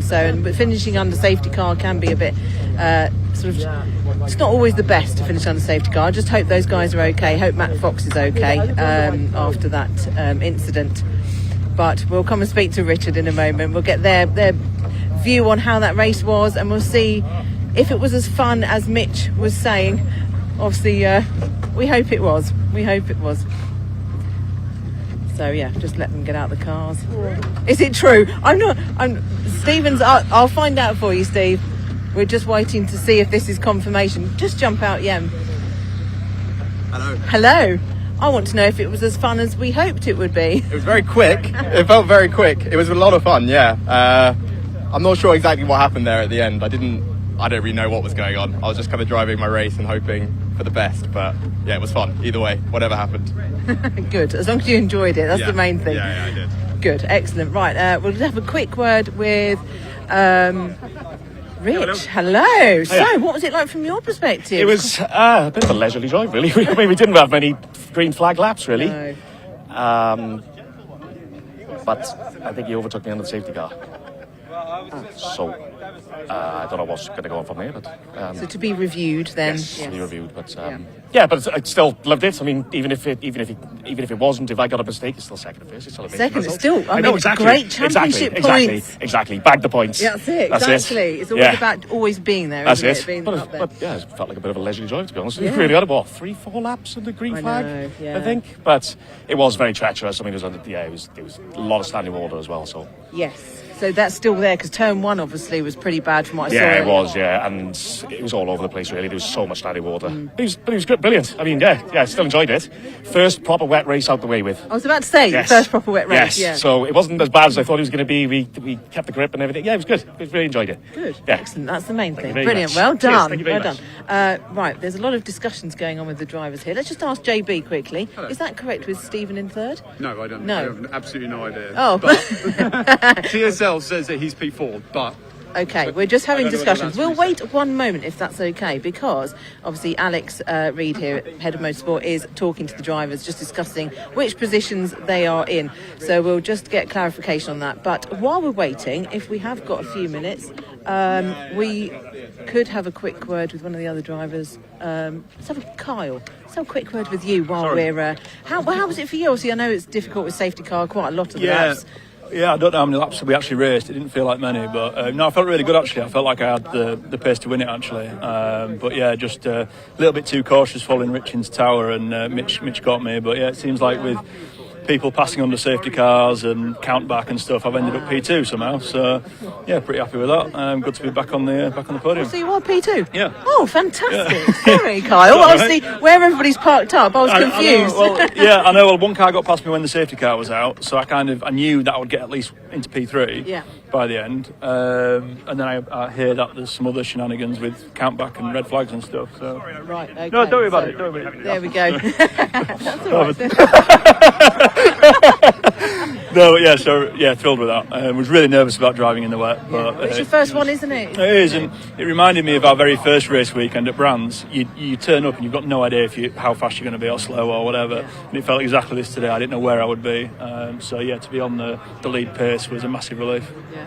Wow, you've done your first wet race. Well done. Thank you. Thank you. Thank you. Well done, Kyle. There we go. Bit of eventful with the safety car as well. So right. Scottish Minis are out now. So I believe Ian caught up with some of them earlier.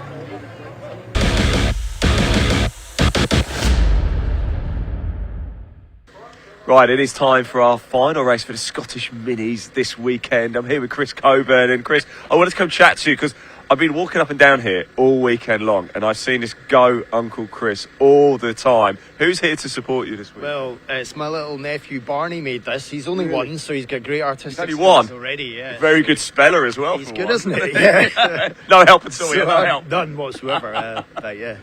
What does that mean to you then, knowing that all your family is supporting and watching, and of course being able to watch it on the live stream helps, doesn't it? Yeah, it's great to just have some support and have friends and family here, and some of them come a long way. My sister and our husband come every round pretty much, from the south of England to Knockhill rounds as well, which means the world. So yeah, really nice to get the support and share the passion. It's quite a unique calendar, isn't it? Obviously, Northern tracks, but your first three or four events are actually all away rounds, aren't they? You don't actually race at Knockhill till a bit later in the year. Yeah, the calendar's a bit strange this year for that regard. It's going to feel like ages since we were at Knockhill last, by the time we go back next. And of course, the final round last year at Knockhill, we had the second day cancelled because of fog, in fact. So it's going to be cool to go back. But it's great to feel like we're touring the country first. Yeah. Now, look, different conditions today. Yesterday went very well for you, by the way. Podium yesterday. Congratulations. Yeah, do you like the rain? What can we do with this? It's always a bit more perilous, isn't it? But at the same time, it's an opportunity, and it's the same wet for everyone. Yeah. So you just have to get stuck in and look for opportunities. And obviously Cadwell was wet, and I got a podium there. So we'll see what we can do again. Of course you did. Yes. Look, Chris, thanks for talking to us. Yeah, thanks, Ian. You've got a message for any family? Any family you might be watching on the stream? Thanks for watching. Hope you enjoy the race. There we go. Top stuff. Here we go. Dave Goddard, over to you.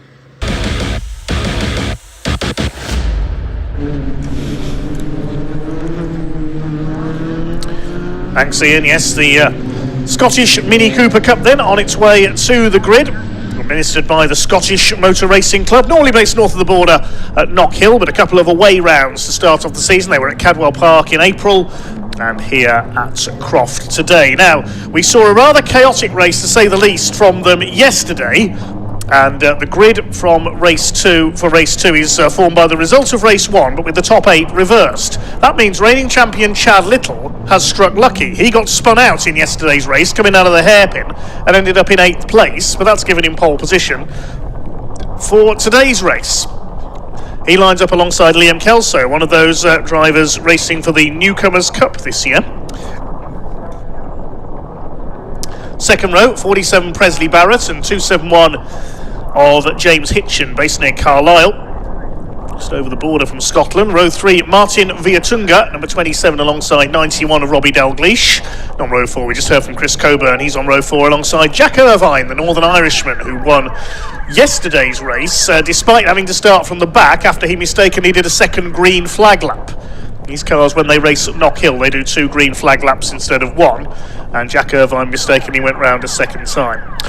Completing the top 10 on the grid, Michael Williams, 52, had some contact in yesterday's race with James Hitchin, which forced him into the pits. Barry Holmes, 88, starts alongside him, and number 15, Campbell Scott, will round out the grid. Just looking to see if we've got any gaps here. No, all 11 cars are back out from yesterday. There was quite a bit of panel damage yesterday. It was certainly a chaotic race.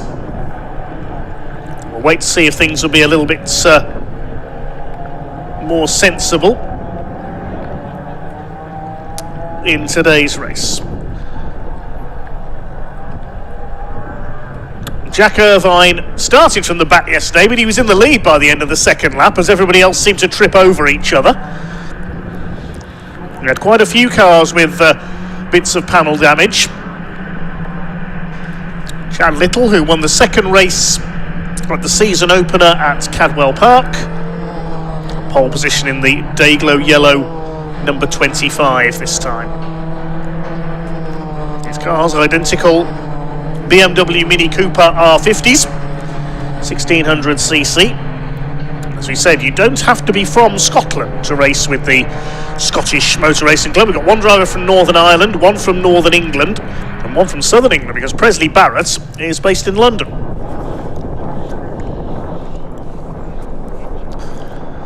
Cars come through the Jim Clark S's, getting warmed up for this 15-minute race.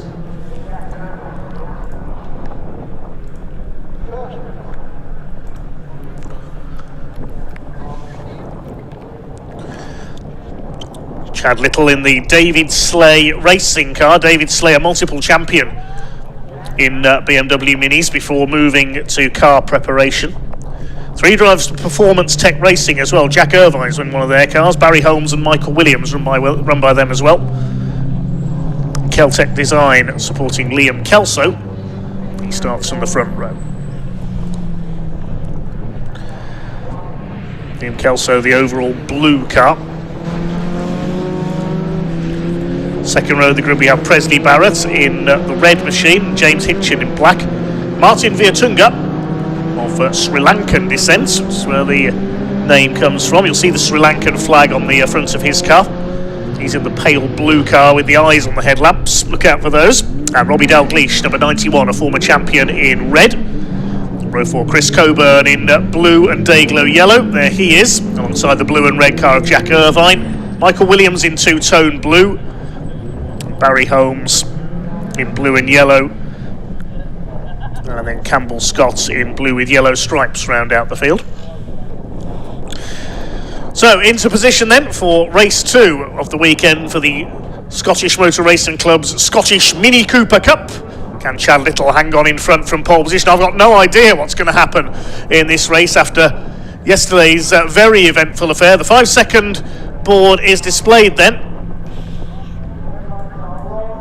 We're about to be unleashed. Here we go. Off they go. Fair bit of wheel spin for a couple of cars. James Hitchin gets away well from the second row as they head down towards Clervaux for the first time. It is Chad Little who has held his lead by the look of things. Into Clervaux for the first time. James Hitchin trying to go around the outside of Presley Barrett. They bounce off the curb, and James Hitchin has got into second place with a tangle there. That's Liam Kelso going off. Spins onto the infield. Didn't see who he was tapped by there,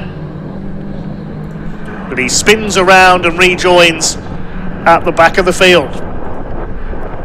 Somebody on the grass down the back straight. That was either Robbie Dalgleish or Presley Barrett. I think it was Dalgleish. Into Tower Bend. It is Little who leads the way. Hard to see through the spray up there who's behind him. There's a yellow flag there I noticed at Tower, so maybe somebody's gone off on the exits. It's Little that leads the way then. In second place is James Hitchin. Martin Viertunga running wide in third position. I thought Viertunga had lost control. He's gone onto the infield. That was a ploughed field at one time as well, so he wouldn't have got back out of there. I remember when the British Touring Car Championship visited about 20 years ago. He's got it going again though, Martin, at the back of this group. He's lost his front bumper. I wouldn't be surprised to see Martin Viertunga heading for the pits. That's going to ruin his handling. Talking of handling, Presley Barrett nearly lost it there through the complex. This lot are picking up exactly where they left off yesterday, aren't they? Jack Irvine hasn't got the start he wanted. He's back in this little pack towards the rear of the field. I wonder if it was him who hit problems coming out of Tower. He's back up the inside though, taking Campbell Scott, or is he? Because he's sideways on the exit. That's forced Campbell Scott onto the grass. Liam Kelso, recovering from his spin, is in there with them. So after all that schmozzle around the first lap, the order is Little from Hitchin, Robbie Dalgleish in third, Presley Barrett fourth. This is the battle for third place. Michael Williams has come through into fifth place. He's gained 4 spots off his grid. And then Jack Irvine is in sixth place, ahead of Liam Kelso, despite that spin on the first corner for the front row starter. Barry Holmes is in eighth.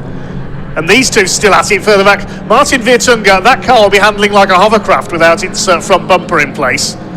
He's still there in 10th though, ahead of, he's up to 9th now, ahead of Campbell Scott. And I think we've lost Chris Coburn. We didn't see what happened there, unfortunately. Chris Coburn's had an off on the first lap. He's still going, but he's a long way behind.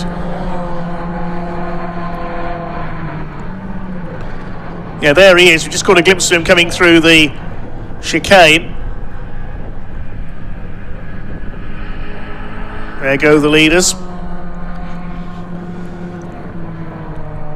Presley Barrett in fourth place leads the Newcomers Cup, being contested between himself, Kelso and Campbell Scott. Michael Williams trying to close in on Barrett. Michael Williams running very well indeed here after a struggle in yesterday's race. Down to the complex. There's our leaders. Little from Hitchin and Robbie Dalgleish. Avoiding that standing water on the left-hand side of the circuit.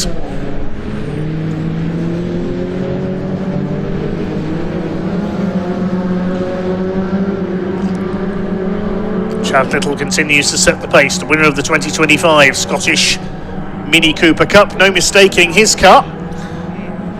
The high-vis special, you could call that car, couldn't you? But James Hitchin, the ex-Citroen C1 racer, is closing him down. And Robbie Dalgleish, the former champion as well. Then it's the duo of Barrett and Williams. Sixth behind them, that's Jack Irvine, yesterday's winner, trying to overcome his 8th place start. Liam Kelso recovering from his spin on the first corner, ahead of Barry Holmes in 8th place. And behind them, Viertunga and Coburn have both got back ahead of Campbell Scott, who seems to be struggling a little. Through towards Tower. Up the inside, there is number 52 of Williams. Michael Williams up into 4th place now. He takes Presley Barrett. And A much better run today by Michael Williams. Irvine just behind in 6th place.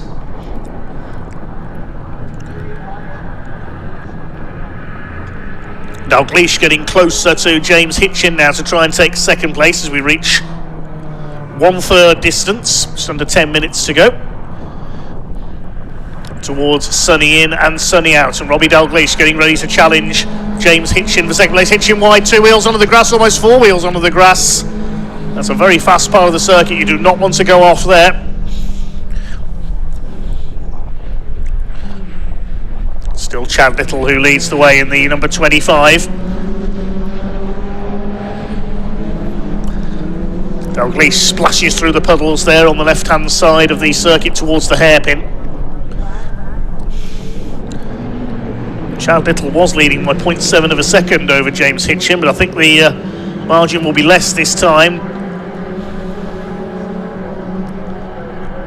Dalgleish has got the fastest lap of the race.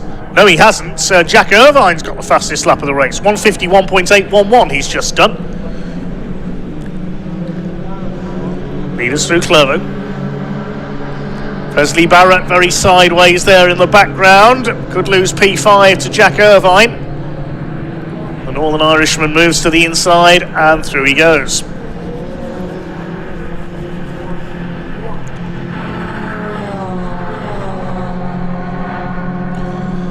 Single headlamp for Jack Irvine as he chases Mike Williams.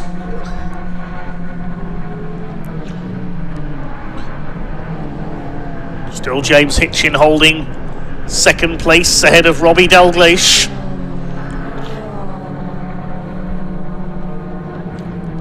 Here they come up towards the Jim Clark S's, and I think Dalgleish has got through. Yes, he has. He's got ahead of James Hitchin. So a change for 2nd. Now Robbie Dalgleish will go after the reigning champion out in front. These two were involved in a tangle with Martin Virtunga down at the hairpin in yesterday's race. Towards the complex. Robbie Dalgleish, look at him taking great lengths out of Chad Little's lead. And he had a look there up the inside. That came out of nowhere. I don't know whether Chad Little missed a gear or made a mistake there going into the complex, but suddenly Robbie Dalgleish from nowhere was on him, and he's going to try again, I think, here coming out of the hairpin. He just doesn't seem to be able to get the power down off the turns, Chad Little, as well as Robbie Dalgleish can. So here they come, across the line to complete lap number 4. Here's a battle further back, Martin Virtunga chasing down Liam Kelso as Robbie Dalgleish is never going to go around the outside at Clervo. Bash, they door handle together, and again, and again. Chad Little has the inside line. You can't go side by side, definitely not through the next bit through the chicane. Dalgleish keeps his foot in. He's going to try and go side by side through the chicane. Oh, going to go off onto the infield, onto the rallycross course. You could see that coming a mile away. They're not slowing down, are they, along the grass? James Hitchin's taken the lead. I said they were picking up where they left off yesterday, and James Hitchin thinks, thanks very much, I'll go through and take the lead of this race. Chad Little has rejoined, somehow still in 2nd place. It's Mike Williams up to 3rd. Jack Irvine can't believe his luck, he's up to 4th. And there's Robbie Dalgleish, who's somehow still going in 5th place. But I wonder if his front suspension might be damaged as a result of that. You could see it coming as Robbie Dalgleish got up on the outside through Hawthorne. You can't go side by side through that chicane onto the back straight. You're either going to go off or you're going to hit the tyres. Here comes Jack Irvine now attacking Michael Williams up the inside. Gains another place through Sunny out. You don't very often see overtakes there. He's up to P3. And now going for Chad Little. James Hitchin, the Cumbrian, leads the way, but the safety car's coming out. Safety car's coming out. We've got a car off somewhere. There's the problem. That's at Clervo. It's Campbell Scott has spun into the gravel trap. The Marchstone Developments car was running at the back of the field. He's in the gravel. The safety car out now. Hopefully the marshals will be able to get that car out onto the tarmac. They are asking for a recovery vehicle though. 5 minutes of the race to go. See, the front end is damaged where it's dug into the gravel. Campbell Scott's out of the car, he's okay, the man from South Lanarkshire near Glasgow.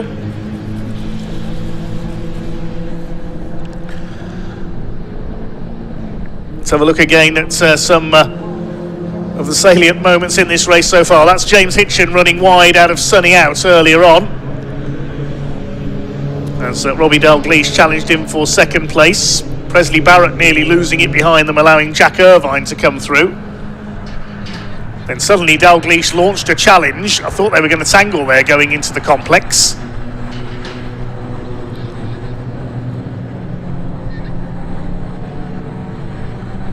It did almost touch there, as Robbie Dalgleish nearly clipping the back of Chad Little. And then they got side by side into Clervaux, door handled together several times. Neither of them would give way. And you could see what was going to happen as they came through Hawthorne. Dalgleish came up on the outside. They couldn't get through side by side through the chicane. Off they went down the rallycross course. And James Hitchin said, "Thank you very much, I'll take the lead." Somehow Chad Little kept his foot in down the grass and surfed his way into second place, while Robbie Dalgleish was down to fifth. This is the instant for Campbell Scott, just spinning off there at Clervaux, backwards into the gravel. And the telehandler needed to pull him back into the paddock. That's the end of Campbell Scott's race. One of the Newcomers Cup drivers is in. You can see he's got the novice cross on the back of his car. Hopefully we'll get the green flag next time by and the race can resume, with James Hitchin in the lead, looking for his first Scottish Mini Cooper Cup win. He is new to the series this year, but not counting for the Newcomers Cup. He's previously raced in the Scottish Citroën C1 Championship. I think the lights are already out atop the safety car. Nice work by the recovery team there, and well done to the marshals as well. So James Hitchin's got Chad Little right on his bumper, ready for this restart. A couple of laps of racing to go. Chris Coburn's been able to catch up as well after his off early on. I think he went off at Tower Bend on the first lap. So just a couple of laps to go then, 2.5 minutes left on the clock. We go back to green flag racing with the Scottish Mini Cooper Cup. Here we go, down towards Clervaux. Chad Little getting ready to attack, but look at Jack Irvine. Jack Irvine moving up on the outside of Little. Bit of understeer there for James Hitchin. He goes a little wide, but he's held his lead. There's Williams in fourth place. Dalgleish ahead of Barrett, fifth and sixth. Barrett leading the Newcomers Cup. Then Martin Viertunga. I'm surprised he's able to keep going, having lost that front bodywork off his car. But he takes Presley Barrett there through the chicane. Along the back straight they go. His next target is Robbie Dalgleish, as Hitchin still leads the way. Jack Irvine all over the back of the 25 of Chad Little. The leader just a little bit wide there coming out of Tower Bend.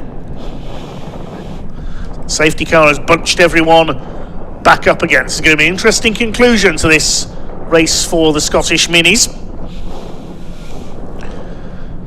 Martin Viertunga, if anything, is running better now than he was before the safety car.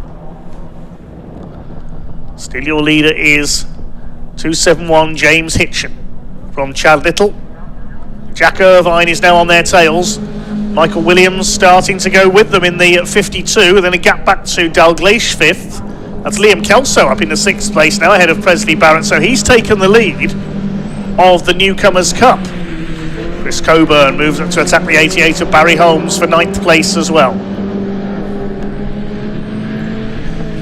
Chad Little, is he thinking about a move there for the lead? No, he's not. He's got to be mindful that Jack Irvine's right behind him and he wants a double for the weekend.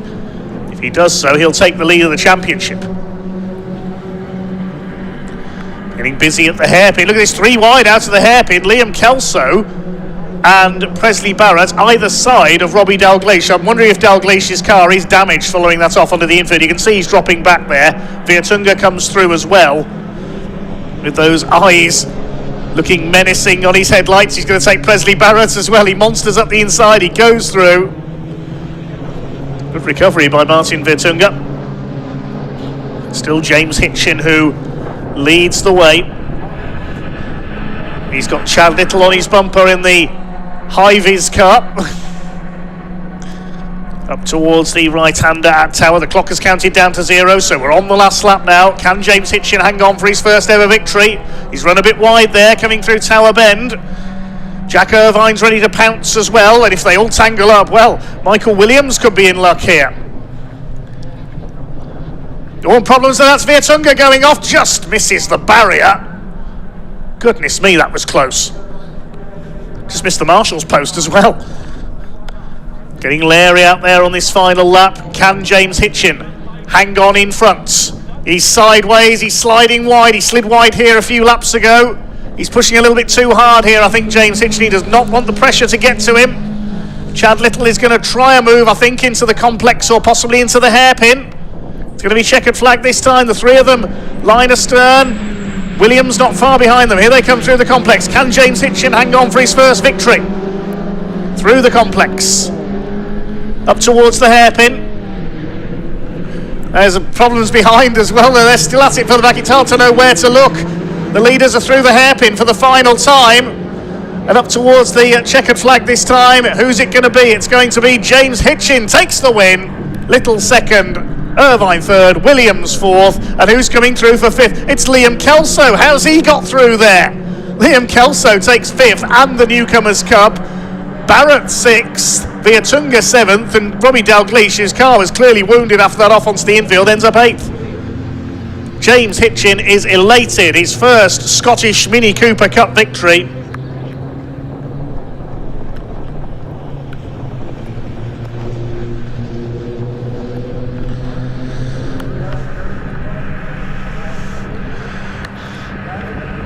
We'll have a look back at some of the highlights of that race. It wasn't quite as destructive as yesterday, I have to say. It's still hugely entertaining. First corner incident saw Liam Kelso sent spinning. He was able to rejoin. Went through to win the Newcomers Cup in the end. Chad Little led the early going from his reverse grid pole position. As further back, Martin Virtunga went spinning into the infield. That's how he lost his front bumper. See it again there from the other angle. That's what happened to Jack Irvine and Chris Coburn up at Tower. We missed that initially. There's Coburn. He was in the field, so he did well to come back out. Presley Barrett did some power sliding as well. Jack Irvine charging through at the hairpin, but then got sideways and sent Campbell Scott wide onto the grass.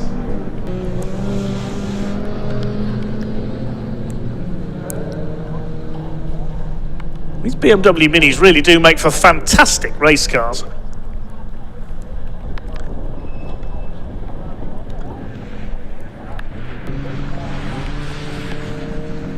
There were several spins that we didn't see. That's another one for Campbell Scott that we just about caught there. Good work by our camera crews. So much going on, it's impossible to know where to look during that race. Nearly a rallycross moment there for James Hitchin, but he held it together. Chased Chad Little for the lead, and Presley Barrett nearly lost it through Clervo, which allowed Jack Irvine to make up another place on his recovery. And then Robbie Dalgleish started to turn up the heat on Chad Little, tacked him into the complex.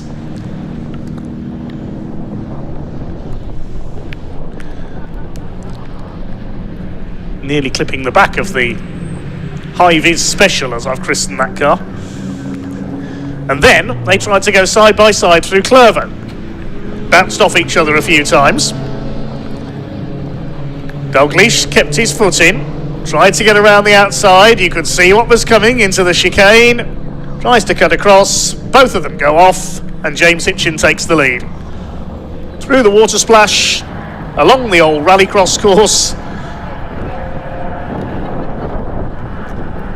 See them disappear stage left, and James Hitchin can't quite believe his good fortune as he takes the lead. Chad Little the first to recover. Safety car came out when Campbell Scott spun it into the gravel at Clervo. And then on the restart, Jack Irvine was able to close up on Chad Little for the lead. For second place, I should say, as James Hitchin held the lead. Michael Williams looking on from 4th place. The fight for 5th out of the final corner as well was a cracker, with Liam Kelso making his way through.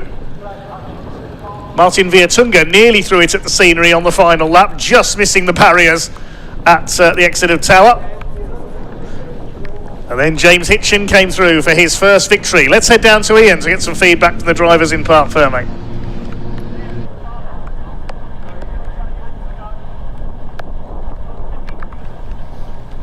Welcome down to Parc Ferme, everybody. Are you not entertained? I have had a bit of a costume change as well. I've decided to come for the rest of the afternoon as a giant yellow flag, just because it's so cold and my previous clothes are absolutely soaking. Right, James Hitchin over here. Let's go. James, come on, my friend. Over you come. I've never, in all of my time in Parc Ferme, see somebody get into Parc Ferme so desperate to get out of the car and celebrate. That was remarkable. Oh, it was amazing. It's the best race I've ever had in a car. Loved it. I thought Cadwell was good, but I'll tell you what, it must have been difficult. You had Chad breathing down your neck, and then of course Jack starts to lurch in as well. yeah, well, I saw Robbie coming up behind me early on. I thought, I'm not going to be able to hold him back. I was struggling to make a breakthrough on Chad, so I thought if I let him get through, he might unsettle him. They got unsettled, they went off at the chicane. I thought, fantastic. Then the safety car, and I was thinking, oh no. What does this mean to you? I could just see the excitement in your face. I couldn't even put it into words. It's amazing. Look, go, so you don't want to talk to me. You want to go celebrate. Go on. Oh, there's Chad over there as well. Let's grab him for a chat. Chad, brilliant racing, that wasn't it? It's good. I haven't seen you all weekend. Anyway, it's good to see you, by the way. Look, brilliant race, wasn't it? But he just had a little bit too much this time. Yeah, bit of an off out of the chicane and managed to get James in front, but it's so hard to lead in that condition. Like, you're just the guinea pig, really. Yeah. If you run a bit wide, trying a bit harder, the next person can slow themselves down and catch you back up. It was great for us to watch. It must have been quite frantic for you guys. And then, of course, you got Jack on your tail as well, Yeah, which doesn't help, does it? That's last lap. I kind of defended from Jack because I wasn't quite close enough, but Jack was right behind us, so I just settled for it, really. Yeah, it's not too bad. Well done anyway, Jack. Good to see you again. Jack, let's have a quick chat if we can. We saw quite a remarkable drive from you yesterday, and this was still a very special one, but those two in the wet just had the legs today. Yeah, I had to come from the back again. I got clipped going under the tower and completely sideways, and just worked my way up through them. But I think Chad and James had a wee bit more grip, seemed to be a bit faster right through the S's, but still happy enough with third on the podium. I was going to say, you've had a first and a third this week. Yeah, no, good, right? Can't complain about it. Can't complain. Look, I'll let you go celebrate. Thank you so much. Really appreciate it. Right, everybody, we have got our second and final TCR race of the weekend about to come up. So if you want to stay with us, we'll give you a shot as the cars make their way out. And they don't use the assembly area here, TCR. They always come out of the garages. In fact, I can see the cars now just poking their noses out right now. And we saw a cracker earlier, didn't we? Callum Newsham getting his second race win of the season. In fact, he's now had back-to-back wins because he picked up the third race win at Brands Hatch. And of course here, he won the first race of the day a little bit earlier. So conditions pretty similar actually to how they were earlier. In fact, if anything, it might have dried off ever so slightly, but still very damp. And here they are, just putting their noses out right now. I do believe we might have lost someone though. Let me just double check for you. Yeah, I believe Russell Joyce is not going to be in this race. So unfortunately had that off, didn't he, in race one, so he's not going to be taking part in this one. Let's move over here so we can get a good look at everything. There's Nicky there, Nicky Lyons from TCR UK. There's Callum Newsham, there he is, the race winner a little bit earlier. Jensen O'Neill going, the youngest ever race winner in TCR UK, picked up a race win at Brands Hatch in the first meeting of the season. So we are about to get underway very shortly for round 5 of the 2026 TCR UK Championship. The cars about to make their way out onto the circuit. We'll stick around, shall we, and let's move down. Actually, I wanted to speak to somebody here from Power Max Racing because I promised that I would come down and have a little chat. Don't disappear on me, I told you I'll go for a quick chat. How's it going this weekend? Yeah, really well. Yeah, going okay. No issues. What's the challenges faced for you guys in the garages when it's conditions like this? Obviously a different set day, obviously make sure the tyres, obviously wets, has changed everything around for wets, obviously from slicks yesterday, so yeah, it's quite daunting, yeah. I suppose actually the conditions now are quite similar to how they were in race 1 earlier, I suppose that helps? Yeah, nothing's changed really, yeah, apart from just the odd tinker here and there, that's about it. Top man, thank you. Good to see you as well. Let's move down a little bit, Shoal. We don't want us to get run over. Let's keep moving. In fact, I'll tell you what we can do. We can get ourselves onto the grid as well. So let's make our way. Oh, I can see Jack Finlin up there on the left as well. I wonder if he's up for a quick chat as we do head up. So let's just keep walking up. As you can see, this here at Croft, this is the in here, this is all the BARC offices. This is where the actual real work takes place of all the administration, something that I know absolutely nothing about. And then in here we've got the Croft offices. A big thank you to Croft as well. They do pretty much let me do anything I want here, which is great. And if you do stick around for the end of the broadcast, we've got a golf and motorsport special coming up. Jack, I'll just grab you again very quickly if I can. I hope you don't mind. I've had to get changed. I'm absolutely freezing. Yeah, you're okay. How are you? Oh, you're all right. No, I'm all right. Yeah, one of them first races. I think split into two parts, wasn't it? It was one of them. But I think let's go again. That's all we can say. I think the boys are raring to go, so let's get them out there. Just before they do head on out, and you've got some proper work to do, where are we going for the rest of the year at TCR? Where can people get excited about watching? Oh, pit lane's open. Right, okay, no, there we go. We'll touch on that a little bit later. Let's just tuck ourselves into the corner, watch these cars come out. We've got Carl Boardley here, former winner, of course, in TCR. Lewis Kent alongside him as well. Lewis Kent on the podium earlier. Callum Newsham, of course, taking the win. Lewis Kent was in P2, and we had Max Hart as well in P3. That was your race one podium. What can Carl Boardley do here in race two? We know he's a serious machine behind the wheel. There's Alistair Kellett up from Fiestas. He had a bit of an eventful race one as well. There goes Max Hall. He's heading out. There is Max Hart. He'll be looking to get his first win of the season. Harry Bloor as well. In fact, I want to go speak to Harry Bloor, one of the younger drivers here on the TCR grid. There's Brad Hutchinson as well. In fact, we haven't spoken to Brad at all this weekend. Let's get ourselves onto the circuit. We'll catch up with... make a bit of a beeline here, I think, for Brad Hutchinson and Harry Bloor. If we get a chance to speak to them. My clipboard. Look at this, look at that, that's my clipboard. What's the point? Completely ruined. Let's make our way on as the cars go out and around. We will get ourselves up to the front, get the best possible place. As ever, thank you for tuning in. We're live, of course, on the BARC YouTube channel. Let's pop the camera down onto the start-finish straight so you can see the action. The cars are going to make their way up. As soon as they pull up, we'll grab a word with a couple of the drivers as well. We're live on the BARC YouTube channel, also live on the TCR UK YouTube channel and the Caterham YouTube channel as well. I hope you've enjoyed the coverage this week. And I just want to say a massive shout out as well to our camera crew. They yesterday spent all day in the blazing sun. Can you believe that? Blazing sun all day long, getting sunburnt. And today they've literally spent the entire day in a field getting absolutely soaking wet. So if we can show a bit of love for the crew out here in that live chat, we really appreciate it. If you haven't already, do hit that like button, hit that subscribe button as well. We've got so much coming up for you. In fact, in a couple of weeks time, we are going to Thruxton, aren't we? The British Truck Racing Championship back at Thruxton. Very much looking forward to that. We can watch it all live, of course, on the BARC YouTube channel. Hit that like button, hit that subscribe button. Are you excited for this race? Who do you think is going to get the job done? Who is going to spring a surprise, maybe? In fact, I would say the track conditions are even ever so slightly better than race one earlier today. Still absolutely soaking wet and anything can happen. After this one, we go straight into more Caterham action. We've still got the Junior Saloon car final race of the weekend to come as well. We round out the day with another Caterham race. So we are just waiting for the cars to come round now. And we will have a chat with some of them. Here they come now. Look at this. What a sight this is as they make their way down. One of the absolute joys of having the privilege, really, of doing what we do. Ryan, I'm just going to grab you and move you out of the way because you stood right in the middle of the circuit. It's probably not a good idea. There we go. Look. Don't forget, do stick around a little bit later as well for our golf challenge. We had a couple of TCR drivers. I had Jensen O'Neill going and Lewis Kent competing against a professional golfer. We also had Ollie Smith from the Junior Saloon Car Championship getting involved as well, and Brian Thornton from Caterham. Right, let's go down because I'm just trying to see who is it that I wanted to speak to. I can see Carl Bourne. Let's see Rod McGovern. We haven't spoken to him yet. Maybe let's head on down and see if we can grab a quick word with him and see how he's feeling ahead of this one. I know, look at it. Look at that. That's not good. Watch yourself. Oh, yeah. Oh, This is who I wanted, actually. I wanted Harry. That's perfect. So we'll have a quick chat with him. We'll just let the car go up on the jacks. Just watch this down here as it gets raised up onto the pegs underneath. How good is that? Is that all right? Can I just grab a word with Harry? Yeah. No one said no, so I'm going to do it anyway.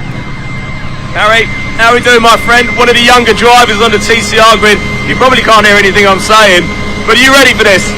Of course I am. It's going to be great. Do you like these conditions? I mean, it's my first time speaking in these conditions, but it's good fun. Excellent. Thank you. Look, good luck, mate. Really, really good to see you again. Thank you, and thank you to my producer Elliot, because I couldn't hear anything Harry was saying there, so I really do appreciate that, because he just repeated back what he said. There's Jensen O'Neill going, the youngster, of course, a race winner in TCR. How you doing, Mick? You all right? So let's keep going down. There's Carl Bordley. There is Mr. McGovern there. In fact, I think we're going to have to get off the circuit very quick. There's Max Hart, as we said earlier. He was in P3. Lewis Kent was P2. Callum Newsham right there. He is going to try and make it 3 wins in a row here this season in TCR UK. Do you think he can do it? Let us know in that live chat. We're going to have to get ourselves off the circuit. It is time to go racing. It is round 5 of the 2026 TCR UK Championship, and I'm going to hand over to your commentators Andy McEwen and Henry Burdett. Take it away, boys. Thank you very much, Ian. Great work down there on the grid. I have rather enjoyed watching Ian's hair steadily sort of droop down the side of his face as the conditions have rather taken hold today. I was told, reliably informed this morning, that the conditions were going to get better from about 1 o'clock. They haven't. The rain is just lingering in the air. The track isn't drying. It's getting colder and colder, Henry. Pretty similar conditions, really, to those that we faced in race 1. Yes, indeed. But unlike you, I shall not make any comment about Ian's hair, because sadly, that ship for me sailed several years ago. But you are right. The weather is socked in. Now, that is a phrase that they used to use a lot when this was an old RAF bomber command centre in World War II. The weather is socked in. By that means that the wind socks that would have been out around the venue back when it was an Air Force base would have been drooping, and you wouldn't be able to see them because the cloud is so low. It's grey, wet and miserable. Welcome to a British bank holiday weekend, ladies and gentlemen.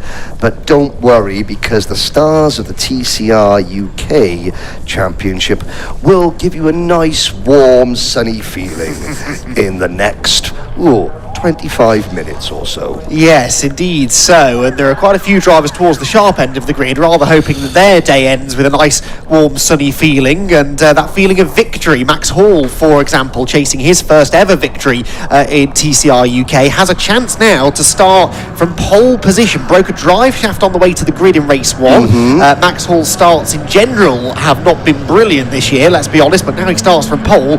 Better get the thing off the line well. He's got Mark Smith alongside him in his Cupra Leon VZ with Brad Hutchison. Remember, he also had drive shaft issues coming to the grid ahead of race number 1. He starts 3rd and always goes well in the wet. Harry Bloor, who we just heard from, starts 4th ahead of Jensen O'Neill going, who lost the championship lead to Callum Newsham after Callum's 2nd win of the year earlier on this afternoon. Rod McGovern starts 6th, then Carl Bordley and Max Hart, who was on the podium again earlier on today. Lewis Kent and Callum Newsham top 2 for race 1, while they will share the 5th row of the grid. Callum Newsham, as Ian quite rightly says, hunting a 3rd consecutive victory of the season.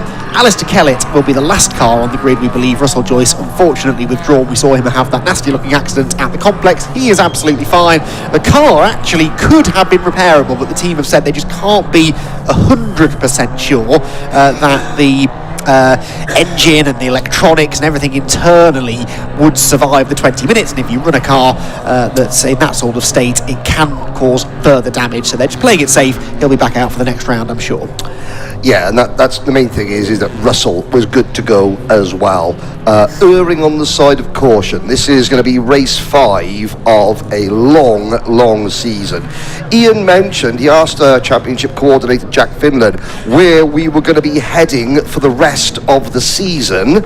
And, well, the answer is we are going to be going to Snetterton. We're going to be going to Donington Park twice on the national circuit and then the GP circuit before we return for the penultimate round of the season, a single-day race meeting at Alton Park, and then back to Brands Hatch at the end of the year.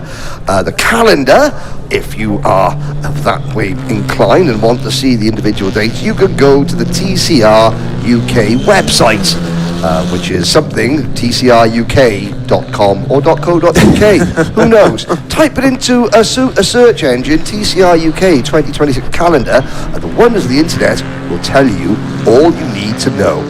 Yes, what I do know is it all finishes at Brands Hatch again this year at the massive truck racing finale bonfire firework display event. I think it's got a slightly catchier name than that, but that is where our final round of the championship will be held, as it was last year, in front of an absolutely packed house. Henry, I can't wait. Is it called Brands Hatch? Brands Hatch. It should be. It should be. It should be. Names coming in, because all I've noticed, this is Speedfest North.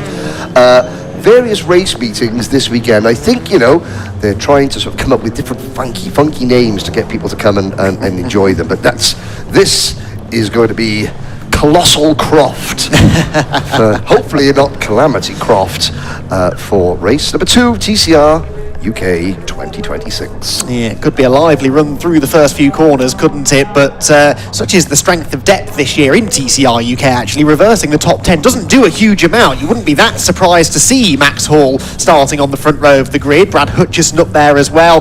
But can they make the most of the track position advantage to get their first victories of the season? In Max's case, his first ever in TCR UK. Lights on, lights out momentarily. Round 5 of the championship underway. It's a decent start, in fact, for Max Hall. Looks like Brad Hutchison's away even better, though, in the blue and white Cupra, and he will challenge for the lead on the outside line. Into Clairvaux corner, Hutchison versus Hall versus Jensen O'Neill going, who comes around the outside of both of them. There's a bit of a tap in the tail for Hutchison. Rod McGovern is in the gravel, and Callum Newsham is sideways at the back of the group, almost colliding with a couple of different cars. Lewis Kent takes the shortcut, and that could have been disaster for the championship leader, who's still is in a dangerous position on the outside into the chicane, and he has to bail and take the shortcut as well. He'll likely have to rejoin behind Lewis Kent as a result of that. Hutchison leads though, Hall second, and a fired up Jensen O'Neill going is third. Yeah, Mark Smith, the other front row starter, going the other ways, already back to what is 11th and last place, in fact 10th and last place. Alistair Kellett not getting off the grid in Barry John McHenry's Audi. Now there was a clutch issue in race number 1, has that returned as well. Back at the front, Hall challenging Hutchison round the this is tight, Andy. Hutchison holding on. Callum Newsham will be breathing easily, because that could have been huge coming through the chicane. Now remember, these two have previous Max Hall and Brad Hutchison. They clashed in the wet at Snetterton last year. Was that contact again? I'm not sure, but Hall has gone through. I think it was just a moment actually on the braking zone for Hutchison, whose car is slowing. Is it? Yes. Is this a return of the drive shaft issue? They weren't 100% certain. They'd got on top of that, and Brad Hutchison's day could be over. The car limps around the final corner, and I think is just about going to make it into the pit lane, but that is heartbreak for Brad Hutchison. 4 times a race winner in TCR UK. He'd never won a race here at Croft, and sadly that won't change today. It almost looked as though the back end started wiggling, like there was a tyre that wasn't quite attached, or there was a puncture, but you could be right. We'll see if get any information from the pit lane as the race progresses. Now, Newsham ahead of Kent, but a long way behind these two. This is a golden opportunity for Max Hall and Jensen O'Neill going. Max Hall, who's had so many difficulties just getting that car off the line this year. Well, he got it off the line. Now he's in front. Now he's got a clean track. He's only got 17.5 minutes to hold on around one of the toughest tests in the wet in British motorsport. And he's got Jensen O'Neill going, winner of this equivalent race at Brands Hatch, remember, right behind him. He can see this as an opportunity to massively outscore the likes of Newsham, who is still buried down the order. It's just not going to be as easy this year as it used to be to come charging through the field. Remember the last round of the championship at Brands Hatch last year when Newsham went from 10th to 1st in a lap? That's not going to be happening in 2026. These reverse grid races are going to be a massive challenge, and Newsham is not guaranteed to even make it onto the podium. So those who are at the front, this is a really important opportunity. At the moment, Newsham is sort of boxed in behind Rod McGovern. He's got Lewis Kent and Harry Blore behind. Blore did go backwards a little bit at the start, but is staying with this group nicely. Yeah, now of course Rod McGovern, he is not going to make it easy for Callum Newsham. He's now discovering, yes, the drivers in the traditional midfield pack are not going to simply roll over. Rod McGovern, that car is new to Rod this year. He was so pleased with it to start with at Brands Hatch. They went testing afterwards because there was a misfire in race 2 and race 3, and Rod, who is normally a very, very chipper young man, you know what I mean, but he's going to have to face the fact that Callum Newsham has the inside like that. Elantra just gets off the corners so well indeed. Great traction from the Elantra, and that is what now up to P5 for the race winner Callum Newsham. It is indeed. Next target Max Hart, but he's a few seconds up the road. Harry Blore meanwhile is coming back at Lewis Kent, who's carried a lot of speed into Tower Corner, a little bit too much maybe, but he finds some grip, some momentum on corner exit, and he will try now to debate that position through the Jim Clark S's. This is a dicey place to go side by side, and in the end it is Harry Blore who backs out of it. Yes, Kent now closing in on McGovern. Look at the under braking that Lincoln Co. Lewis Kent, he's so confident that he carries more speed as well through Sunny in,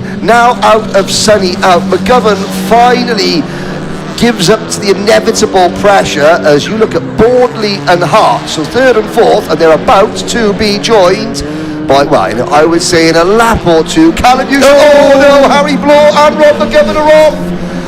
McGovern saves it, Blore doesn't, and there's the Audi going through in the background.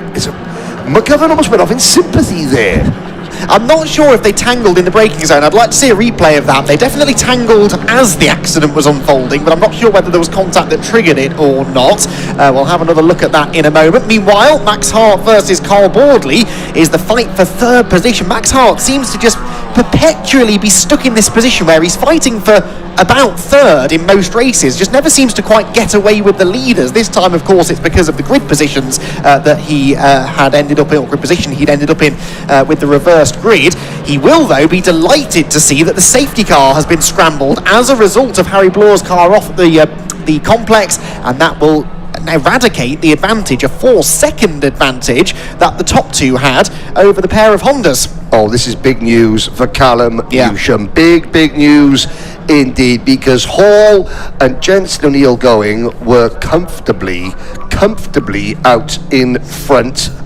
Here's a look at the replay. I think that Harry Blore went off on his... No, he didn't. Now that was the bad news for Harry Blore. The news gets slightly worse because he's into the tyres, but not with any great velocity. I'm sure that the damage is merely cosmetic and to Harry's temper.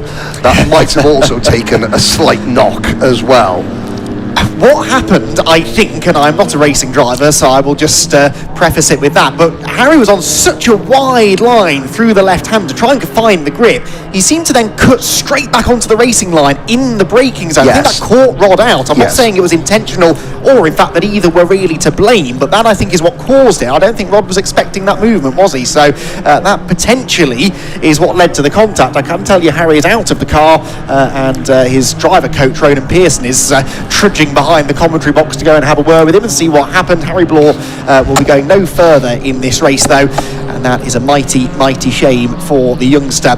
Callum Newsham, though, at essentially his home track this year. We're not venturing north of the Scottish border to Knockhill in 2026, so this is the shortest commute for Callum Newsham this year. It's also his most successful track in his TCR UK career. He's won 4 times here at Croft, 7 times he's been on the podium. Can he repeat that here? He's in 5th position, but now, Henry, to gain any further progress, every overtake is going to be tough because the drivers ahead of him, none of them are pushovers. Yeah, and he's also still going to have Lewis Kent sitting right behind him. So every time Newsham tries to make a move and go off the traditional racing line to set up a pass, Lewis Kent, provided that Lewis gets a good restart, will be right there to stick a nose in where Callum Newsham doesn't want it. There is Harry Blore looking somewhat forlorn. The marshals, the Orange Army here, what a job they have done. They stick it out through rain and shine, and their main job is to sort of placate very unhappy racing drivers, which is a skill. Anyone who can tell you that a marshal's job, it's not just to keep the safety of the drivers, extricating themselves from the accident, but it's then sort of getting them calm and saying, look, I know you don't want to, but you've got to stand behind this barrier right now, and because of course the driver wants to get back out on the track and launch something at the person they feel aggrieved by. Very often a disgruntled driver will walk up to a marshal and say, did you see that? He just hit me off. What do you think about it? Of course, it's very important the marshals don't get involved in deciding who was to blame for an incident, but all the driver really wants to hear at that point is, yes, absolutely, you that wasn't your fault at all. Yes, no, he definitely deserves a penalty, but that is for the clerk of the course to decide. Harry actually was up in the clerk of the course's office after race 1, after contact with this man, Jenson O'Neill, going. I don't believe any penalties were handed out as a result of that, but there was some door-to-door contact, and neither driver were particularly pleased with the other after that one. So we tick towards half race distance then. Max Hall, the race leader. Remember, Max Hall yet to win a race in TCR UK. He's been on the podium twice before, in the wet at Snetterton, in that Lincoln Co actually that he guested in at the end of the 2025 season. Jenson O'Neill going second, the Brands Hatch winner. Then Carl Bordley yet to win this year, and the same for Max Hart. Both of those drivers returning to the championship in 26, both hunting for a first victory of the year. Callum Newsham is 5th, Lewis Kent is 6th. Remember, those two were trading the lead in the early stages of race 1, with Mark Smith 7th, Rob McGovern 8th, so he's really dropped down as a result of that. And Alistair Kellett back out there and still on the lead lap. So Kellett had that slow start, but he is still on the lead lap, and there is a chance here that he could pick a few more places up. There is indeed, although Alistair was saying, I'm just going to be very, very, and he preferenced the word very careful with that car, which Barry John McHenry has lent me for the weekend. Maybe say the slow start could have been a legacy of this morning's problem. It could also have been a case of, I just want to cruise away at the start, let everybody just mind my own business, and well, there's something to see that Harry Blore is now directly behind me, and he is, well, he's chatting to somebody above us on there, and he's smiling at least to that person as you look, as well, the car is being retrieved now. I would say, if they're lucky, this could be the penultimate or the last lap the last full lap we do under safety car conditions, which means that we should go racing with around about 7 minutes to go. Fingers crossed, yeah, safety car lap 2 minutes 20 or so last time by, so yeah, we should hopefully get this car cleared out of the way. The barrier doesn't really need any repair work. There's an access road just underneath this camera position that will take the car into the back of the paddock, right behind our commentary position, so we should be able to get that cleared up pretty quickly and give us at least a handful of racing laps, similar actually to the length of the restarted race earlier on this afternoon. The longer we go behind safety car, the worse it is for this man, Callum Newsham, who comes into this race with a handy little points lead. This is before dropped scores have been calculated, of course, but 124 points for Callum Newsham, 107 for Jenson O'Neill going, so 17 points, I believe, the difference between the two of them, but that, of course, is all going to ebb and flow and change as the season goes on, and we mustn't count Jenson O'Neill going out here. It's tempting, isn't it, to say, well, he's young, he's still learning. Yes, he won Brands Hatch, but surely over the course of the season, the more experienced drivers will be more consistent. He has been Mr. Consistency so far. Yeah, and in a race like this, you think, he's going to take it easy because it's the worst conditions he's ever driven at TCR UK, and he's young, he's inexperienced. That in my mind, that's why he's going to go for it even more, because he doesn't know fear yet. he simply says, right, well, this is a car, it's a new car, it's slightly faster than when I've driven, the drives are slightly different, they've got a bit more, to their careers in terms of CVs. It doesn't really matter. We saw a Brands Hatch. He will take on all comers. Leave your reputation at the door is Jensen O'Neill Going's motto.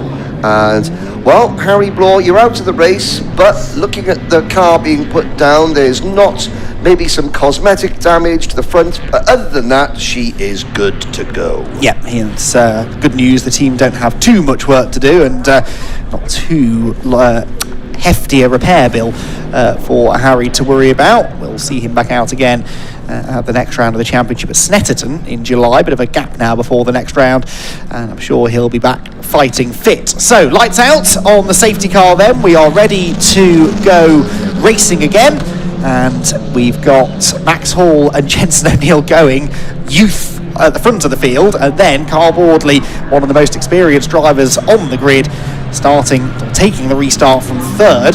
3 Hondas in a row actually, with Jensen O'Neill going, Carl Boardley, Max Hart all nose to tail, and it's going to be fascinating to see how they handle the safety car restart. The field then pours through the final couple of corners. I believe the safety car's heading for the pit lane this time. Yes, it is.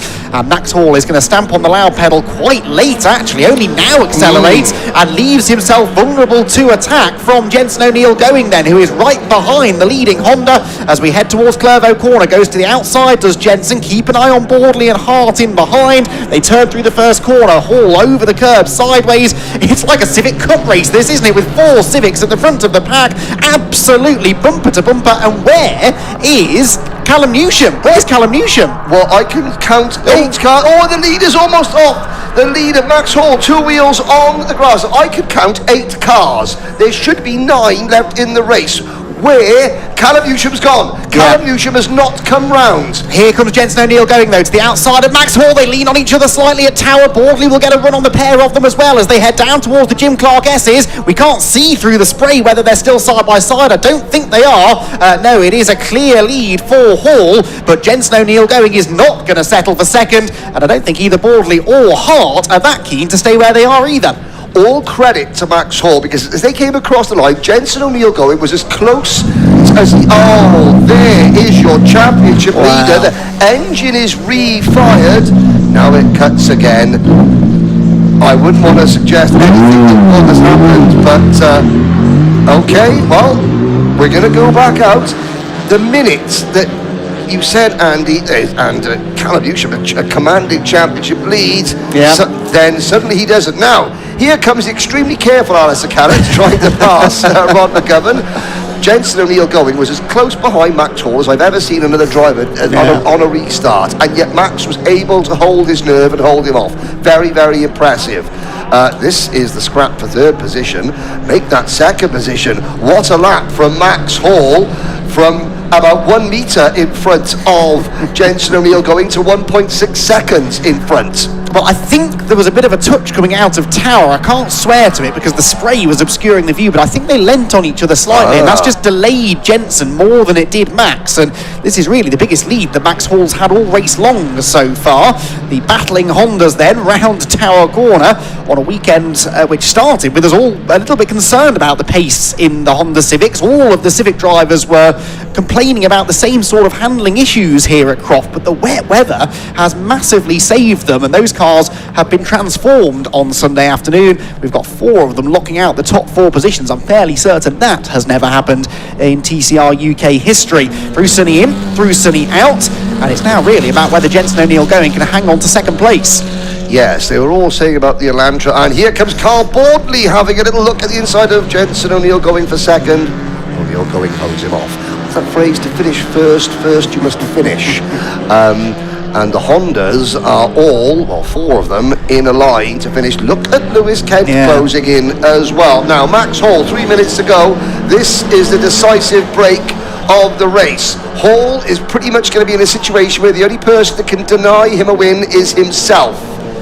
Yeah, 1.9 seconds the lead at the end of that lap, and he has the fastest lap from a lap earlier. Boardley just wobbles over the curb, almost into the gravel trap, and Max Hart's going to be getting a bit frustrated about this. He can see Lewis Kent coming up behind. He's got the tighter line through Hawthorne, but the momentum lies with Boardley on the outside, and Carl Boardley hangs on to third position for now. Lewis Kent, though, is about to inject himself firmly into this podium battle. Yes, indeed. Of course, Lewis Kent, who is the resident wet weather expert here at Croft, even in his Civic Cup career.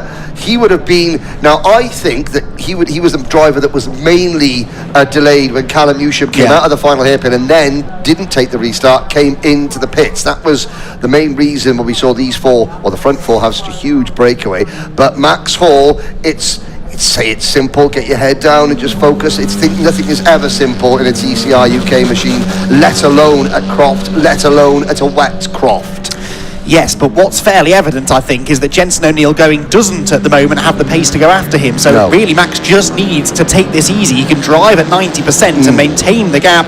These three, though, are doing anything but take it easy. They're absolutely on top of each other as they head into the hairpin, and Carl Boardley pulls the handbrake. What was that all about? Locked the rear brakes dramatically into the hairpin. Great car control, and he's still in third place. There is a driver using all his experience as a short oval racer to very, very good use indeed. Carl Boardley now, with 90 seconds to go, has that given Jenson O'Neill going P2? Is it now a three-car battle for the third step of the podium? Because Hall and O'Neill going suddenly look a little bit safer than they did about this time a lap ago, with a minute plus change remaining. Yeah, there was a similar gap to this, though, a lap ago onto the back straight, and it had disappeared by the end of the lap. I think Boardley's good through the quick stuff, and Jenson O'Neill going maybe has a slight edge through the more technical stuff. We'll see if that translates onto this, the 11th lap of the race. Max Hall leads by 2.6 seconds over Jenson O'Neill going second. Boardley just about third, with Hart and Kent queuing up behind him. Boardley through the quick stuff out back, though, looks fully committed and looks pretty strong. Now, Callum Newsham back out into the race. Crucially, because we've got so few runners now at this point, he's on course still for some valuable championship points. Yes, not only valuable points, but he's saving himself a potential test day, a full test day. If they figure out what's wrong with the car, then at least that they can go home, the long drive home, maybe not the long drive home, as being from Scotland, knowing that the problem is at least of all this Max Hart sticking his nose in, and that was close. Drag race, they cross the line just before the race clock strikes zero. This is going to be the final lap. They begin now. Boardley escapes and gets a good run down into Clervaux. Yeah, I thought Hart was just going to nuzzle into the side of Boardley's car out of the hairpin, but in fairness, kept it clean, sort of jinked the car away from Boardley. That lost him all of his momentum, though, and so Carl Boardley able to hang on. Hart did still set the fastest lap of the race, though, worth a bonus point in the championship. Down into Tower Corner we go, though. It is still a Honda 1, 2, 3, 4. We've never had, certainly, a Honda podium lockout. I'm not convinced we've ever had a podium lockout by any manufacturer in TCR UK. That's something to go ahead and research between now and the next round at Snetterton, but this has been a fascinating race regardless, and it looks as though it's a race that could yield a maiden race victory for this man, Max Hall, who's had a torrid season so far. Promising qualifying pace at Brands Hatch, stalled on the line, got drilled from behind by Lewis Kent's Lincoln Co. Spent the rest of the weekend really trying to rebuild, came to Croft, had a similar issue with the drive shaft braking ahead of race number 1, but got back out on track, was classified a finisher, was able to benefit from the reversed grid, started from pole, nailed the start, and he now is going to come home, it would seem, a race winner. Second, third and fourth is still up for grabs. Boardley there defending from Max Hart into the final corner. That will be a drag race to the line, but already heading to the line is Max Hall. The checkered flag awaits, and we have a new name on the winners list in TCR UK. Max Hall claims the victory and becomes the 33rd different driver to win a race in TCR UK. Fantastic stuff that from Max Hall. It's been a bit of a long time coming, and it's really great to see another new driver atop the podium here at Croft. Jenson O'Neill going picks up some more valuable points in second position and likely reclaims the championship lead. In fact, will reclaim the championship lead, I think, with that performance. 35 points for finishing second. He was not 35 points behind Callum Newsham, who will come home only 9th. Now, I will be going down to interview the winners. Can I just say that I have known Maximus Hall, as he was known, since he first stepped into a cadet cart when he was 8 years old. It's fantastic to see these young drivers go from young kids to young men and claiming, the most important result of his young career to date. Congratulations and well done to Mark Smith, P6 across the line, holding off Rob McGovern and Alistair Kellett. That picture of Mark's dad that he keeps on the front of his car just to keep him safe, he says. Well, he did more than that. He's got some trophies to take home as well. Yes, absolutely right. Well, Max Hall is going to be delighted with that result then. He claims victory in round 5 of the TCR UK Championship. Jenson O'Neill going likely back into the championship lead now with that second place finish. And for Jenson, a continuation of this strong form he's had all season. He's yet to finish outside of the top 6 all year.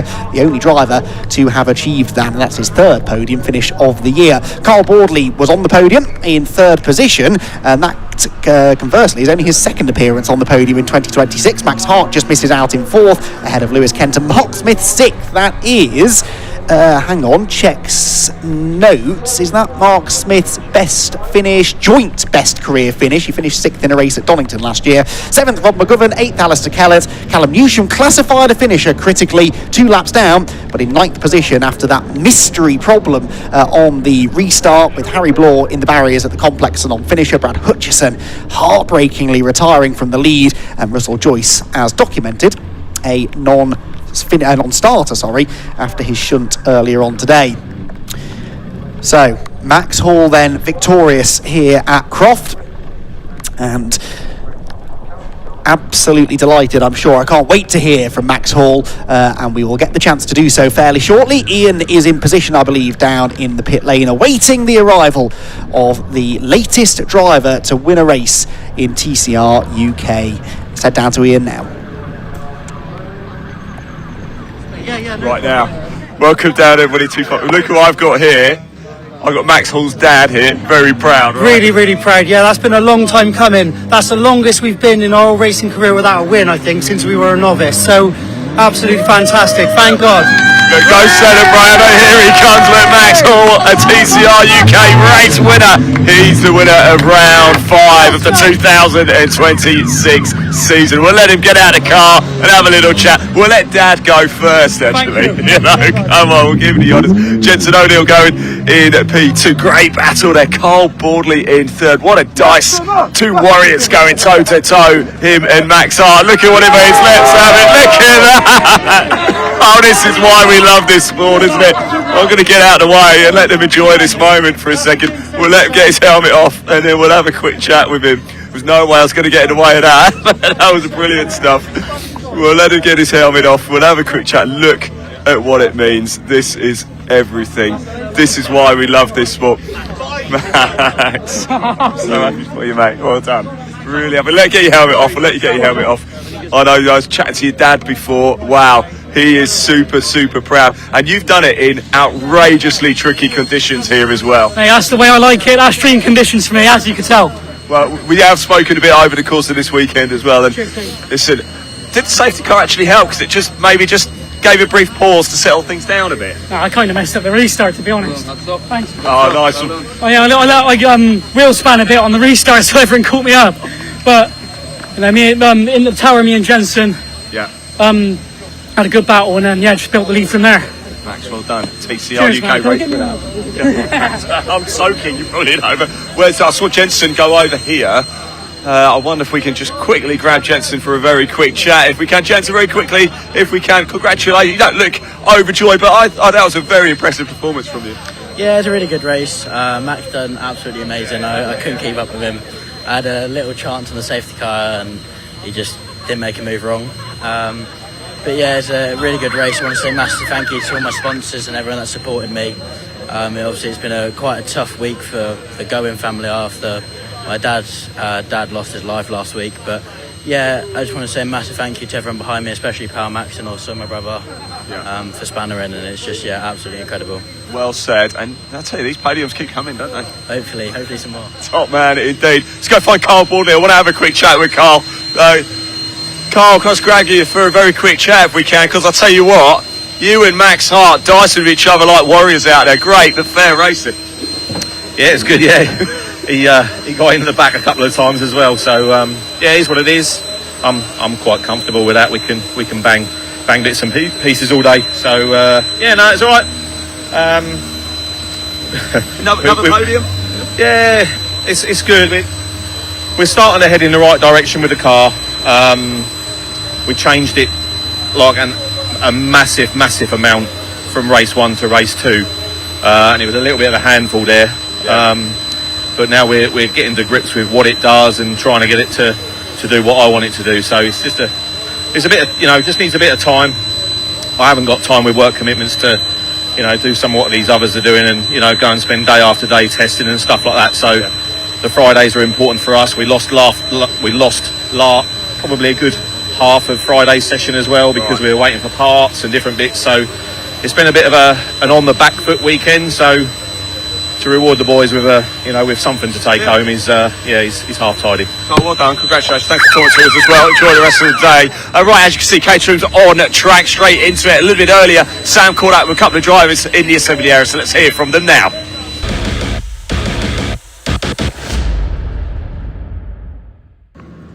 So, last 270 race of the day, and I'm going to speak to Andrew Davidson. Andrew, how was your first race this morning? Because obviously it's so different to yesterday with the conditions, but we've had a few wet races in the past, haven't we? We have, and it was actually all right, to be fair, and moved up a couple of places. I did have a big moment coming out the chicane and was sideways in front of Brian for about 100 metres, so at least the car was so bright orange that Brian could actually see it, which was a good thing. But yeah, I'm quite pleased actually. Good. It's good, and it's not easy in the way. It's quite constantly, having to move the steering to react to the car. But yeah, it's a good job you've got your bright orange car because nobody can miss you in this one. No one can miss me. To be fair, it's actually grippier than what I thought it would be. Yeah. It's actually slick, and Silverstone last year was so slippy on the circuit, but he is not too bad. Yeah. That's good because it can be. Some tracks are worse than others, and at least it's not Cadwell. Yeah, no, definitely. There's a bit more runoff here. Yeah. That's one or two people found out, and the other rest. Yes, the field. Yes, the field, the emergency field. Platt Meadow, I think, as we call it. That's it. Brilliant. Well, I wish you all the best in this last race. Enjoy it, and hopefully you'll move up a few more places. Thanks, Sam.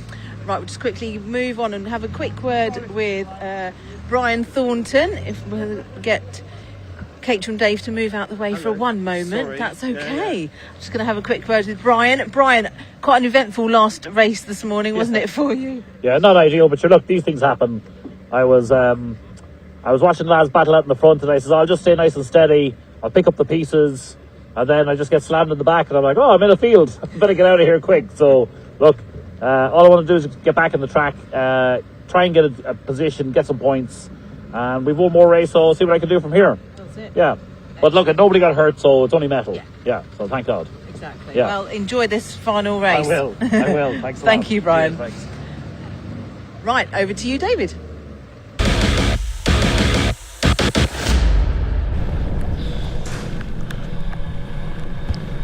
Yes, thanks very much, Sam. Just took a bit of time out there to watch the TCR UK race from up on top of our commentary box this weekend here in the media centre at Croft.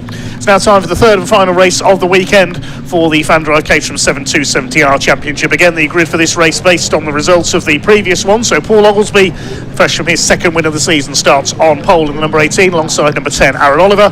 Seb Tholle, number 28, alongside Luciano Caruso on row 2 in the 88s. Row 3, Henry Speaks, 37, number 20 Steve Loriman. The fourth row, Alistair Mawson in the 12, and 42 Scott Helm came through from the back of the grid in the earlier race. Brian Thornton was involved in that tangle with Oliver White while fighting for a podium place in race 2. He starts back in 9th alongside Jimmy Way in the 38s. Then on row 6, got 86 Craig Evans. Watch for him coming through. Came from the back in race 2 alongside 99 Andrew Davison. Row 7 is 21 Jasmine Shaw alongside the number 19 of Chris Morling. Then row 8, Christian Bond and Gary Cross. Row 9, Charles Chapman and James Platt. Row 10 is Sean Murphy and Tim Newman. Andrew Mackay and Alistair Kinnear on row 11. And the two cars that failed to finish earlier on start on row 12. Ryan Thulley, number 48, ended up in the gravel at Clervaux. And Ollie White, of course, involved in that tangle with Brian Thornton. He has to start from the back of the grid, assuming his car is repaired. So it's the green car of Paul Oglesby on pole position, the black car of Aaron Oliver alongside him. The 5-second board is displayed, just the one green flag lap this time, of course, because the driver's now acclimatised to the wet conditions. Revs are up for our final Caterham 270R race of the weekend. We are underway, and the charge down towards Clervaux begins. Good start by Steve Loriman in there from the third row of the grid, trying to come through the middle in the Union Flag liveried car. We'll wait to see who's got the lead. It looks like it's Seb Thulley who's come through, possibly from the second row there. He runs the nose a little bit wide. A couple of cars get two wheels onto the ground, but I think it's Thulley who's got the lead in there. We'll try and see through the spray. There is Ollie White. He is out there, the number 24 with the yellow wheels. He's already made up about 4 places from the, no more than that, 6 places from the back of the field. And we'll wait to see who is leading. There's cars everywhere down the back straight in the spray. There's a couple of spinners. There's cars dodging everywhere. I can't see what's happening in there. I think somebody spun into the middle of the pack there, but we'll try and pick that up in a moment. Impossible to see as they came through that wall of spray on the back straight who did what and to whom there. But we'll pick up the race leaders as they come through the Jim Clark S's. Paul Oglesby has now gone to the front in car number 18. Here come the leaders towards Sunny Inn. It was Thulley who was leading, but he's now lost out to Oglesby. Third, it is Luciano Caruso. Thulley runs out wide, coming through Sunny Inn. Caruso could attack for second place, and it's Henry Speaks in fourth position. I think it's Alistair Morton completing the top 5 in the number 12. There's the 42 of Scott Helm chasing Jimmy Way in the light blue car, but it's Oglesby who leads the way, looking for win number 3 of the season. This will extend his points lead in the FanDrive 270R Championship. Steve Loriman runs a bit wide coming out of the complex, trying to get the car set up for the hairpin. And look at the way Ollie White in the green 24 car is coming through the field. We'll see how many places he's made up when they cross the line for the first time and they complete the opening lap. So it's Oglesby from Thulley, Caruso Speaks, Morton is there in 5th. Let's have a look for Ollie White. He's gained 10 places already. He's up to 14th from the back row of the grid. Aaron Oliver is one of those who got into trouble coming through the back straight for the first time. I think it was him who spun. Yeah, he's down to 21st place from the front row of the grid. Andrew Davison, the orange 99 car, just ahead of Oliver White in 13th place. It's Oglesby who leads as they splash their way towards Tower Bend. Things starting to settle down, then Caruso snaking around under braking there. Speaks in 4th place. There's Morton. Then the battle for 6th. That's Brian Thornton up there on the outside. That's where he went off in race 2. It's in that collision with Oliver White. Jasmine Shaw at the back of that group in the 21. Through the Jim Clark S's.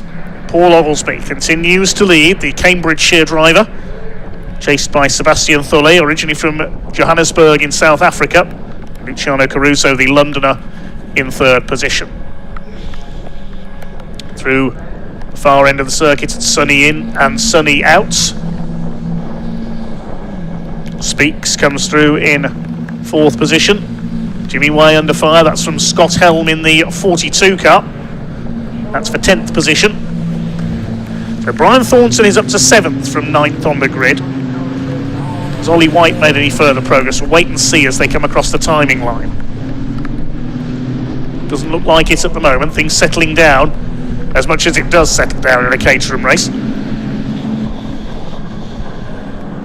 Across the line goes Oglesby from Thulley and Caruso. Caruso looking for his 2nd podium of the weekend, as is Sebastian Thulley. This will be his best ever finish in 270R in 2nd place. Where's Brian Thornton? There he is, running a bit wide at Clervaux there. He's under fire from Craig Evans in the 86 car, who's running well in 8th place. His weekend spoiled by that crash in race 1. Jasmine Shaw behind in 9th place. She's going well in the 21. Aaron Oliver is on a charge, I can tell you, from the back of the field. He's up into 16th place now. He's gained 5 places on that last lap. The black number 10 car. Try and pick him out as he comes through in the midfield. Started on the front row, but he was the car who spun coming out of the chicane for the first time in the middle of the pack. He's got Ryan Thulle ahead of him. There is Aaron Oliver, the number 10. Chasing Thulle. He's gained a couple of spots as well. The 58 car of James Platt has had a moment somewhere as well. He's lost a few spots on that last lap. So you watch Aaron Oliver. And we're just picking him up there as he charged through Barcroft past Ryan Thulle. And up into P15. See how far he can make it. He's got 15 more minutes to make it up the field to try and challenge the top spots once again. No change out front at the moment, with Oglesby still ahead of Seb Thulle. There's Oliver White, the other name trying to make it back up the field, having started from the back of the grid. He's up to 13th now on the tail of Andrew Davis in the orange car. Christian Bond in the middle of all this as well. There's Jimmy Way staying ahead of Scott Helm for 10th place. Less than a second in it for the lead, 0.85 to be precise, between Oglesby and Thulle. Another 3/10 back is Caruso in 3rd, then Speaks, Morton, Lorriman and the rest of them. No change among the top 10 that time around. There is Paul Oglesby in the bright green machine. Up towards Tower Bend. There's Caruso in 3rd place. Henry Speaks just lurking behind them, looking to perhaps make a move for his first podium of the season.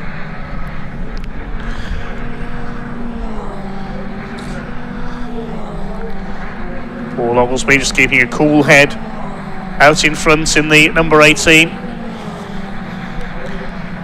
Bit of understeer there as he comes through, sunny out, and Luciano Caruso is getting closer now to Seb Thulle for that 2nd place.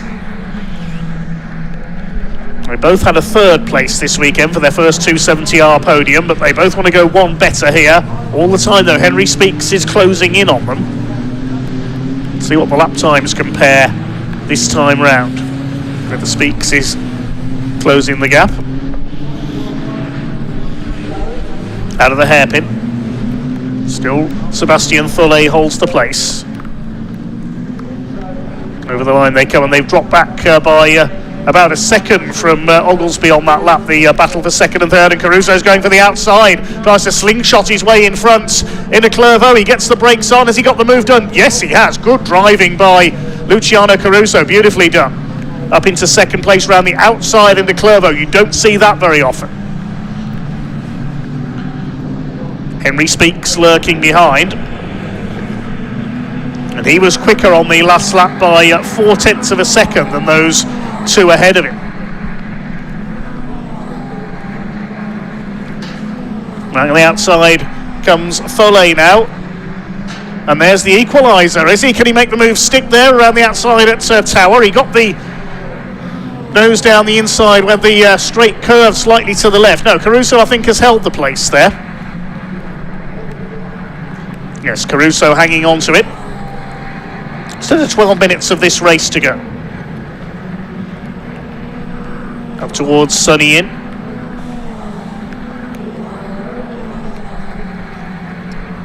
Not sure where those two corners get their names from, mind you. Here comes Henry Speaks, looking to get into the top 3.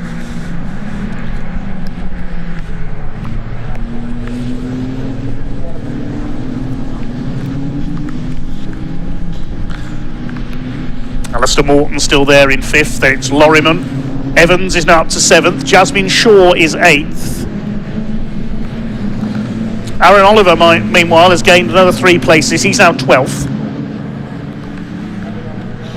Here's a battle further back in the order. Chris Morling in the number 19, chasing down the 27 of Sean Murphy. And there's the 58, the multicoloured car of James Platt. Certainly exotic look, most exotic looking car here this weekend, I would say. 27 James Murphy, the man behind FanDrive. Look that up on your app store.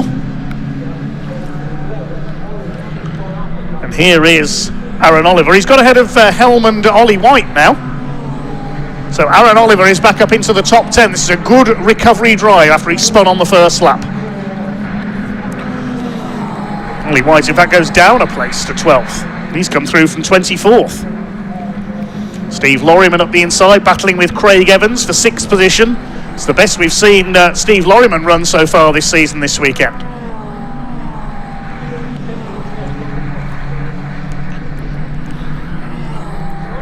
There is the 58 of James Platt, delayed earlier on, chasing James Murphy in the Williams Motorsport car.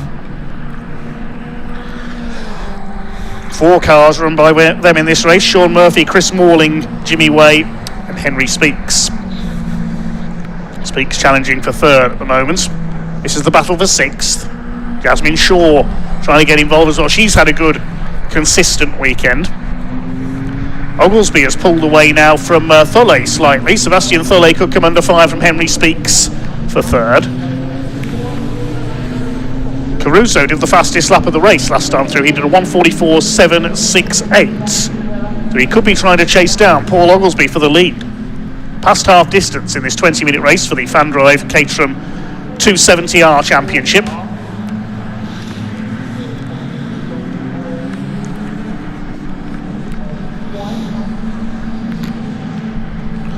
Let's have a look further back down the order. This is the 47. That's Alistair Kinnear. Stephen Mackay in the 65, and running at the tail of the field, the 23 of Gary Cross, missing a rear wheel arch. Everywhere you look, even at the very tail of the field, there's a scrap to be enjoyed. Part of the beauty of Caterham racing. Scott Helm trying to challenge Jimmy Way for 10th place. There's Ollie White behind them. So that means that Aaron Oliver has made up another place. He's ahead of Jimmy Way now.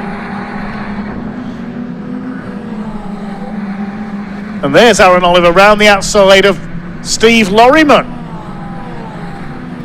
So he's carved through even more places than even I thought.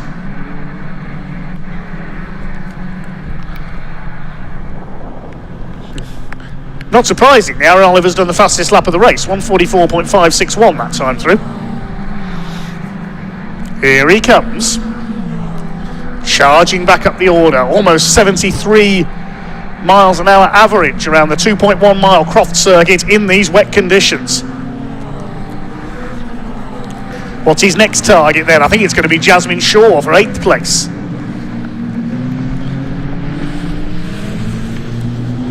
There's Jasmine. She's too busy attacking Craig Evans to know that Aaron Oliver is fast approaching. And what's happened to Steve Lorriman? He was in 6th place on the last lap, so he's lost about 4 spots. He's had a moment somewhere. This man hasn't though, Paul Oglesby. He leads by over 2 seconds now. He's pulled away from Luciano Caruso. Sebastian Thulle still 3rd, then Speaks and Morton. Yes, Lorriman's lost 3 spots. He's down to 9th.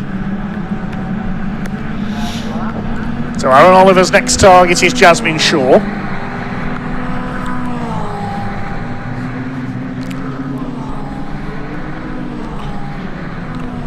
There's Caruso in 2nd place. Thulle 3rd, the black and white car. Then Henry Speaks, Alistair Morton, and Jasmine Shaw all over the back of Craig Evans. Craig was a race winner in Roadsports last season. Finding going a little tougher at 270R level.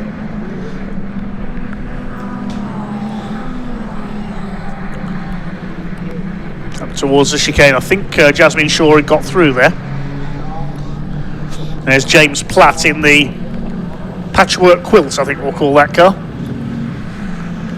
He's got a bit of bodywork flapping there. Yes, Jasmine Shaw has got through, up into 6th position, which will be her best ever result.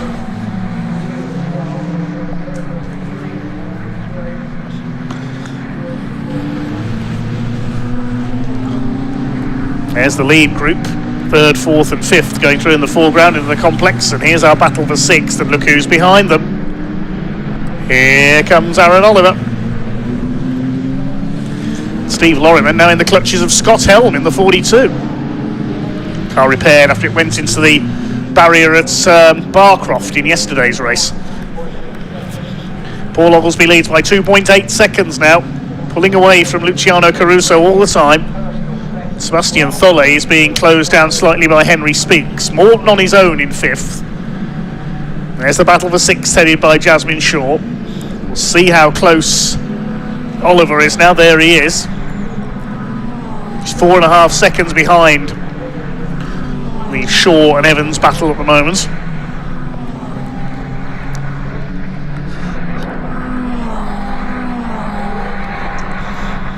Five minutes to go in this final Caterham 270R race of the weekend. It's looking good for a win for Paul Oglesby. Ollie White seems to have plateaued at 12th place. Qualified on pole yesterday, but a weekend that promised so much has delivered little.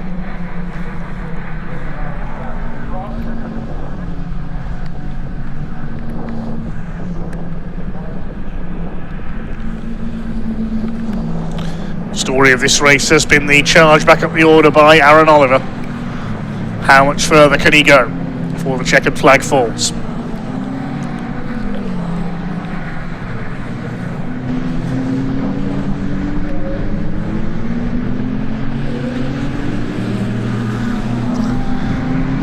The gap between Oliver and Evans last time through was 4.5 seconds. We'll see if it's less than that this time. The lead gap has come down by 0.3 between Oglesby and Caruso.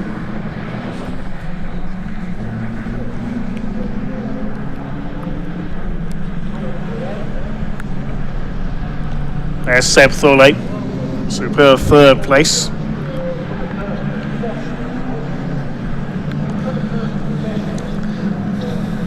Aaron Oliver, another fastest lap that time through. The gap is down to 3.2 seconds to Craig Evans now. 1:44.353 for the number 10 car.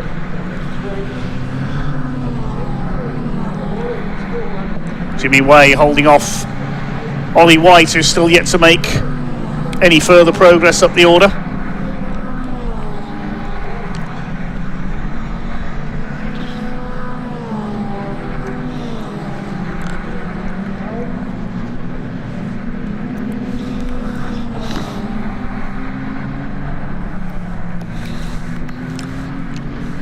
Less than 3 minutes to go now, so a couple more laps for Paul Oglesby.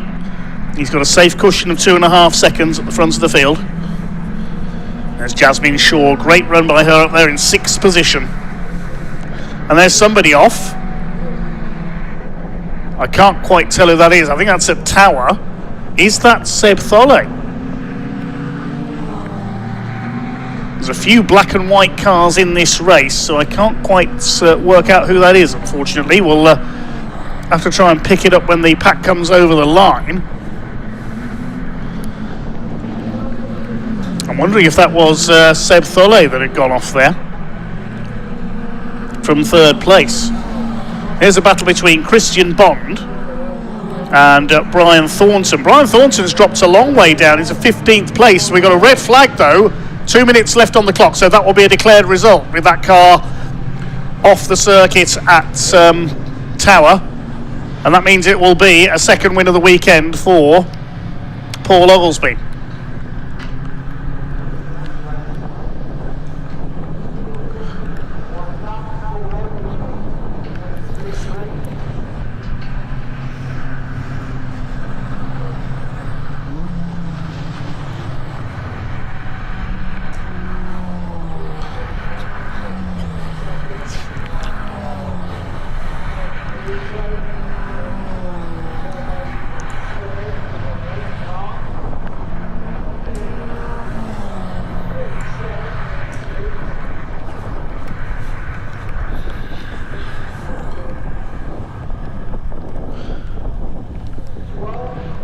So the red flag out here at Croft, and confirmation the race will not be restarted. The race will be declared.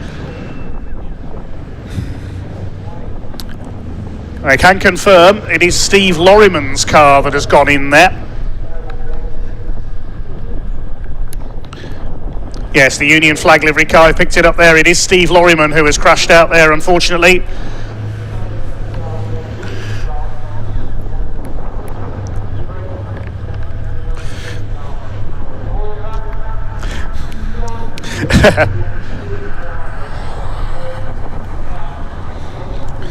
Okay, so the drivers will be shortly coming into Parc Ferme, and Sam and Ian will be down there to have a chat to some of them. We'll confirm the results as soon as we can.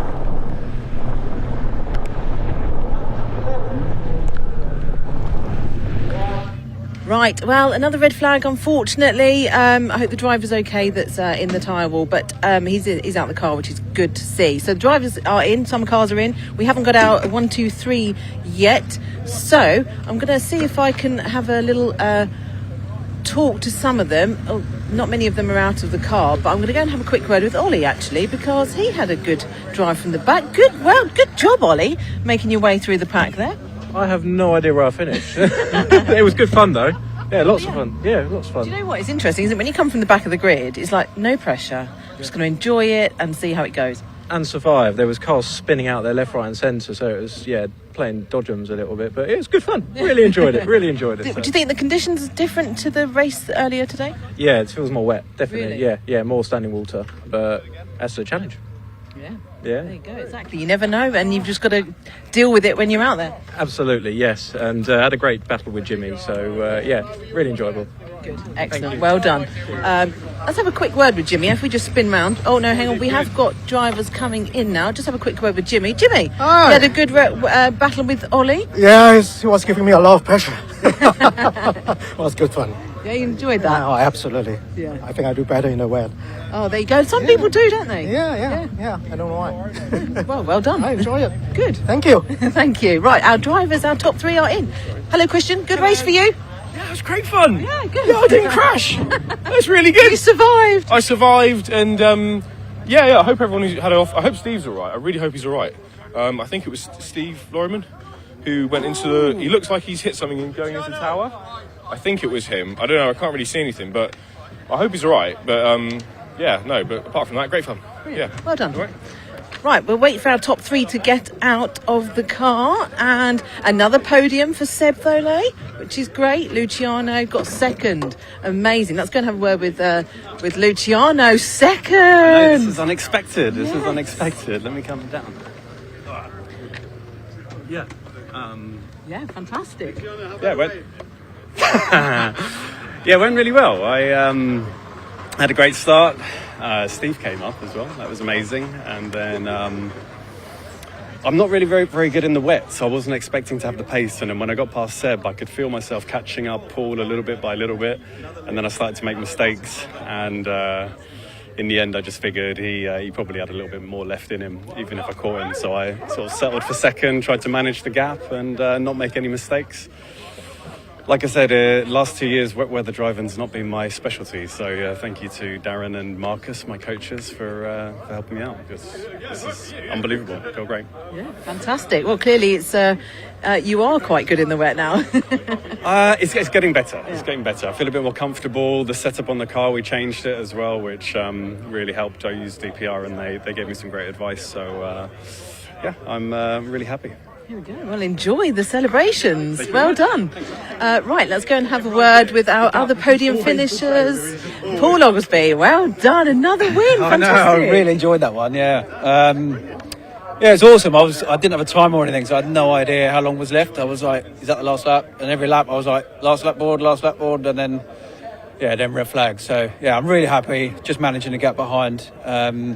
Good way to finish the week. Absolutely. Yeah, thank you. Well deserved. Thank you. Not easy driving in those conditions. No, but it is so much fun. Yeah. And it's so rewarding as well. Yeah.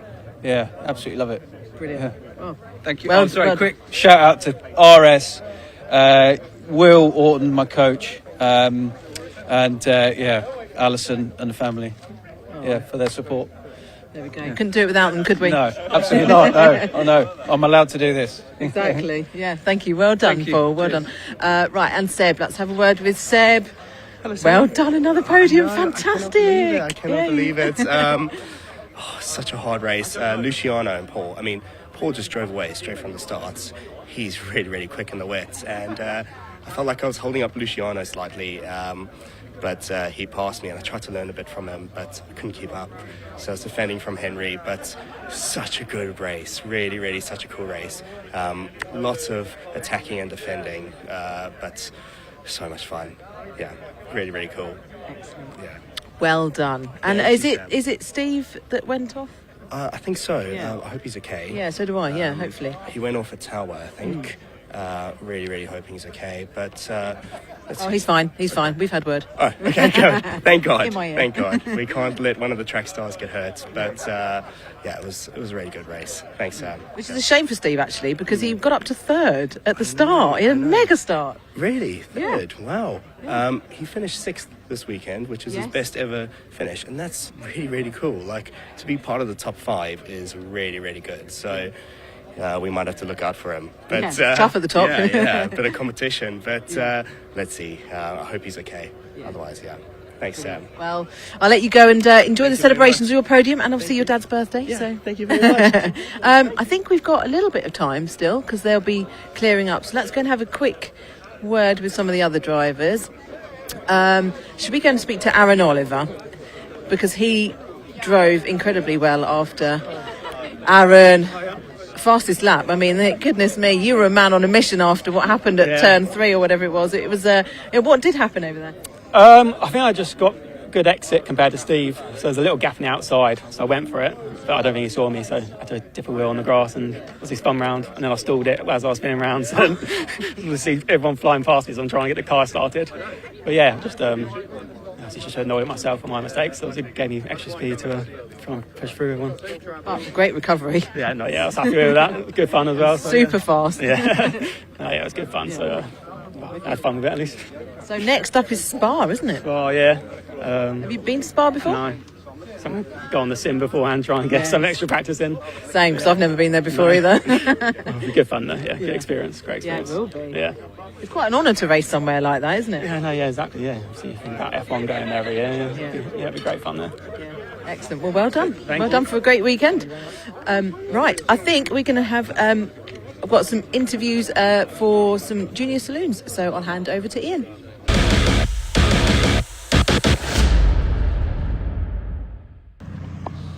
Right, everybody, here we are in assembly area, and it is time for round 9 of the 2026 Junior Saloon Car Championship. We've got Matthew Swatter just parking there. I actually want to go have a quick chat with Zane over here.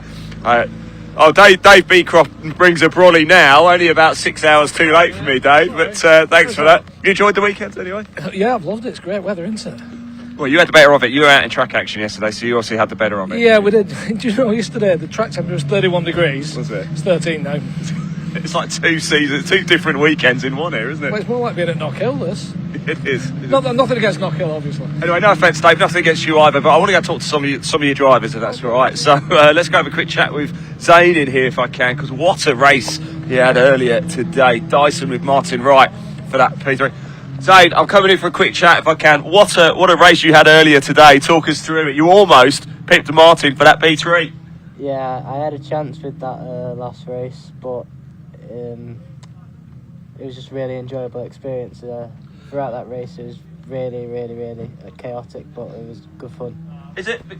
Do you like the rain then? Does that help your cause, do you think? Yeah, it seems so, because at Cadwell it was wet a bit. Yeah. And I was quick, but yeah, I think the wet's my type.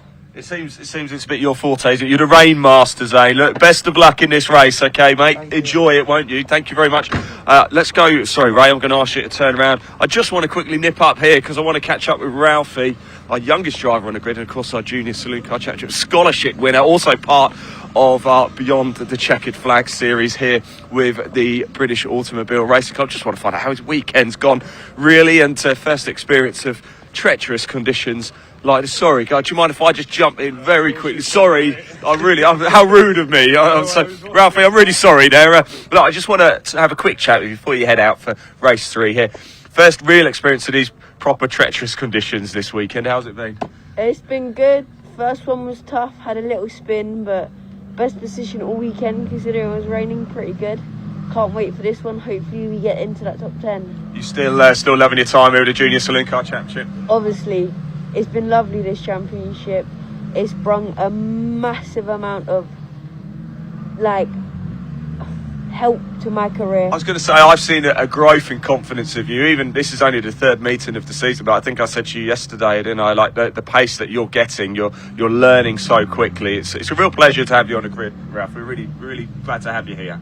Yeah, it's really helped me progress, and I feel like it's amazing to be able to be on this grid with people that's all over this grid, driving with me, good sportsmanship, lovely championship, and it's lovely to see you. Oh, stop it. Ralphie, one of my favourite drivers, without a doubt. Top man, Ralphie. Best of luck out there, won't you? Yeah. Thank you very much. Right, yes, here we go. Round 9 of the Junior Saloon Car Championship. About to get underway. Dave Goddard, over to you.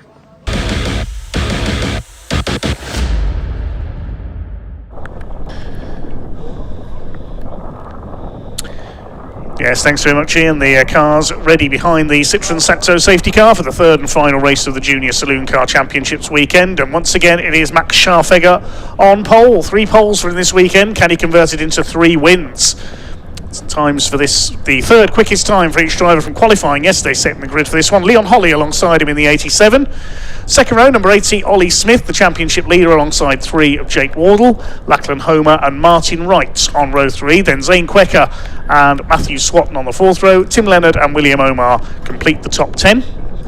On row 6, hopefully Charlie Allen is there. Hopefully his car has been repaired from earlier on. We'll wait and see if he's there. Lachlan Homer, I can tell you he's not there. His car got damaged earlier on, so Lachlan Homer is a non-starter. Ricky Pittman should be there, the 95. Hopefully Francis Lawson's car has been repaired as well. Atahuno, we know, is there. We saw his car in the assembly area, the number 81. And Ralphie Branscombe, the scholarship winner, starting at the back. So well done to the Junior Saloon cars so far. I can tell you there's been an amendment to the results of race number 2 we saw earlier on. Martin Wright was adjudged to have gained an advantage by cutting the chicane on 1 lap, so he's been penalised 1 place in the results, which gives Zane Quecker his first ever podium in 3rd place. So Zane Quecker moves onto the podium in race 2. Plenty of comments coming in, thanks to all of them. Hi to Ellie Owen, says good luck Matthew Swatton. Linda Waite saying good luck to Ricky Pittman.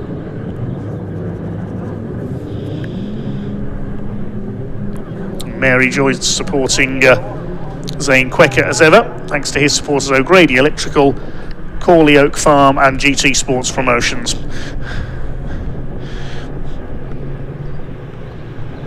Hi to Goldpow 12 as well, which I believe is Paul Goldstein, the Caterham star in 310Rs. Not racing this weekend, of course. He says, shout out to the Caterham unofficial national track stars. I did see that on the t-shirt earlier in the paddock. That's Brian Thornton, Steve Lorriman, Luciano Caruso, Seb and Ryan Foley and Ollie White. That collective of Caterham racers. Thanks, Paul, for getting in touch. Yes, we get the joke, don't worry. Jack Neal says all the best to Ralphie Branscombe. There he is at the back of the field. Final race of the weekend for the Junior Saloon Car Championship. Question on everyone's lips. Can Max Scharfegger make it 3 wins out of 3 and 4 for the season? Taking the fight to Ollie Smith in the championship. He's looking further back on the grid. I don't think Charlie Allen is there. Francis Lawson is. No, we haven't got Lachlan Homer. He crashed in race 2.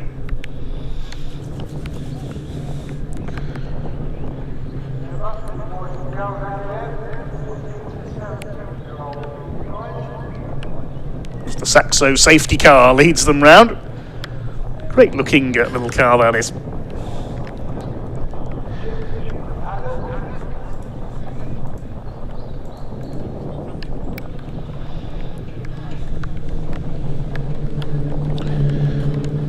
Anu Pittman says, go Ricky. Lots of support for Atahuna. Lewis Stannard supporting the Musketeer Motorsport drivers. That's Ollie Smith and Leon Holly.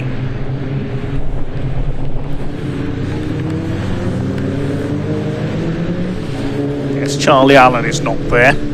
So we're missing a couple of drivers for this one because of damage from earlier on.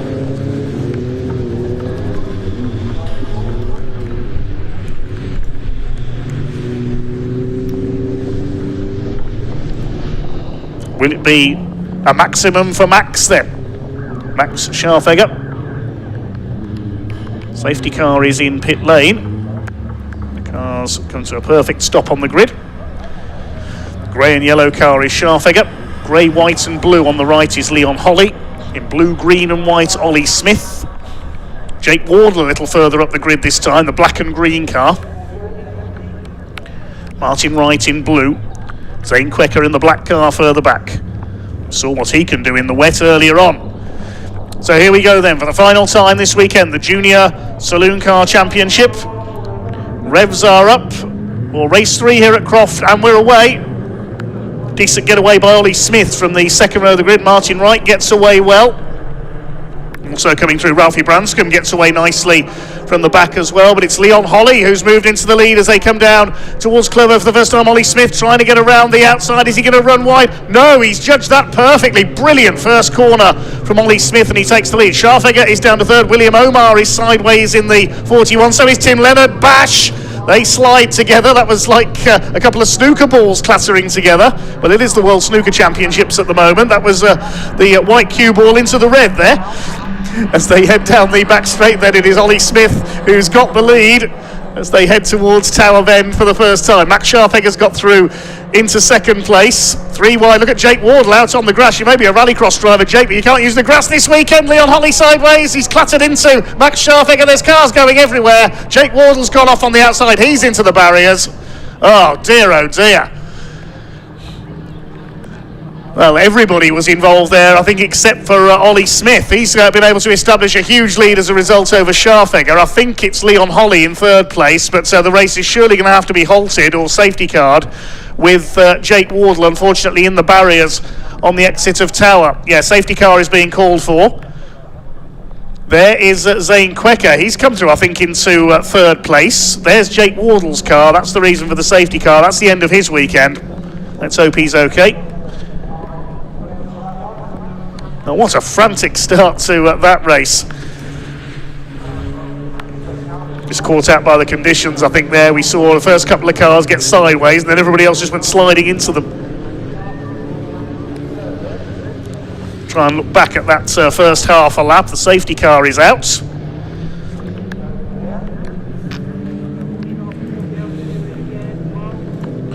Let's have a look again. It was a great start by Ollie Smith. Leon Holly, it was who got the initial hole shot down towards the first turn. But watch for Smith, first of all, round the outside. He does this superbly. Gets the line absolutely right to take the lead. Then further back, William Omar's already out of shape through the gravel there. He goes sliding about. And then up the inside, Tim Leonard slides into him. There's the contact. Somehow they saved it. And then we'll try and see what happened into Tower for the first time as well. See who did what. Yeah, Jake Wardle was out on the grass. Leon Holly slid into the side of Scharfegger. That sent Wardle off in avoidance. No grip on the grass. He went into the wall. Martin Wright was caught up as well. Further back, Ricky Pittman hits William Omar. He's been hit from every side on this first lap. And Jake Wardle goes into the barriers, out onto the wet grass. No grip there, and he couldn't save it. Let's have a look again at the first corner. That was a superb start by Ollie Smith. Leon Holly thought he'd done enough to take the lead. And then he looks across and sees Smith on the outside. And look how perfectly he judges the line coming out of Clover. Brilliantly done. Scharfegger went down to third, but then further back, there's Omar losing it into the gravel. He starts to fishtail. And just when he thinks he's gathered it up, in comes the cue ball. Tim Leonard. Zonk. They were both sliding all over the place, and eventually they slid into each other. And then into Tower, Smith leading. There's Jake Wardle out on the grass already. Leon Holly goes for a gap that wasn't really there on the inside of Max Scharfegger. They clattered together. Martin Wright tried to go for the inside and he slid into Leon Holly. And Jake Wardle, as he tries to avoid them, no grip on the grass. He can't stop the car. And wallop.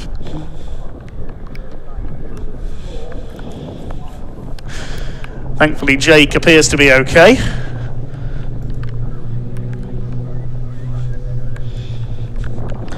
There was a bit of contact further back as well as Ricky Pittman hit the back of poor old Will Omar.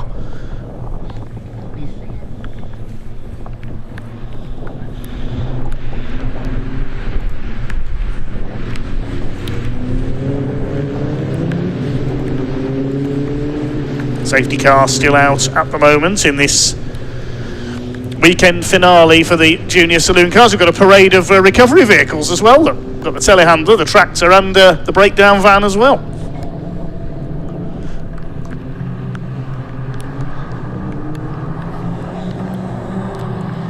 There was the Saxo safety car, but obscured by a pit board.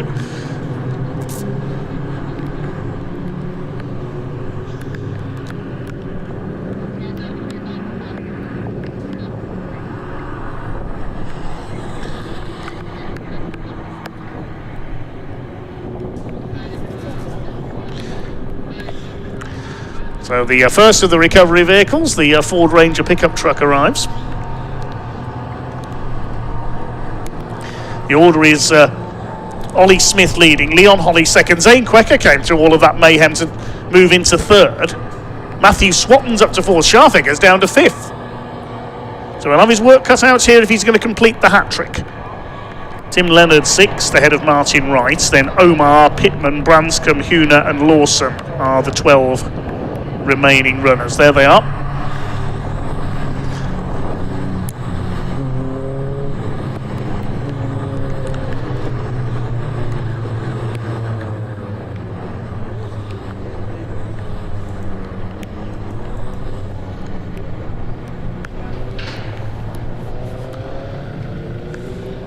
Ollie Smith looking to get back to winning ways. Won the first 5 races of the year at Donington Park and Cadwell Park. 6th race of the year at Cadwell was halted and given half points after Matthew Swatton crashed. And that was a win for Max Scharfegger. So the telehandler in attendance once again. Thanks again to the marshalling team and the recovery team for their efficient work this weekend. It's been a busy weekend for them, what with the conditions today.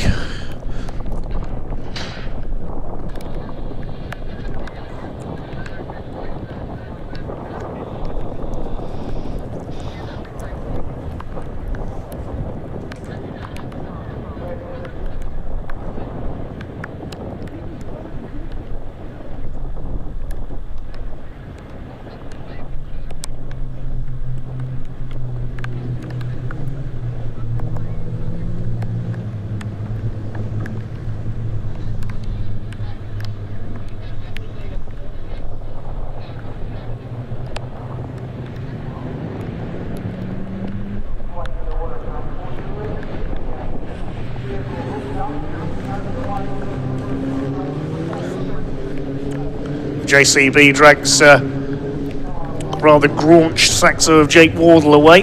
That will be placed behind the barrier, approximately where our camera is, I think.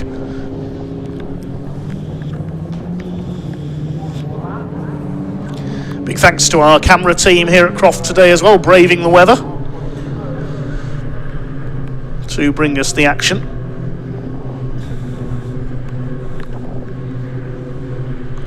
I'm sure they'll be finding a nice warm dry pub on the way home today.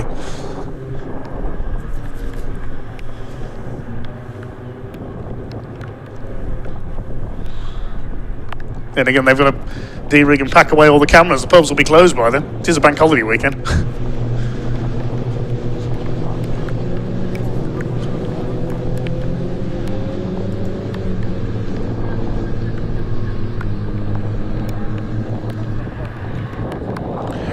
Six and a half minutes of the race still to go, so hopefully we'll get back to green flag racing fairly shortly because the car is just about clear. Doesn't look as if there was too much damage to the barriers up there.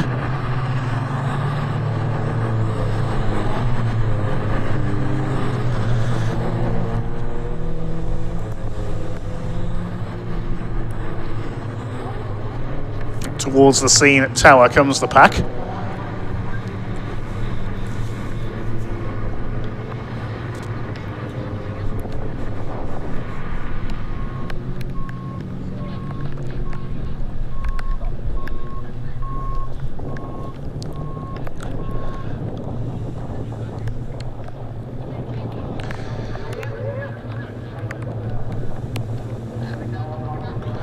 Keeping an eye on the safety car here, waiting to see if the lights go out on this lap. Still on at the moment. Once they go out, you know what it means. We're going racing next time around.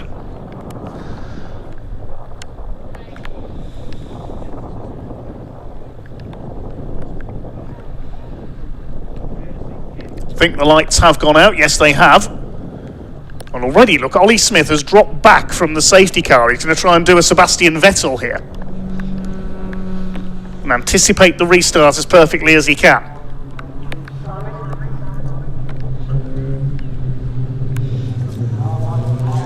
So can Ollie Smith get back to winning ways? Can he take win number 6 of his season? Seems incredible. This is the 9th race of the season already for the Junior Saloon because they've had such a busy start to their year.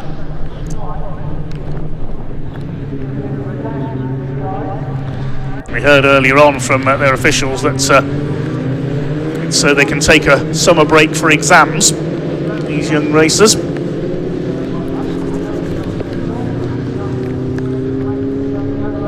Here we go then. Pack about to be unleashed. Safety car is in pit lane. Has Ollie Smith got it right? Yes, he has. Look, he's able to pull away on the restart. He's judged it perfectly, and away goes Ollie Smith into the lead. Down towards Clervaux they come. Leon Holly in second place, Zane Quecker in third ahead of Matthew Swatton, and Max Scharfegger, the earlier double winner, is back with Leon Holly sideways. Good save. William Omar has done exactly the same as he did on the first start. This time nobody's cannoned into him, and Ricky Pittman nearly lost it behind him as well. It is so slippery there, and their tyres will not be up to full temperature yet either. Leon Holly has somehow held second place there. Zane Quecker is third. Then here comes Matthew Swatton. Scharfegger's behind them. With the headlights on next in the blue car is Martin Wright. Now what's going to happen into Tower this time? Fingers crossed they all get round. Here comes Zane Quecker up the inside. He's going for P2. And he's through. Gets the move done. Zane Quecker, he's having a fantastic weekend. Got his first podium earlier on when Martin Wright was docked to place in race 2 for cutting the chicane. And now he's going to try and go after Ollie Smith. There's Swatton in 4th position. Scharfegger back in P5. Up towards Sonny in. Leon Holly fighting back. He's taking some risks here. He's going wide, nearly onto the grass. That's bottled up everybody else behind him. And Max Scharfegger, you saw, had to throttle back there. And nearly got hit by Martin Wright in the 40. I think there was a bit of rubbing there. Martin Wright's going to go for the inside into the complex. What's going to happen here? He's up the inside. He's taken Scharfegger. He's down to 6. Tim Leonard sideways as ever behind them, as is Ricky Pittman. This is great stuff. William Omar's still all over the place further back as well. Ricky Pittman's driving like he's Ivan Muller in an ice race here, just throwing the car around and hoping for the best. And Leon Holly is as well, look. He's nearly lost it coming out of the hairpin there, and that's delayed Matthew Swatton. Martin Wright tucks in behind. Smith leads as they cross the line. 2 minutes of the race to go, so possibly a couple more laps here. Matthew Swatton door banging with Leon Holly. Here comes Scharfegger trying to go around the outside of all of them. He's going to find his route block. Martin Wright's going off. He spins onto the infield, and now we go Swatton as well. For goodness sake, what's gone into these drivers? Swatton gets his foot down and rejoins. So what's that done to the race order now? Right, Smith is leading. Quecker's second, we know that. Let's have a look who's in there. Max Scharfegger's up to third now. And we've got a red flag. That's why William Omar's gone off again. I think that was, with all due respect, I think that was red flag while we've still got some cars left running. Now, William Omar has just come to a halt there, I think, at the hairpin, I think. That was crazy. So, I assume there was only 90 seconds left on the clock. I assume there won't be another restart. And that will be a win for Ollie Smith. Beyond that, I've no idea, because I haven't got a clue what the race order was when all that mayhem had come to an end. But on cold tyres on that restart, that was like driving on ice coming through Clervaux there. Leon Holly was sideways for the whole of that lap. Then he rejoined and backed everybody else up. You see there that Martin Wright clipped the back of Scharfegger. Then coming into Clervaux once again. First Martin Wright goes flying off. And then, there was contact there between Leon Holly and Matthew Swatton. But that's the reason for the red flag. William Omar has stopped in the middle of the hairpin. Just waiting confirmation on what's going to happen here. I don't think we will see a restart. No, the car's being sent into Parc Ferme, I think. So provisionally, that's a win for Ollie Smith. With Zane Quecker, I think, in second, and possibly Scharfegger third. But if it's taken back a lap, that's the result. That was the order at the end of lap 5. But I imagine it will be taken back another lap. So, yes, there we go. It's updated itself. So Ollie Smith, I was just waiting for TSL to do that. Leon Holly in second, Zane Quecker in third. Then Swatton ahead of Scharfegger, Leonard, Wright, Omar, Pittman and Branscombe. With Adahuna and Francis Lawson, the other two finishers. While I get my breath back, let's head down to Ian in Parc Ferme.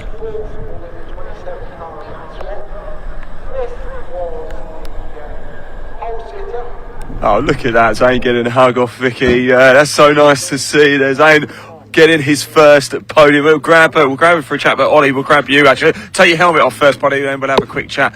And we've got Zane off to our left here as well on the podium. Brilliant stuff indeed. I've got Leon Holly on the podium as well, but obviously we'll just have to wait for official clarification from TSL as to the actual top 3.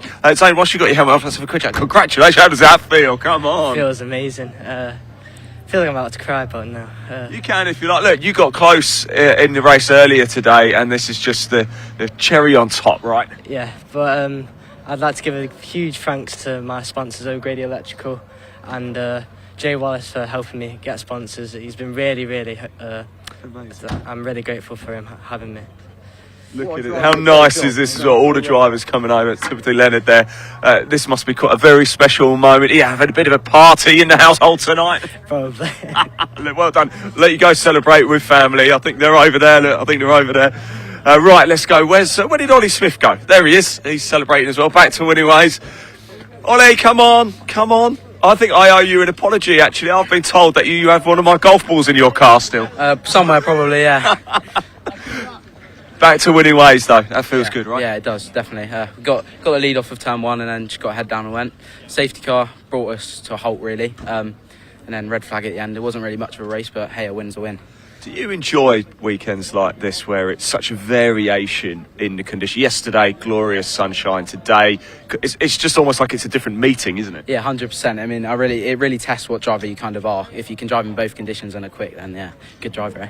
There you go, Ollie. Back on the top step. Congratulations. That's win number 6, I think, of the season for Ollie Smith. Indeed. Let's keep going, shall I? think we've got a little bit of time. We've still got one more race to go, so don't disappear, everybody. But stick around with us. Let's go up, chair. Let's grab Ricky again for a very quick chat, if we can. How are we doing, my friend?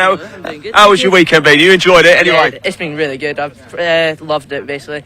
The wet's been great to me today. Just learning a lot. You come in, I think that's 2 top 10s now, so just happy with that. Not bad. Are we coming back? Definitely. Yeah, did you hear that? I thought That's why I did it, put you on a spot.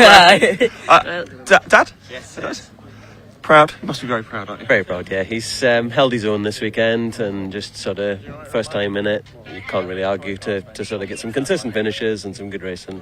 Why did you both choose to go for Junior Saloon Car Championship? Just the sort of the camaraderie, looking at what was going on, and again the fees. We're a small family team. Yeah. We haven't got big budgets, but it's the dream to go racing. So this is perfect. It's fair. It's all about the racing, and it's what they need. So perfect. Well, enjoy the evening and have a safe journey home, won't you guys? Thank you so much indeed. I think I can hear engines starting to rev up. We're not quite done here yet, of course, one more race for the Caterhams. Just a quick reminder as well, wherever you're watching on the BARC YouTube channel, TCR or Caterham YouTube channel, please hit that like button, hit that subscribe button if you haven't already. Live chat's still open. It would be great to hear from you. And don't forget, follow us all across social media as well, on Facebook, Instagram, X.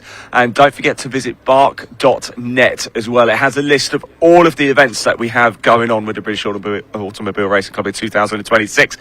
And you can also download the timetables, see what's going to be coming on, and find out how, if you want to volunteer like the wonderful Orange Army we've got here, it gives you all the information you need to find out about that as well. Right, almost time to go racing for one final time here at Croft. And not so long ago, Sam Parker, she was in the assembly area catching up with some of the drivers, so let's hear from them now.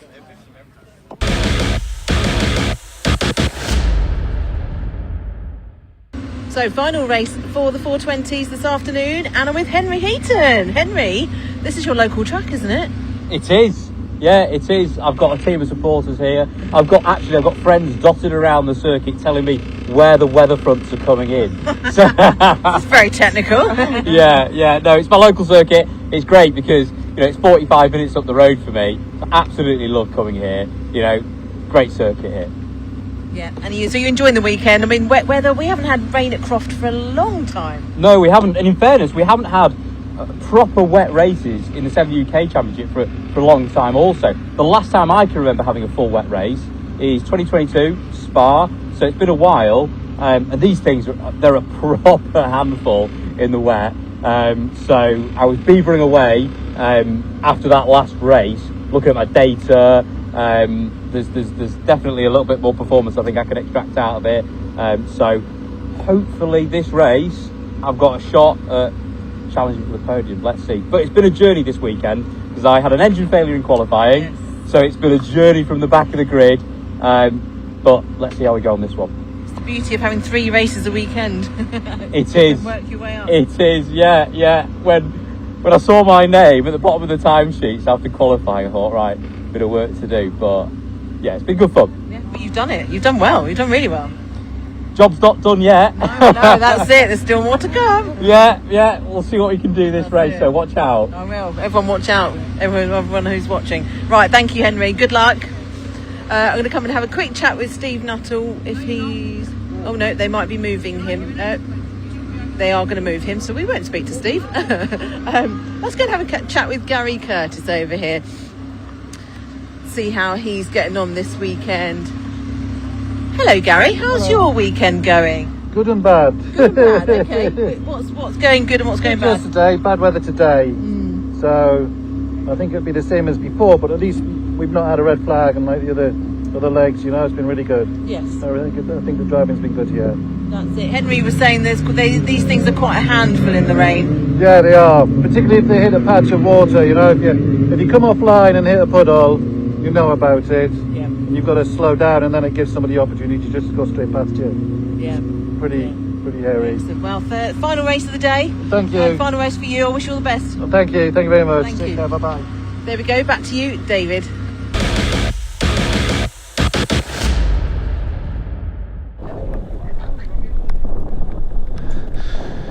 Yes, thanks very much, Sam. Ready for our final race of this Speedfest North here at Croft Circuits. A little bit of clearing up needed after the Junior Saloon Car Championship, but it will be race 3 of the weekend for the MOTUL Caterham 7 UK Championship. The car's about to be led out to the grid as soon as the circuit is clear. Again, the result of the earlier race determining the grid for this one, with the exception of Steve Nuttall, who we just heard from. He's got a 3-place grid penalty for some contact in that previous race. Contact with Charlie lower, so he will start 3 places lower than he was originally going to on the grid.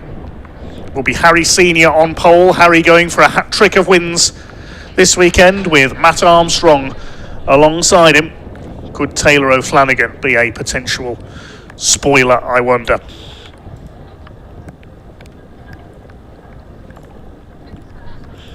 Big thanks to all the drivers for their entertainment this weekend. Despite the conditions today, it has been a hugely entertaining weekend. So thanks to TCR UK, to the Caterham Championships Junior Saloon cars, the Scottish Mini Cooper Cup, just one of their cars going home now. and also the Track Action Race Club, who we had entertaining us yesterday as well. Thanks to all their teams and mechanics and backup crews in the paddock as well for keeping the cars running.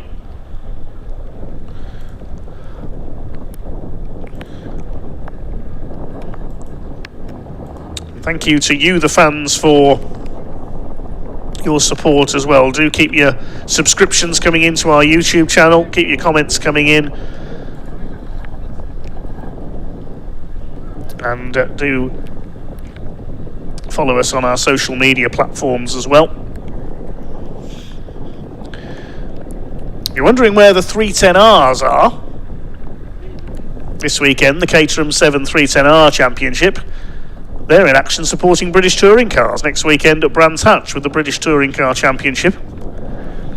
Meanwhile, let's have a look at the grid for our final race of the weekend. Harry Senior and Matt Armstrong on the front row. Row 2 is Taylor O'Flanagan and the first of the AM-class drivers, Chris Fraser, number 8. Row 3, Henry Heaton in the 10 and 64, Tom Eden. Fourth row, 56, Craig Story alongside the 46 of Steve Nuttall with that grid penalty.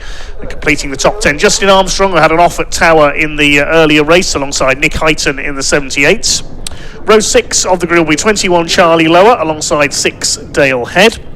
The 7th row, Louis Darling, number 25, alongside 62, Darren McCormack. Row 8, 76, Monty Hine starts alongside 35, Mark Kendall. And a final row, Gary Curtis alongside Chris Welch. Just had come into us as well. You can see there, Louis Darling has also got a 3-place grid penalty for contact earlier on. So Louis Darling starting a little bit further back than we anticipated as well.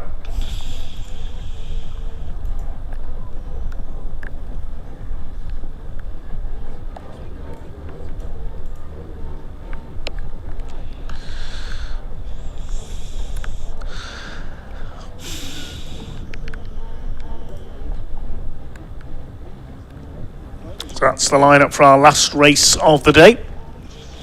Still very slippery out there, as we've seen. But Harry Senior won't let that hold him back.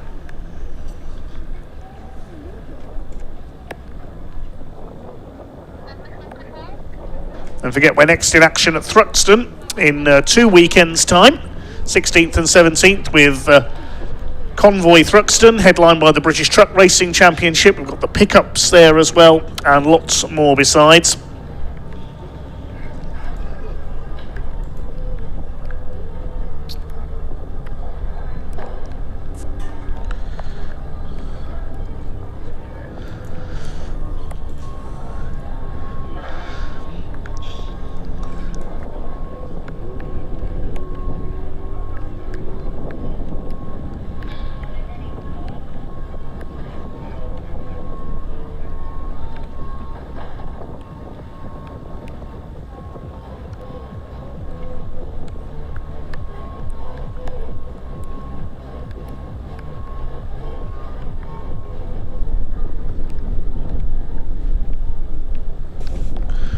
Certainly is a very rural circuit here at Croft, as we've seen from the fields surrounding it that you can easily go off into.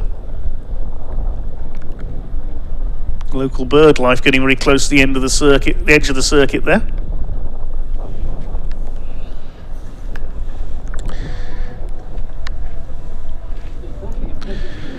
Meanwhile, away from the bird watching, let's see what Ian's getting up to down in the paddock.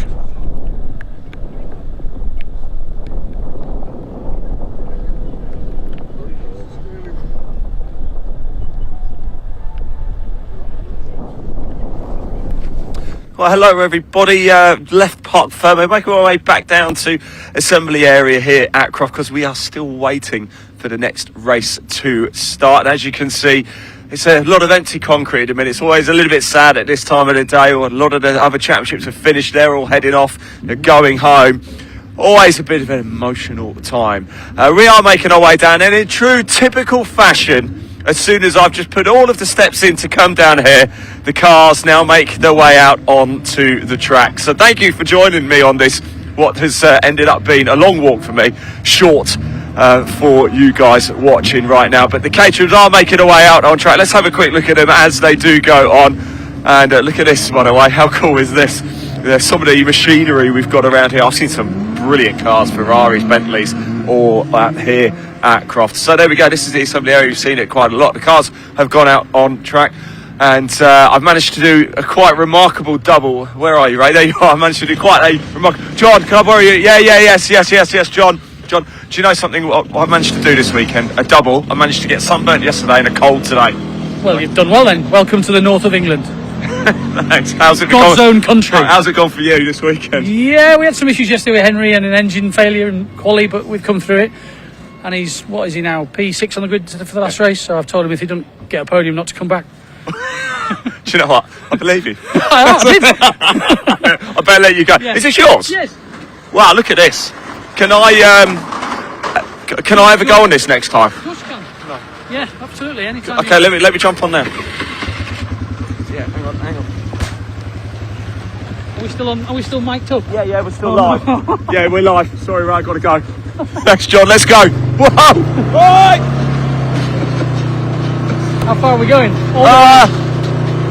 You need to be in pit lane now. No, it's alright, you can drop me in. Thanks.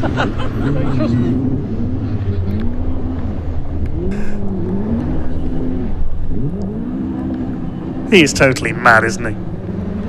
Big thanks to Ian and Sam down in Parc Ferme and the assembly area today. I'm sure Sam will be ready to receive the drivers after this race as well. We have cars on the grid. Yeah. Maybe that's going to be one of the attractions at Convoy Thruxton, quad bike racing. So Harry Senior on the pole. Maybe, I hope that's not what you hit if you go off into the field at Tower.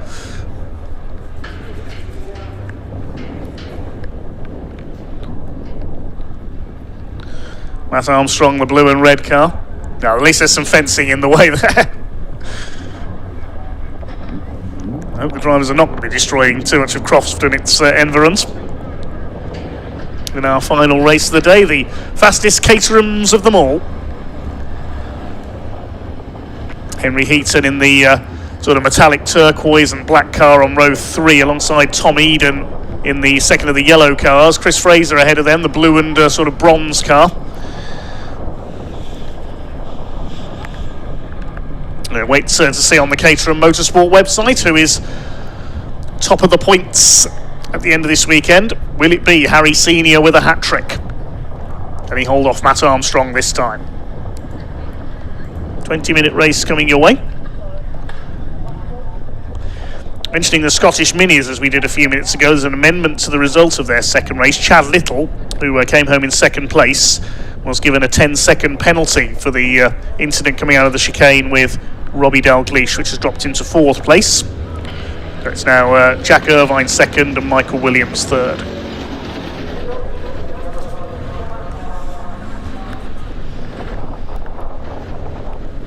Just awaiting the all clear to unleash the cars onto their green flag lap.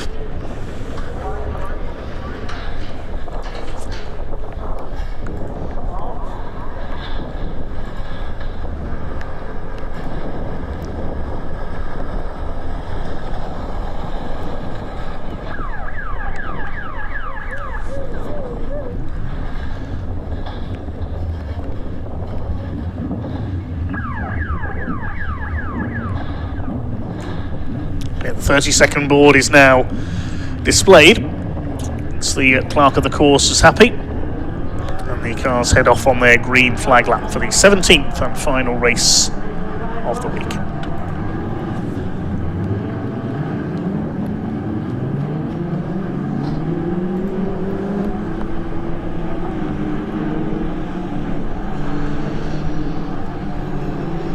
Hello to Dan Hughes. To all of our other commenters, too many minutes to get through many of them. The comment thread always goes mad when the junior saloons are in action.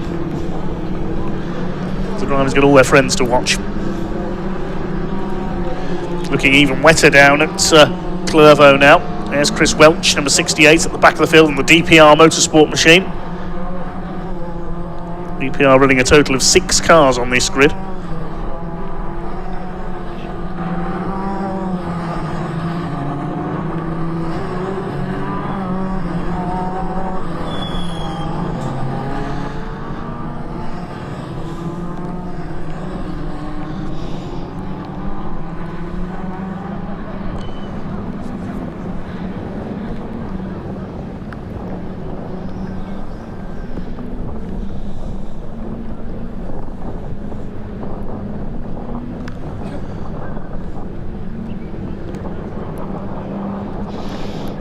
So will Matt Armstrong pick up his first win of his title defence this season? Taylor O'Flanagan, the reigning 310R champion.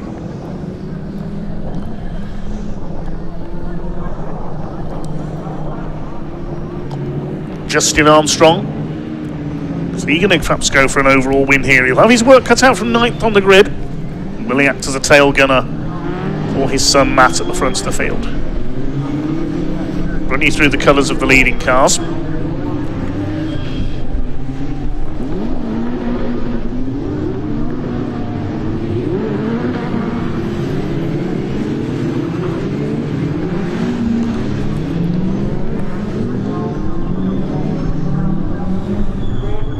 Minutes coming your way then. The MOTUL Caterham 7 UK Championship start to settle into line. Harry Senior from Berkshire alongside Matt Armstrong from Leicestershire. Can anyone topple them? Can Taylor O'Flanagan, the Hertfordshire driver, do from row 2 of the grid? This is going to be fast, frantic and furious. Despite the slippery conditions out there. 5-second board is displayed. The red light's about to come on for the final time this weekend here at Speedfest North, here at Croft. We're about to go racing. The MOTUL Caterham 7 UK Championship gets underway. Superstart by the pole sitter Harry Senior. He'll lead down towards Clervaux for the first time. And look at the lead he's got already. He's got an absolute rocket start off the grid for Harry Senior. Into Clervaux they go for the first time. Matt Armstrong hasn't got the start he wanted. And who's that that's come through into second? Looks like Chris Fraser up into second position in the number 8 car. Dale Head going for the outside in the 6. It is very wet at that point on the circuit through Hawthorne Bend. Into the back straight, Senior already in the clear. Here comes Taylor O'Flanagan up alongside Fraser. Matt Armstrong's dropped back to 4th position. Up towards Tower for the first time. 28 of Senior leads away. O'Flanagan's got around Fraser into second place. Armstrong is in 4th position. It's hard to tell, but it's impossible to tell behind just this wall of spray and rain lights. Up towards the Fogarty S's they go for the first. The Jim Clark S's they go for the first time. Charging for the inside is Matt Armstrong. He had a look at Chris Fraser there for 3rd place. Didn't quite get alongside the number 8. To Sonny in for the first time. Senior from O'Flanagan. Fraser.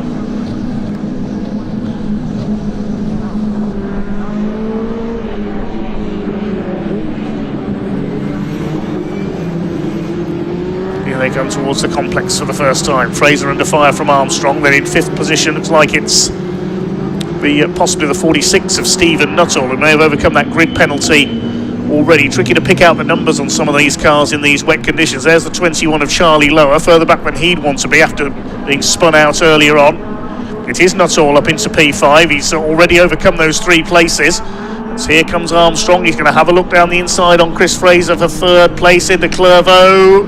Nicely done, just squeezes through on the inside. It's Nuttall, Heaton, Justin Armstrong, Tom Eden is next. 25, that's Louis Darling, the Welshman holding off the 62 of Darren McCormack. On the back straight, Senior leads by nearly 1.5 seconds already, with only a lap and a half gone. O'Flanagan in second. Through the spray comes Matt Armstrong in 3rd place. Dale Head up the inside on Craig Story. As conditions continue to deteriorate, sadly, here at Croft.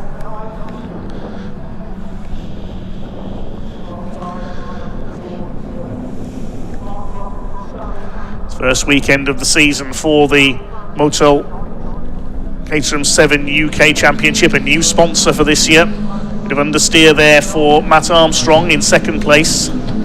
In 3rd place, I should say. This is Taylor O'Flanagan in 2nd, behind Harry Senior.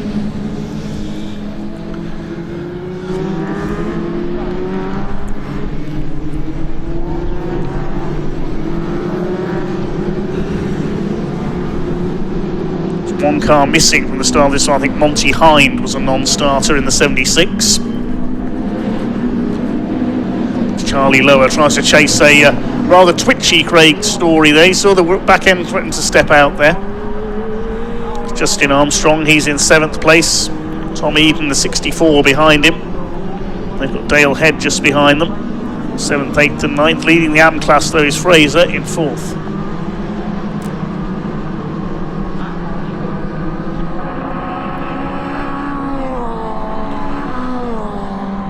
First two breaking away very nicely indeed. Gap is 1.5 seconds between Senior and O'Flanagan. The gap back to Armstrong is 2.5 seconds. Dale Head has a quick look up the inside, trying to take Tom Eden, gets sideways, he almost goes onto the grass. There would have been no grip there at all. He's lost a couple of spots, and Dale Head gathers it all up again. That'll have dropped him outside the top 10.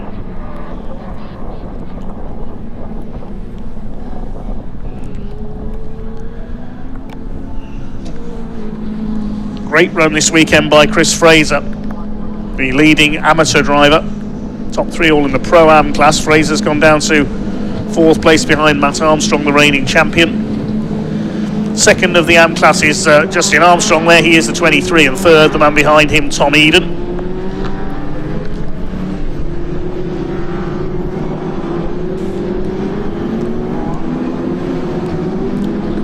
'78 is Nick Heighton. He holds off Darren McCormack. Just ahead of them, Louis Darling in the 25.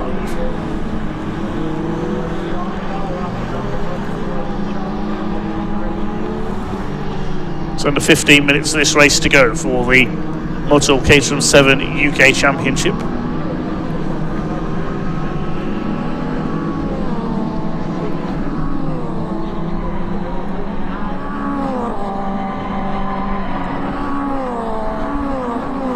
See the spray getting steadily worse again on the back straights. Stephen Nuttall chased by Henry Heaton. There's the battle for 7th with Charlie Lower trying to get into the mix. It's his debut in the category this weekend, having moved up from the 310Rs.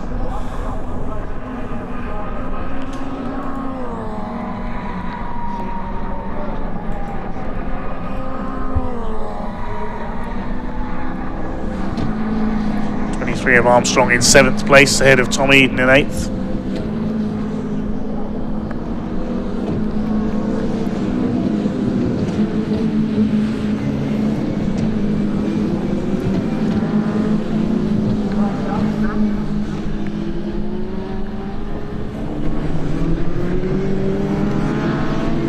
They come through towards the complex once again.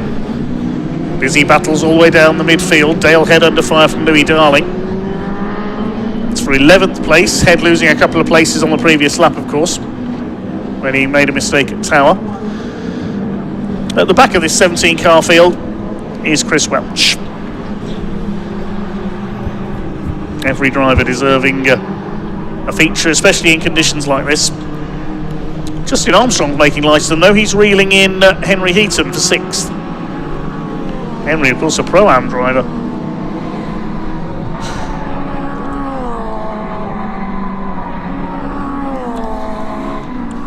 The gap is 1.6 seconds, so it seems to have stabilised between Senior and O'Flanagan. They've dropped Armstrong to the tune of 3 seconds. Justin Armstrong now ready to attack Henry Heaton for P6.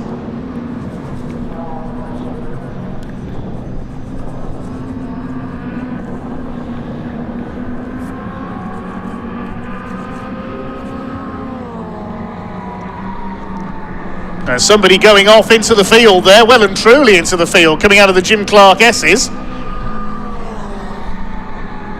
Who was that? That's the first spin we've had at that point on the circuit this weekend. There's yellow flags at the Jim Clark S's as a result of that. I didn't see who it was.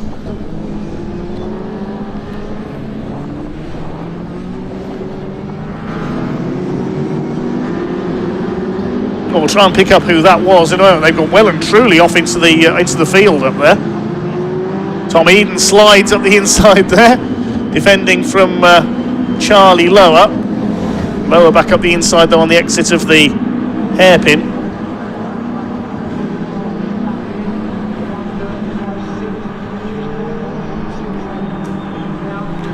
And the safety car is going to be scrambled.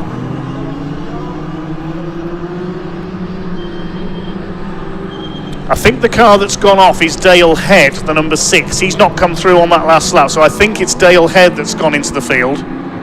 Safety car is being deployed. And there he is, look at that! You can't even see the car! That's extraordinary. Now, we've seen cars go into the field at Tower Corner in the past. I've never seen one go in there, into that, I think it's oilseed rape that's growing in there. The farmer won't be too happy. Now, that is reminiscent of Snetterton back in the 90s when Mark Webber had his front wing brake and he disappeared into the cornfield outside Sears Corner. Not Sears, Rich's the first corner, sorry. So that is a bizarre ending for Dale Head's weekend. His car's disappeared. The marshals are going to look for it with him, look.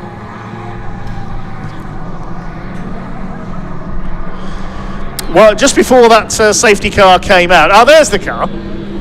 Just before the safety car came out, Taylor O'Flanagan incidentally did the fastest lap of the race, put the gap down to 1.38 seconds. 1:35.611, his best lap now, chasing Harry Senior. Now, how are we going to get this out of here? Watch over to the right on this replay. There's the spin. He spins out all on his own and then just disappears.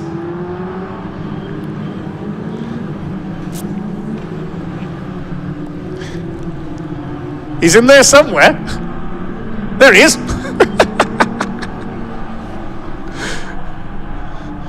Well, we shouldn't laugh really. That could have been pretty nasty if that car had dug in and rolled over. He's got it going again. There he is. Look at the stage. It's completely covered in. He's going to drag that all around the circuit now. That is extraordinary. Well done to the marshals for getting that car out of the field there. Caterham are going to be diversifying business now. They're going to start making harvesting machines to sell to farmers. Just look at that. It's absolutely covered in those little yellow flowers off those plants. Is he going to call into the pits to get rid of that, or just keep going?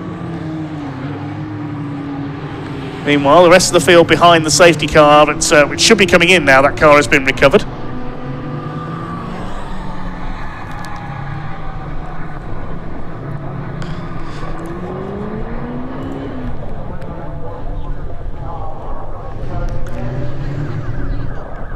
Into the pits comes the number 6 car. You just catch him there. Fair play, Dirt Devil. Strangest looking scarecrow I've ever seen.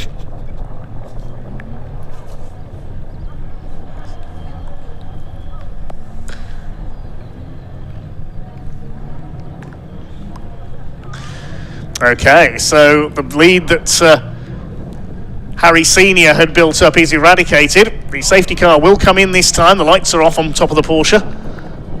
Taylor O'Flanagan is poised to attack. Matt Armstrong in third. Chris Fraser in fourth. And rounding out the top 5, Stephen Nuttall.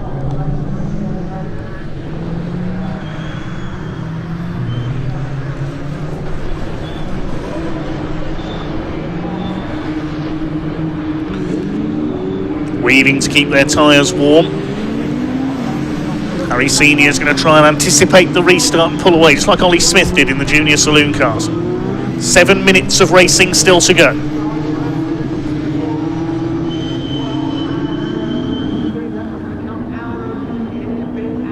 Here we go then, and Taylor O'Flanagan not letting Harry Senior get away. Look at this. He's staying right in his slipstream. He can't overtake to the timing line. O'Flanagan's going to go to the outside. If he's going to be late enough on the brakes here, he'll take the lead. And he's done it.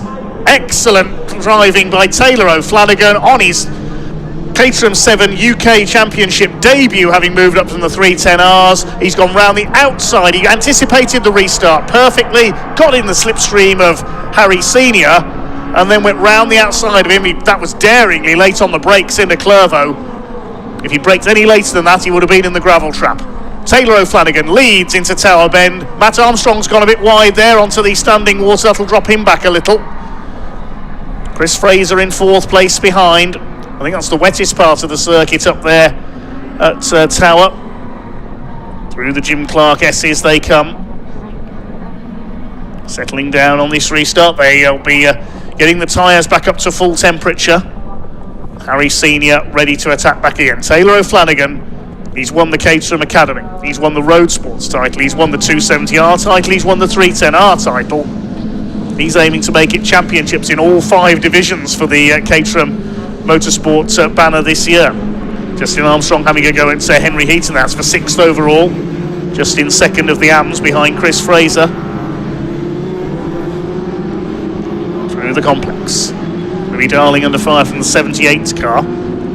That is Nick Heighton. I keep going to say Danny Winstanley, who used to race under that number in this championship. He now races in historic cars, principally with a Jaguar E-Type. Across the line they come. O'Flanagan leads. Oh, Chris Welch is out. He's running at the back in the 68s. Through Clervo. Oh, Justin Armstrong nearly hit there by Charlie Lower. Nearly clipped the back of him. PT Motorsport number 21. Now Chris Welch has got going again. Thought he was pulling off. Leaders along the back straight, still Taylor O'Flanagan out in front. Still don't know how these drivers can see where they're going in all this spray. Perhaps Charlie Lower can't, because he's just nearly clipped the back of Justin Armstrong again. Maybe his visor's missed it up or something. Tries to get round at the Jim Clark S's. Meanwhile, Matt Armstrong, Armstrong Jr., is closing on the 28 of Harry Senior. Trying to take 2nd place away. Taylor O'Flanagan still leads in the yellow car.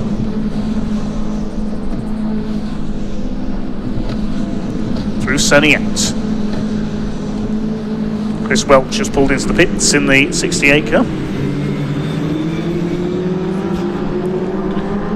Up towards the hairpin for the 9th time. Up the inside, Matt Armstrong lunges at Harry Senior. He's got him into the hairpin. Good move by Matt Armstrong. He's into P2 and double winner from earlier in the weekend. Harry Senior is really going to have to work hard and do something special if he's going to take the hat trick now. He's straight back up the outside. He's thinking, I saw Taylor O'Flanagan do this a couple of laps ago. I can do this too, but can he? No, Armstrong bangs wheels with him there and holds that 2nd place. Harry Senior ready to attack again. The last thing he wants is for Taylor O'Flanagan to streak away at the front, but that's what he's doing. Armstrong, though, is just on the fastest lap, 1:35.475, and he's going after O'Flanagan now. Up towards Tower. Harry Senior snaking around under braking. He just avoided the back of Matt Armstrong there, I think, had to run out wide. 4th place behind them, Fraser, it's Nuttall. Henry Heaton in 6th, then Justin Armstrong, Charlie Lower, Tom Eden, and Craig Story completes the top 10.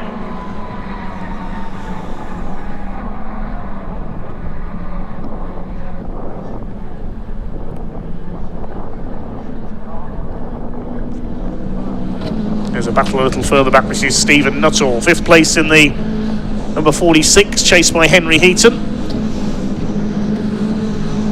Charlie Lower's just got ahead of Justin Armstrong on that last lap. Justin fights back up the inside.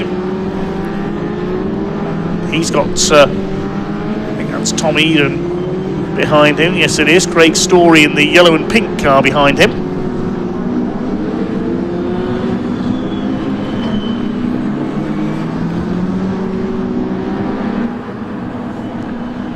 Up and over the line they come. 2 minutes of this race to go, so just a couple of laps to go, I think.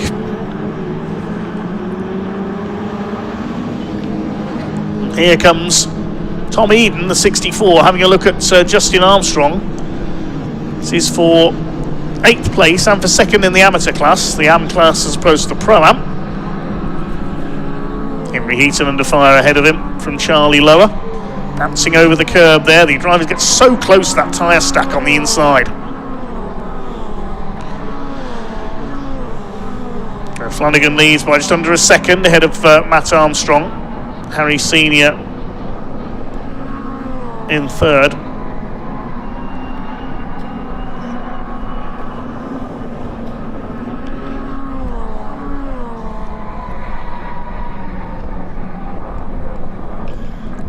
Here are your leaders.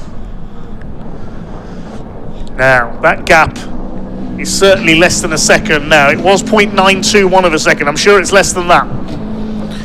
Matt Armstrong, the defending Caterham 7 UK champion, starting to fight his way towards the front. Craig Story sideways through there ahead of Louis Darling.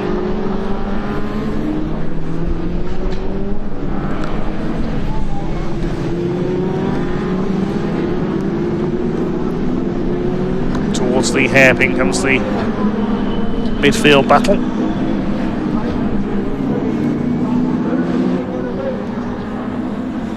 Across the stripe with 1 lap to go. O'Flanagan still just under a second clear of Armstrong. The gap has pretty much stabilised. Harry Senior is now less than a second behind Matt Armstrong as well. Fraser and Nuttall 4th and 5th, then Charlie Lower's got ahead of Henry Heaton in the 7th place, number 10 there. Then it's Justin Armstrong, Tom Eden. Story rounds out the top 10. On the last lap of this Speedfest North here at Croft.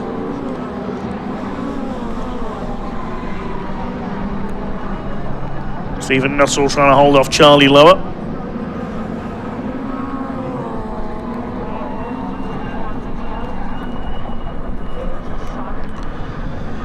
Here come the leaders, and look, O'Flanagan has pulled away because Harry Senior is starting to turn up the pressure on Matt Armstrong for 2nd place, but it's going to be a win by the look of things for Taylor O'Flanagan. I'm not sure if a driver has ever won in all 5 of Caterham's categories on its works roster before. Taylor O'Flanagan, he's won in Academy, he's won in Roadsports, he's won in 270R, he's won in 310R, and now as he exits the hairpin for the final time here at Speedfest North, up towards the checkered flag, Taylor O'Flanagan is going to win in Caterham 7 UK. O'Flanagan wins it, Armstrong 2nd, Senior 3rd. Chris Fraser comes over in 4th place, just Stephen Nuttall is ahead of Charlie Lower for 5th. What happened to Justin Armstrong? Something happened to him on the final lap there. He's down in 13th. So Armstrong has presumably had an off on that final lap and dropped back to 13th. Rest of the cars make it home. Dale Head incidentally made it in 3 laps down.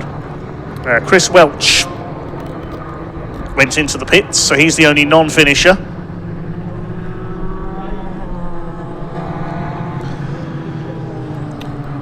That does wrap up the race action here this weekend. We'll take you through the results in just a moment. So, provisional results, a win for Taylor O'Flanagan by 1.6 seconds over Matt Armstrong, with Harry Senior in 3rd, but Harry provisionally will be leading the championship.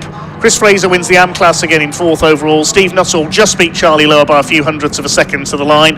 Henry Heaton behind them. Then Tom Eden, Louis Darling, Nick Heighton, Craig Story dropping to 11th, McCormack in 12th. Justin Armstrong had a problem on the last lap and dropped to 13th. Then Mark Kendall, Gary Curtis and Dale Head in his newly decorated car completed the finishers a few laps down. So that does wrap things up on the track here this weekend at the Croft circuit here at Speedfest North. A big thank you to all the marshals, recovery crews, medical staff, timekeepers, race control staff, everyone from the British Automobile Racing Club and from all the championships. Thank you to all the drivers as well and their backup crews. Big thanks to our camera team and Elliot, our director, behind the scenes as well, for keeping everything smooth and bringing you the action this weekend. Full credit to everybody who's braved the rain out there today as well.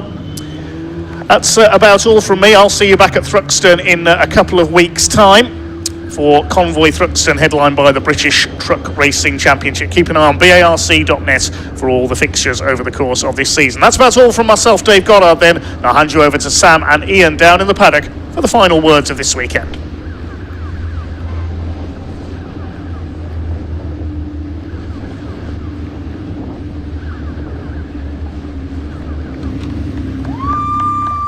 Well, as you can probably hear, there are some very, very happy people for this man here. He's got his first win in the 420. Amazing job. Oh, fantastic. Second for Matt and senior in third. So absolutely brilliant. I'm so pleased for Taylor. We'll let him get out of the car in a minute. Chris Fraser's had a mega weekend as well. That's a win in the AM class for him. Steve Nuttall second and Tom Eden third. So yeah, really, really pleased for these guys. It was not easy out there, I can imagine, but the highlight actually for me today has got to be Dale Head going off into the rapeseed. That was, sorry Dale, but it was absolutely brilliant. And he continued, which was great. I'm glad he got to continue, so I'll let them... I will definitely try and find Dale and have a word with him. Taylor, I'm so pleased for you. Thank you. Brilliant. I'm absolutely brilliant to get your first win at the first race weekend. I know, amazing. I felt a little bit off the pace all weekend, and then just felt really in tune with the car. A bit of an opportunity with the safety car, and I'm super happy with that. Couldn't have asked for more. I hope to be in the top back this weekend, or maybe a podium. So 3 podiums and a win is just epic. So amazing start to the year. Absolutely. And I mean, once you got past though, Harry, you did pull a gap. Yeah, I felt like I was closing on him before the safety car, just slowly. And then I don't know what his tactic was with the safety car, but I managed to be right on him. And I just felt really good afterwards. And Matt was slowly catching at the end. He had good pace as well. But just drove it home, no silly moves. And amazing. Wow, what a weekend. You can celebrate tonight because it's bank holiday tomorrow. Will, Thank you so much. Well done, Taylor. I'll let you go and see your family. Let's have a quick word with Matt. Round here, I think he's got the fastest lap as well, Matt. Fastest lap for you as well, and second place. It's a good weekend though, right? Yeah, that was a bit of a surprise because how slow we were. So if I can get off the line, I might have had a chance. So, but credit to Taylor, he drove a really good race, so he deserved to win. Yeah, it was very good. It was really good. Obviously, the safety car helped, I think, didn't it? Yeah, it helped because Harry had a bit of a gap, and I was a bit far behind. But after the safety car, that's when my car came on and I was pretty fast, and it's a shame that the race ended when it did because I think I'd have had a chance if it was a few more minutes, but credit to Taylor, he did a great job. That's it. Well done, Matt, well done to you. And Harry, where's Harry gone? He is behind me, sorry, keeps spinning you around. Harry, safety car ruined it all. Safety car, like I said, safety car. Tyres just went off. I think I didn't put enough heat in them under the safety car. I was surprised how quickly they got it cleared, to be fair. I thought we'd be 5 minutes or so, but I got a terrible exit out of the last corner. Taylor came straight past, and then Matt did one into the last corner, which was unexpected. I didn't think he was going to make it, but no, he clearly had far more grip than me because I was struggling out of there, and then towards the end started coming back towards them, but too little too late. Still another podium finish. Yes, it's been a great weekend for you. It's been a good weekend. Yes. Shame to end it like this, but I can't be unhappy, can I? No. So fantastic, and Spa next, so can't complain about that either. Oh yes, roll on Spa. Yes, looking forward to that one. Yeah, I mean, who isn't? You know. I mean, these cars would be fantastic round there. Yeah, I can't wait. It's going to be a tow fest for sure, but it should be good fun. Yeah. Look forward to it. Thank you, Harry. Well done this weekend. Right, let's go and we need to find Dale. Chris, I've got to have. Well done. You've had a mega weekend. I've had a good one. Yeah. 3 fourths and 2 class wins in a second. So can't ask for better. There we go. Car's fast, clearly, and I like the wet, obviously. Absolutely. We'll probably have more of that this year. I know. I got another bullet start off the front. Like, these boys need to learn how to start their cars in the wet. You're going to have to teach them, aren't you? Get lost in the way. Why'd I do that? I'm only joking. No, it's good. No, great fun. Great fun. I love racing it. It's good. It's a fun track, and it's not quite as physical when it's wet, which is good because it's brutal in the dry. But it's good. That's great fun. Excellent. Well done. Well done. Yes, let's go and find Dale quickly. He's down here. Right, let's move on down. I wonder if he got covered in this. Drove on a car as well. Dale. Yeah, let's have a closer look at the car. Come around here. Oh my goodness, it is covered in rapeseed oil. Well, I mean, goodness. I didn't fancy the track. I got bored of it in the end, so I thought I'd just go for the field instead. You know? It's even on your face. Well, I've done the farmer a job, haven't I? You certainly had. Could you see where you were? You know, like You couldn't see anything. No, I just knew that I was in the middle of the field, so that was that. I mean, literally, when you go on that grass, you are an absolute passenger, aren't you? Oh, you are, yeah. I was just so glad I ended up in the field and not the barrier. Yeah, absolutely. You take that, won't you? Yeah, I will. Yeah, definitely all day. Yeah, well, I think it's been the highlight of all of our weekends, cameramen and everything. Oh, good. Yeah, I'm glad. Brilliant. Well, glad you made it back out. Yes, am I. Yeah. Yeah, it was a good laugh to get back out again. Yeah, definitely. Yeah. Definitely. You've left a nice trail of yellow flowers in the pit lane. I have indeed. Yeah, there we go. There we go. Right, take that. Hello, Ian. It's like a florist in there. Oh my gosh, have they seen him there? Right, I just before we wrap up, I just want to say, as ever, we have a team of people who bring you these pictures completely live and free for you to watch on the Caterham YouTube channel, on the BARC YouTube channel, and the TCR YouTube channel. Yesterday, we all got sunburnt. Today, they've literally spent the entire day in fields getting wet. They don't have any breaks, so I've had to work all the way through. So can we please give a massive shout out to Ray, who's been holding the camera for us all weekend, walking around. I don't know how many steps we've done, Ray, but it's been an awful lot. Big shout out to Richard, to Dan, to Catherine, to Danny, to our wonderful producer, Elliot, of course. Big thank you to Andy and Henry, of course, doing commentary for TCR. The wonderful Dave Goddard. And of course, Sam as well. Thank you to you. You always do an incredible job. That is it from us here at Croft. However, we do have one last little treat. Okay, one last little treat, so don't go anywhere. Yesterday afternoon, when we still had sunshine, blue skies, I took Brian Thornton, Jensen O'Neill going, Lewis Kent and Ollie Smith out onto the track over there with a PGA professional golfer for a little challenge. We had Ollie Smith's junior saloon car and Lewis Kent's TCR car, and we had a bit of a challenge, and we're going to play it for you now. So thank you so much for watching, everybody. We'll see you in 2 weeks at Thruxton. But now sit back, relax, enjoy our golf challenge. Thanks for watching. Bye-bye.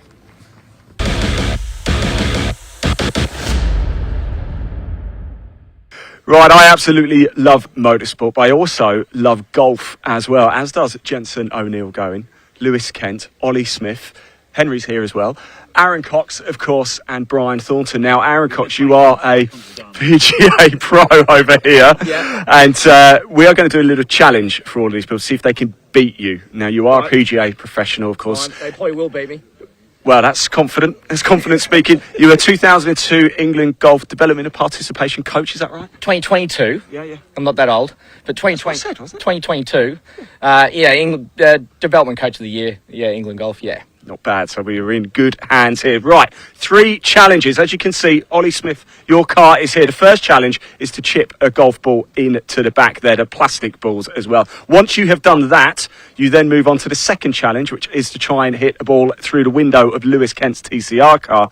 Once you have done that, and once we're all there, the final is really tough. The little cutout in Ollie Smith's car by the driver's side window. You have 3 plastic golf balls. If you get it through, and it's small, we'll see very shortly, you win a round of golf with Aaron Cox at Blackwell Grange Golf Club, just down the road from here. Right, you're going to go take it in turns. Brian, would you like to take the honours and go first? We're going to let our pro go last. That's a very good plan. Totally wrong. I'll go first. We'll let the pro go last. So, you're going to chip it. Henry, are you a golfer? Absolutely not. There's nothing to spoil a nice walk in the country like a round of golf. It's I don't do it because I know I'll become addicted to playing golf, as does everybody who ever picks up a golf bat. Golf bat, right. Let's watch the action here, Ray. Brian, when you're ready, please take it away. No pressure. Shh, quiet, please. Oh, he's missed. Oh, he's missed it. No, Brian, come away. Next person, please. Next person. Yeah, no, you get another go in a minute. You keep going till you made up. You get 1 chance at a time. Here's Ollie Smith. 5 wins in the Junior Saloon Car Championship this season. What about a golfer? What do you reckon? Are the White Sox regulation PGA Tour White Sox? Oh, he's done it! Absolutely. Oh, Ollie Smith. He progresses to Lewis Kent's car. Lewis, you're up next. Lewis Kent, here we go. If all else fails, just smash the leather out of it. Was that planned, Ollie, or was it just luck? Lewis Kent does look calm, doesn't he? Yeah, he does look... Oh, he's gone over the roof. Oh dear. Jensen O'Neill going. So far, Ollie Smith, the only one to progress to Lewis Kent's car. What do you reckon? Jensen looks good. Again, moccasins, slippers, de rigueur footwear, all dressed in black. Oh, close, not far. A winner in TCR this season as well. Right, here we go, our pro. No pressure, everybody. If he mucks this up, we've all got to laugh. Oh, nails it. Aaron Cox moves on. Brian, you get another go. Here we go. So Brian Thornton now. Here we go. Do you reckon? I reckon he looks confident this time. Yeah, doing it for the Irish. I haven't seen an Australian look that relaxed and calm since they announced the... It's Kiwis, not Australian. He's just putting the Mac on. Oh, well, since they announced that Crocodile Dundee 2 was being made. Thornton? Yeah. No, oh, I don't know. What do we reckon? Is that... We're giving the benefit of the doubt. Ollie, you're up next. Ollie Smith. But you are onto Lewis Kent's car now. So take a ball and you've got a shot at Lewis Kent's through the window. Well, only if you've hit the... Has everybody now made it? Oh, no. Jensen, sorry. Oh, Lewis. Sorry, guys. Right, Ollie Smith, first attempt through Lewis Kent's TCR window. Will he do it? Well, the smash it and hope technique worked for him in the first one. This is... you can cut the atmosphere with a cricket stump. Okay, no, not quite. Who was next? Who was next? Lewis, you were next, weren't you? Yeah, you've got to go through the boot of Ollie Smith's car. Here we go. Ollie Smith still at stage... Lewis Kent still at stage 1. Ollie Smith's boot. Oh, he's gone over as well. Jensen up next. He's still... Thank you to Henry for going to collect the balls for us. Will he make it? No, he won't. Right, our pro, Aaron Cox now. He's going to have a go at Lewis Kent's car. Can he do it? Can he get into Kent's car? Can Cox get into Kent's car? Oh my word! Straight through, 2 for 2. Hey, you want some entertainment, Ian, so I'm wow, yes. Are you not entertained? Mind you are the pro, so we're kind of excited. Right, Brian, you're up next. Is that right? I ain't missed anybody, have I? Brian? Yeah, Brian's up next. I don't think it really matters, does it, to be honest?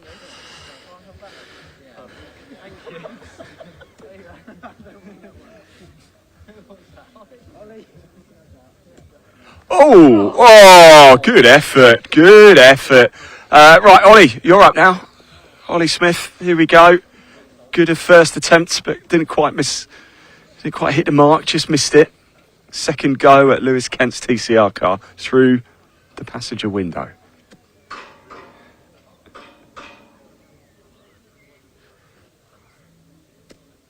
Oh, over this time, not quite. We've got, is it Lewis? Still on the boot, yeah. We're still on the boot. Sorry, Lewis. Tomorrow morning at this rate. Yeah, we do need to get away soon. Brian's got to go for dinner soon. Yeah! Jensen, it's all on you. Well done, Lewis. We were supposed to have some people help collect balls, but they're not doing a very good job, are they? Right, Jensen, we need to get this car moved around now, so we're going to have to move on. I think, Jensen, thank you for taking part, but you're out. Ollie Smith's team, can we have a massive favour? Would you mind turning his car around so we got the little hatch? We are moving. Who have we got next? It is... Yeah, no, that's all right. We're staying there because we've still got... Who's next now? It's Aaron. Well, I'm waiting for the car to move. Okay, Lewis, do you want to go on to the car? Brian, you hit it, didn't you? Did you hit it? No, I didn't. You did it. Okay, so Lewis and Brian can keep going at Lewis's car. No, you're not allowed to practice, Aaron. No practice. You've already had enough practicing. Not allowed to keep practicing. Great to see a crowd out here as well for this utter humiliation. I think that Kent's unbalanced because the tattoos on his calves are at a different height. As you can see here, he over the top. Boys, you two just keep changing over. You boys just keep going over. Where's Ollie as well? Ollie, you've got to keep going as well, haven't you? Oh, Brian Thornton. Wow. Wow, okay. I like it. We've got 2 into the final. Right, chaps, you've got 2 more. Well, Ollie, you've got 3 attempts. Lewis, you've got 2 more attempts. Otherwise, you're out, I'm afraid. It will be the final. Oh, just not a bad effort though from Ollie Smith there. He was the first to hit the target as well. Here's Lewis Kent. Are we allowed to say that Smith just hit his ball off Kent's rim? No? I was hoping to do this in one take so we don't have a massive editing job. Are you saying that he rimmed him? No, I just... Lewis, you've got 1 more attempt. Okay, otherwise, unfortunately, you're out. All right. How do you feel about this? Yeah, really, really good. I thought I was actually all right at golf. I'm being beaten by a 15-year-old. Oh, we just put a dent in your car there as Yeah, well. I know. Right, Lewis Kent, 1 more go, 1 more attempt, otherwise he's out. Come on, Lewis. Can he do it, everyone? He's going to have to do it. Oh, he's done it! Oh! Comes in clutch, does the TCR champ. I'm saying he's used to getting beaten by 15-year-olds. That's his racing career as well as his golfing. Wow. Can I just say, Henry said that. I had no part in that whatsoever. Oh, Ollie, 1 more go, Ollie. Go on, have 1 more go. 1 more go. Jensen, you had about 16 goes at the boot. Oh! Go on, quickly, go, quickly. No one's watching. No one's watching, don't worry about it.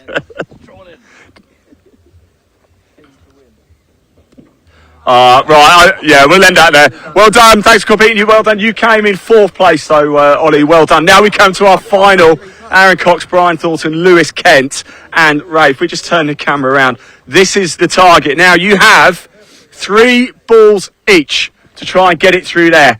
So you can go from wherever you want, actually. You can go as close as you like. Might not actually be the way to do it. Who would like to go first, Lewis? Would you? Pro, go on in, Aaron. Show us how it's done. You've mastered it every time so far. 3 goes. You can take all 3 goes straight away if you want as well, Aaron. 3 if you want straight away. Because this is getting on now. Aaron Cox, our pro. Okay, that's 1. Not bad effort. Follow through. It's all in the hips. All in the hips. Oh, that was a shocker, that was. Oh, my word. Come on, follow through. Straight arms. Oh! Okay. Brian Lewis, who wants to go? Brian Thornton's going to take it. I'll take. Here's Brian Thornton now. I've got a good feeling about this. The luck of the Irish? That was tough. It's like 6 Nations all over again, isn't it? It is quite tense, isn't it? Irish, English and Australian. Yeah, there you go, done. Yeah. Good thing we can't play rugby. It's the start of a joke, isn't it? Oh, okay. It's a bit left, mate. Ollie, he's absolutely smacking your name here on the side of this car.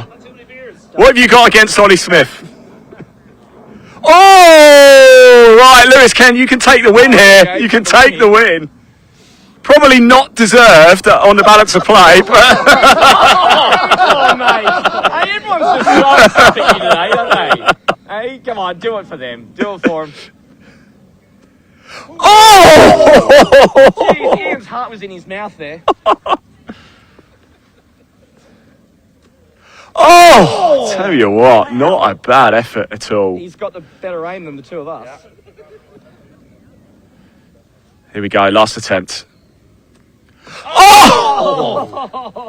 Well, guys, can I get you all in, Ollie? Jensen, can I get you all in? Come in. Thank you so much for doing that. Aaron, can we get your professional? Who impressed you the most out of these young gentlemen? Oh, no, all of them. Good techniques. Wow, do you want a fence to sit on? No. Look, the technique of hitting a golf ball, hitting a plastic golf ball off grass is hard enough as it is than a real golf ball. But no, the boys have done well. Definitely, they're good at their job also. but they can have a good hobby as golf as well. So maybe don't give up the racing just yet, chaps. Although it is pretty good going. I just want to say a massive thank you to Croft for allowing us to do this as well. Big thank you to all of your teams. Ollie, thanks for letting us hit golf balls at your car. Lewis as well, thank you so much. That's why we use plastic golf balls. Actually, I must say as well, when I messaged Brian about this, he said, why can't we use proper golf balls? Very true. Yeah. Why am I not surprised you said that? They're plastic windows, so it won't break. Guys, thank you so much. Best of luck this weekend. Maybe stick to driving. Thanks, everybody.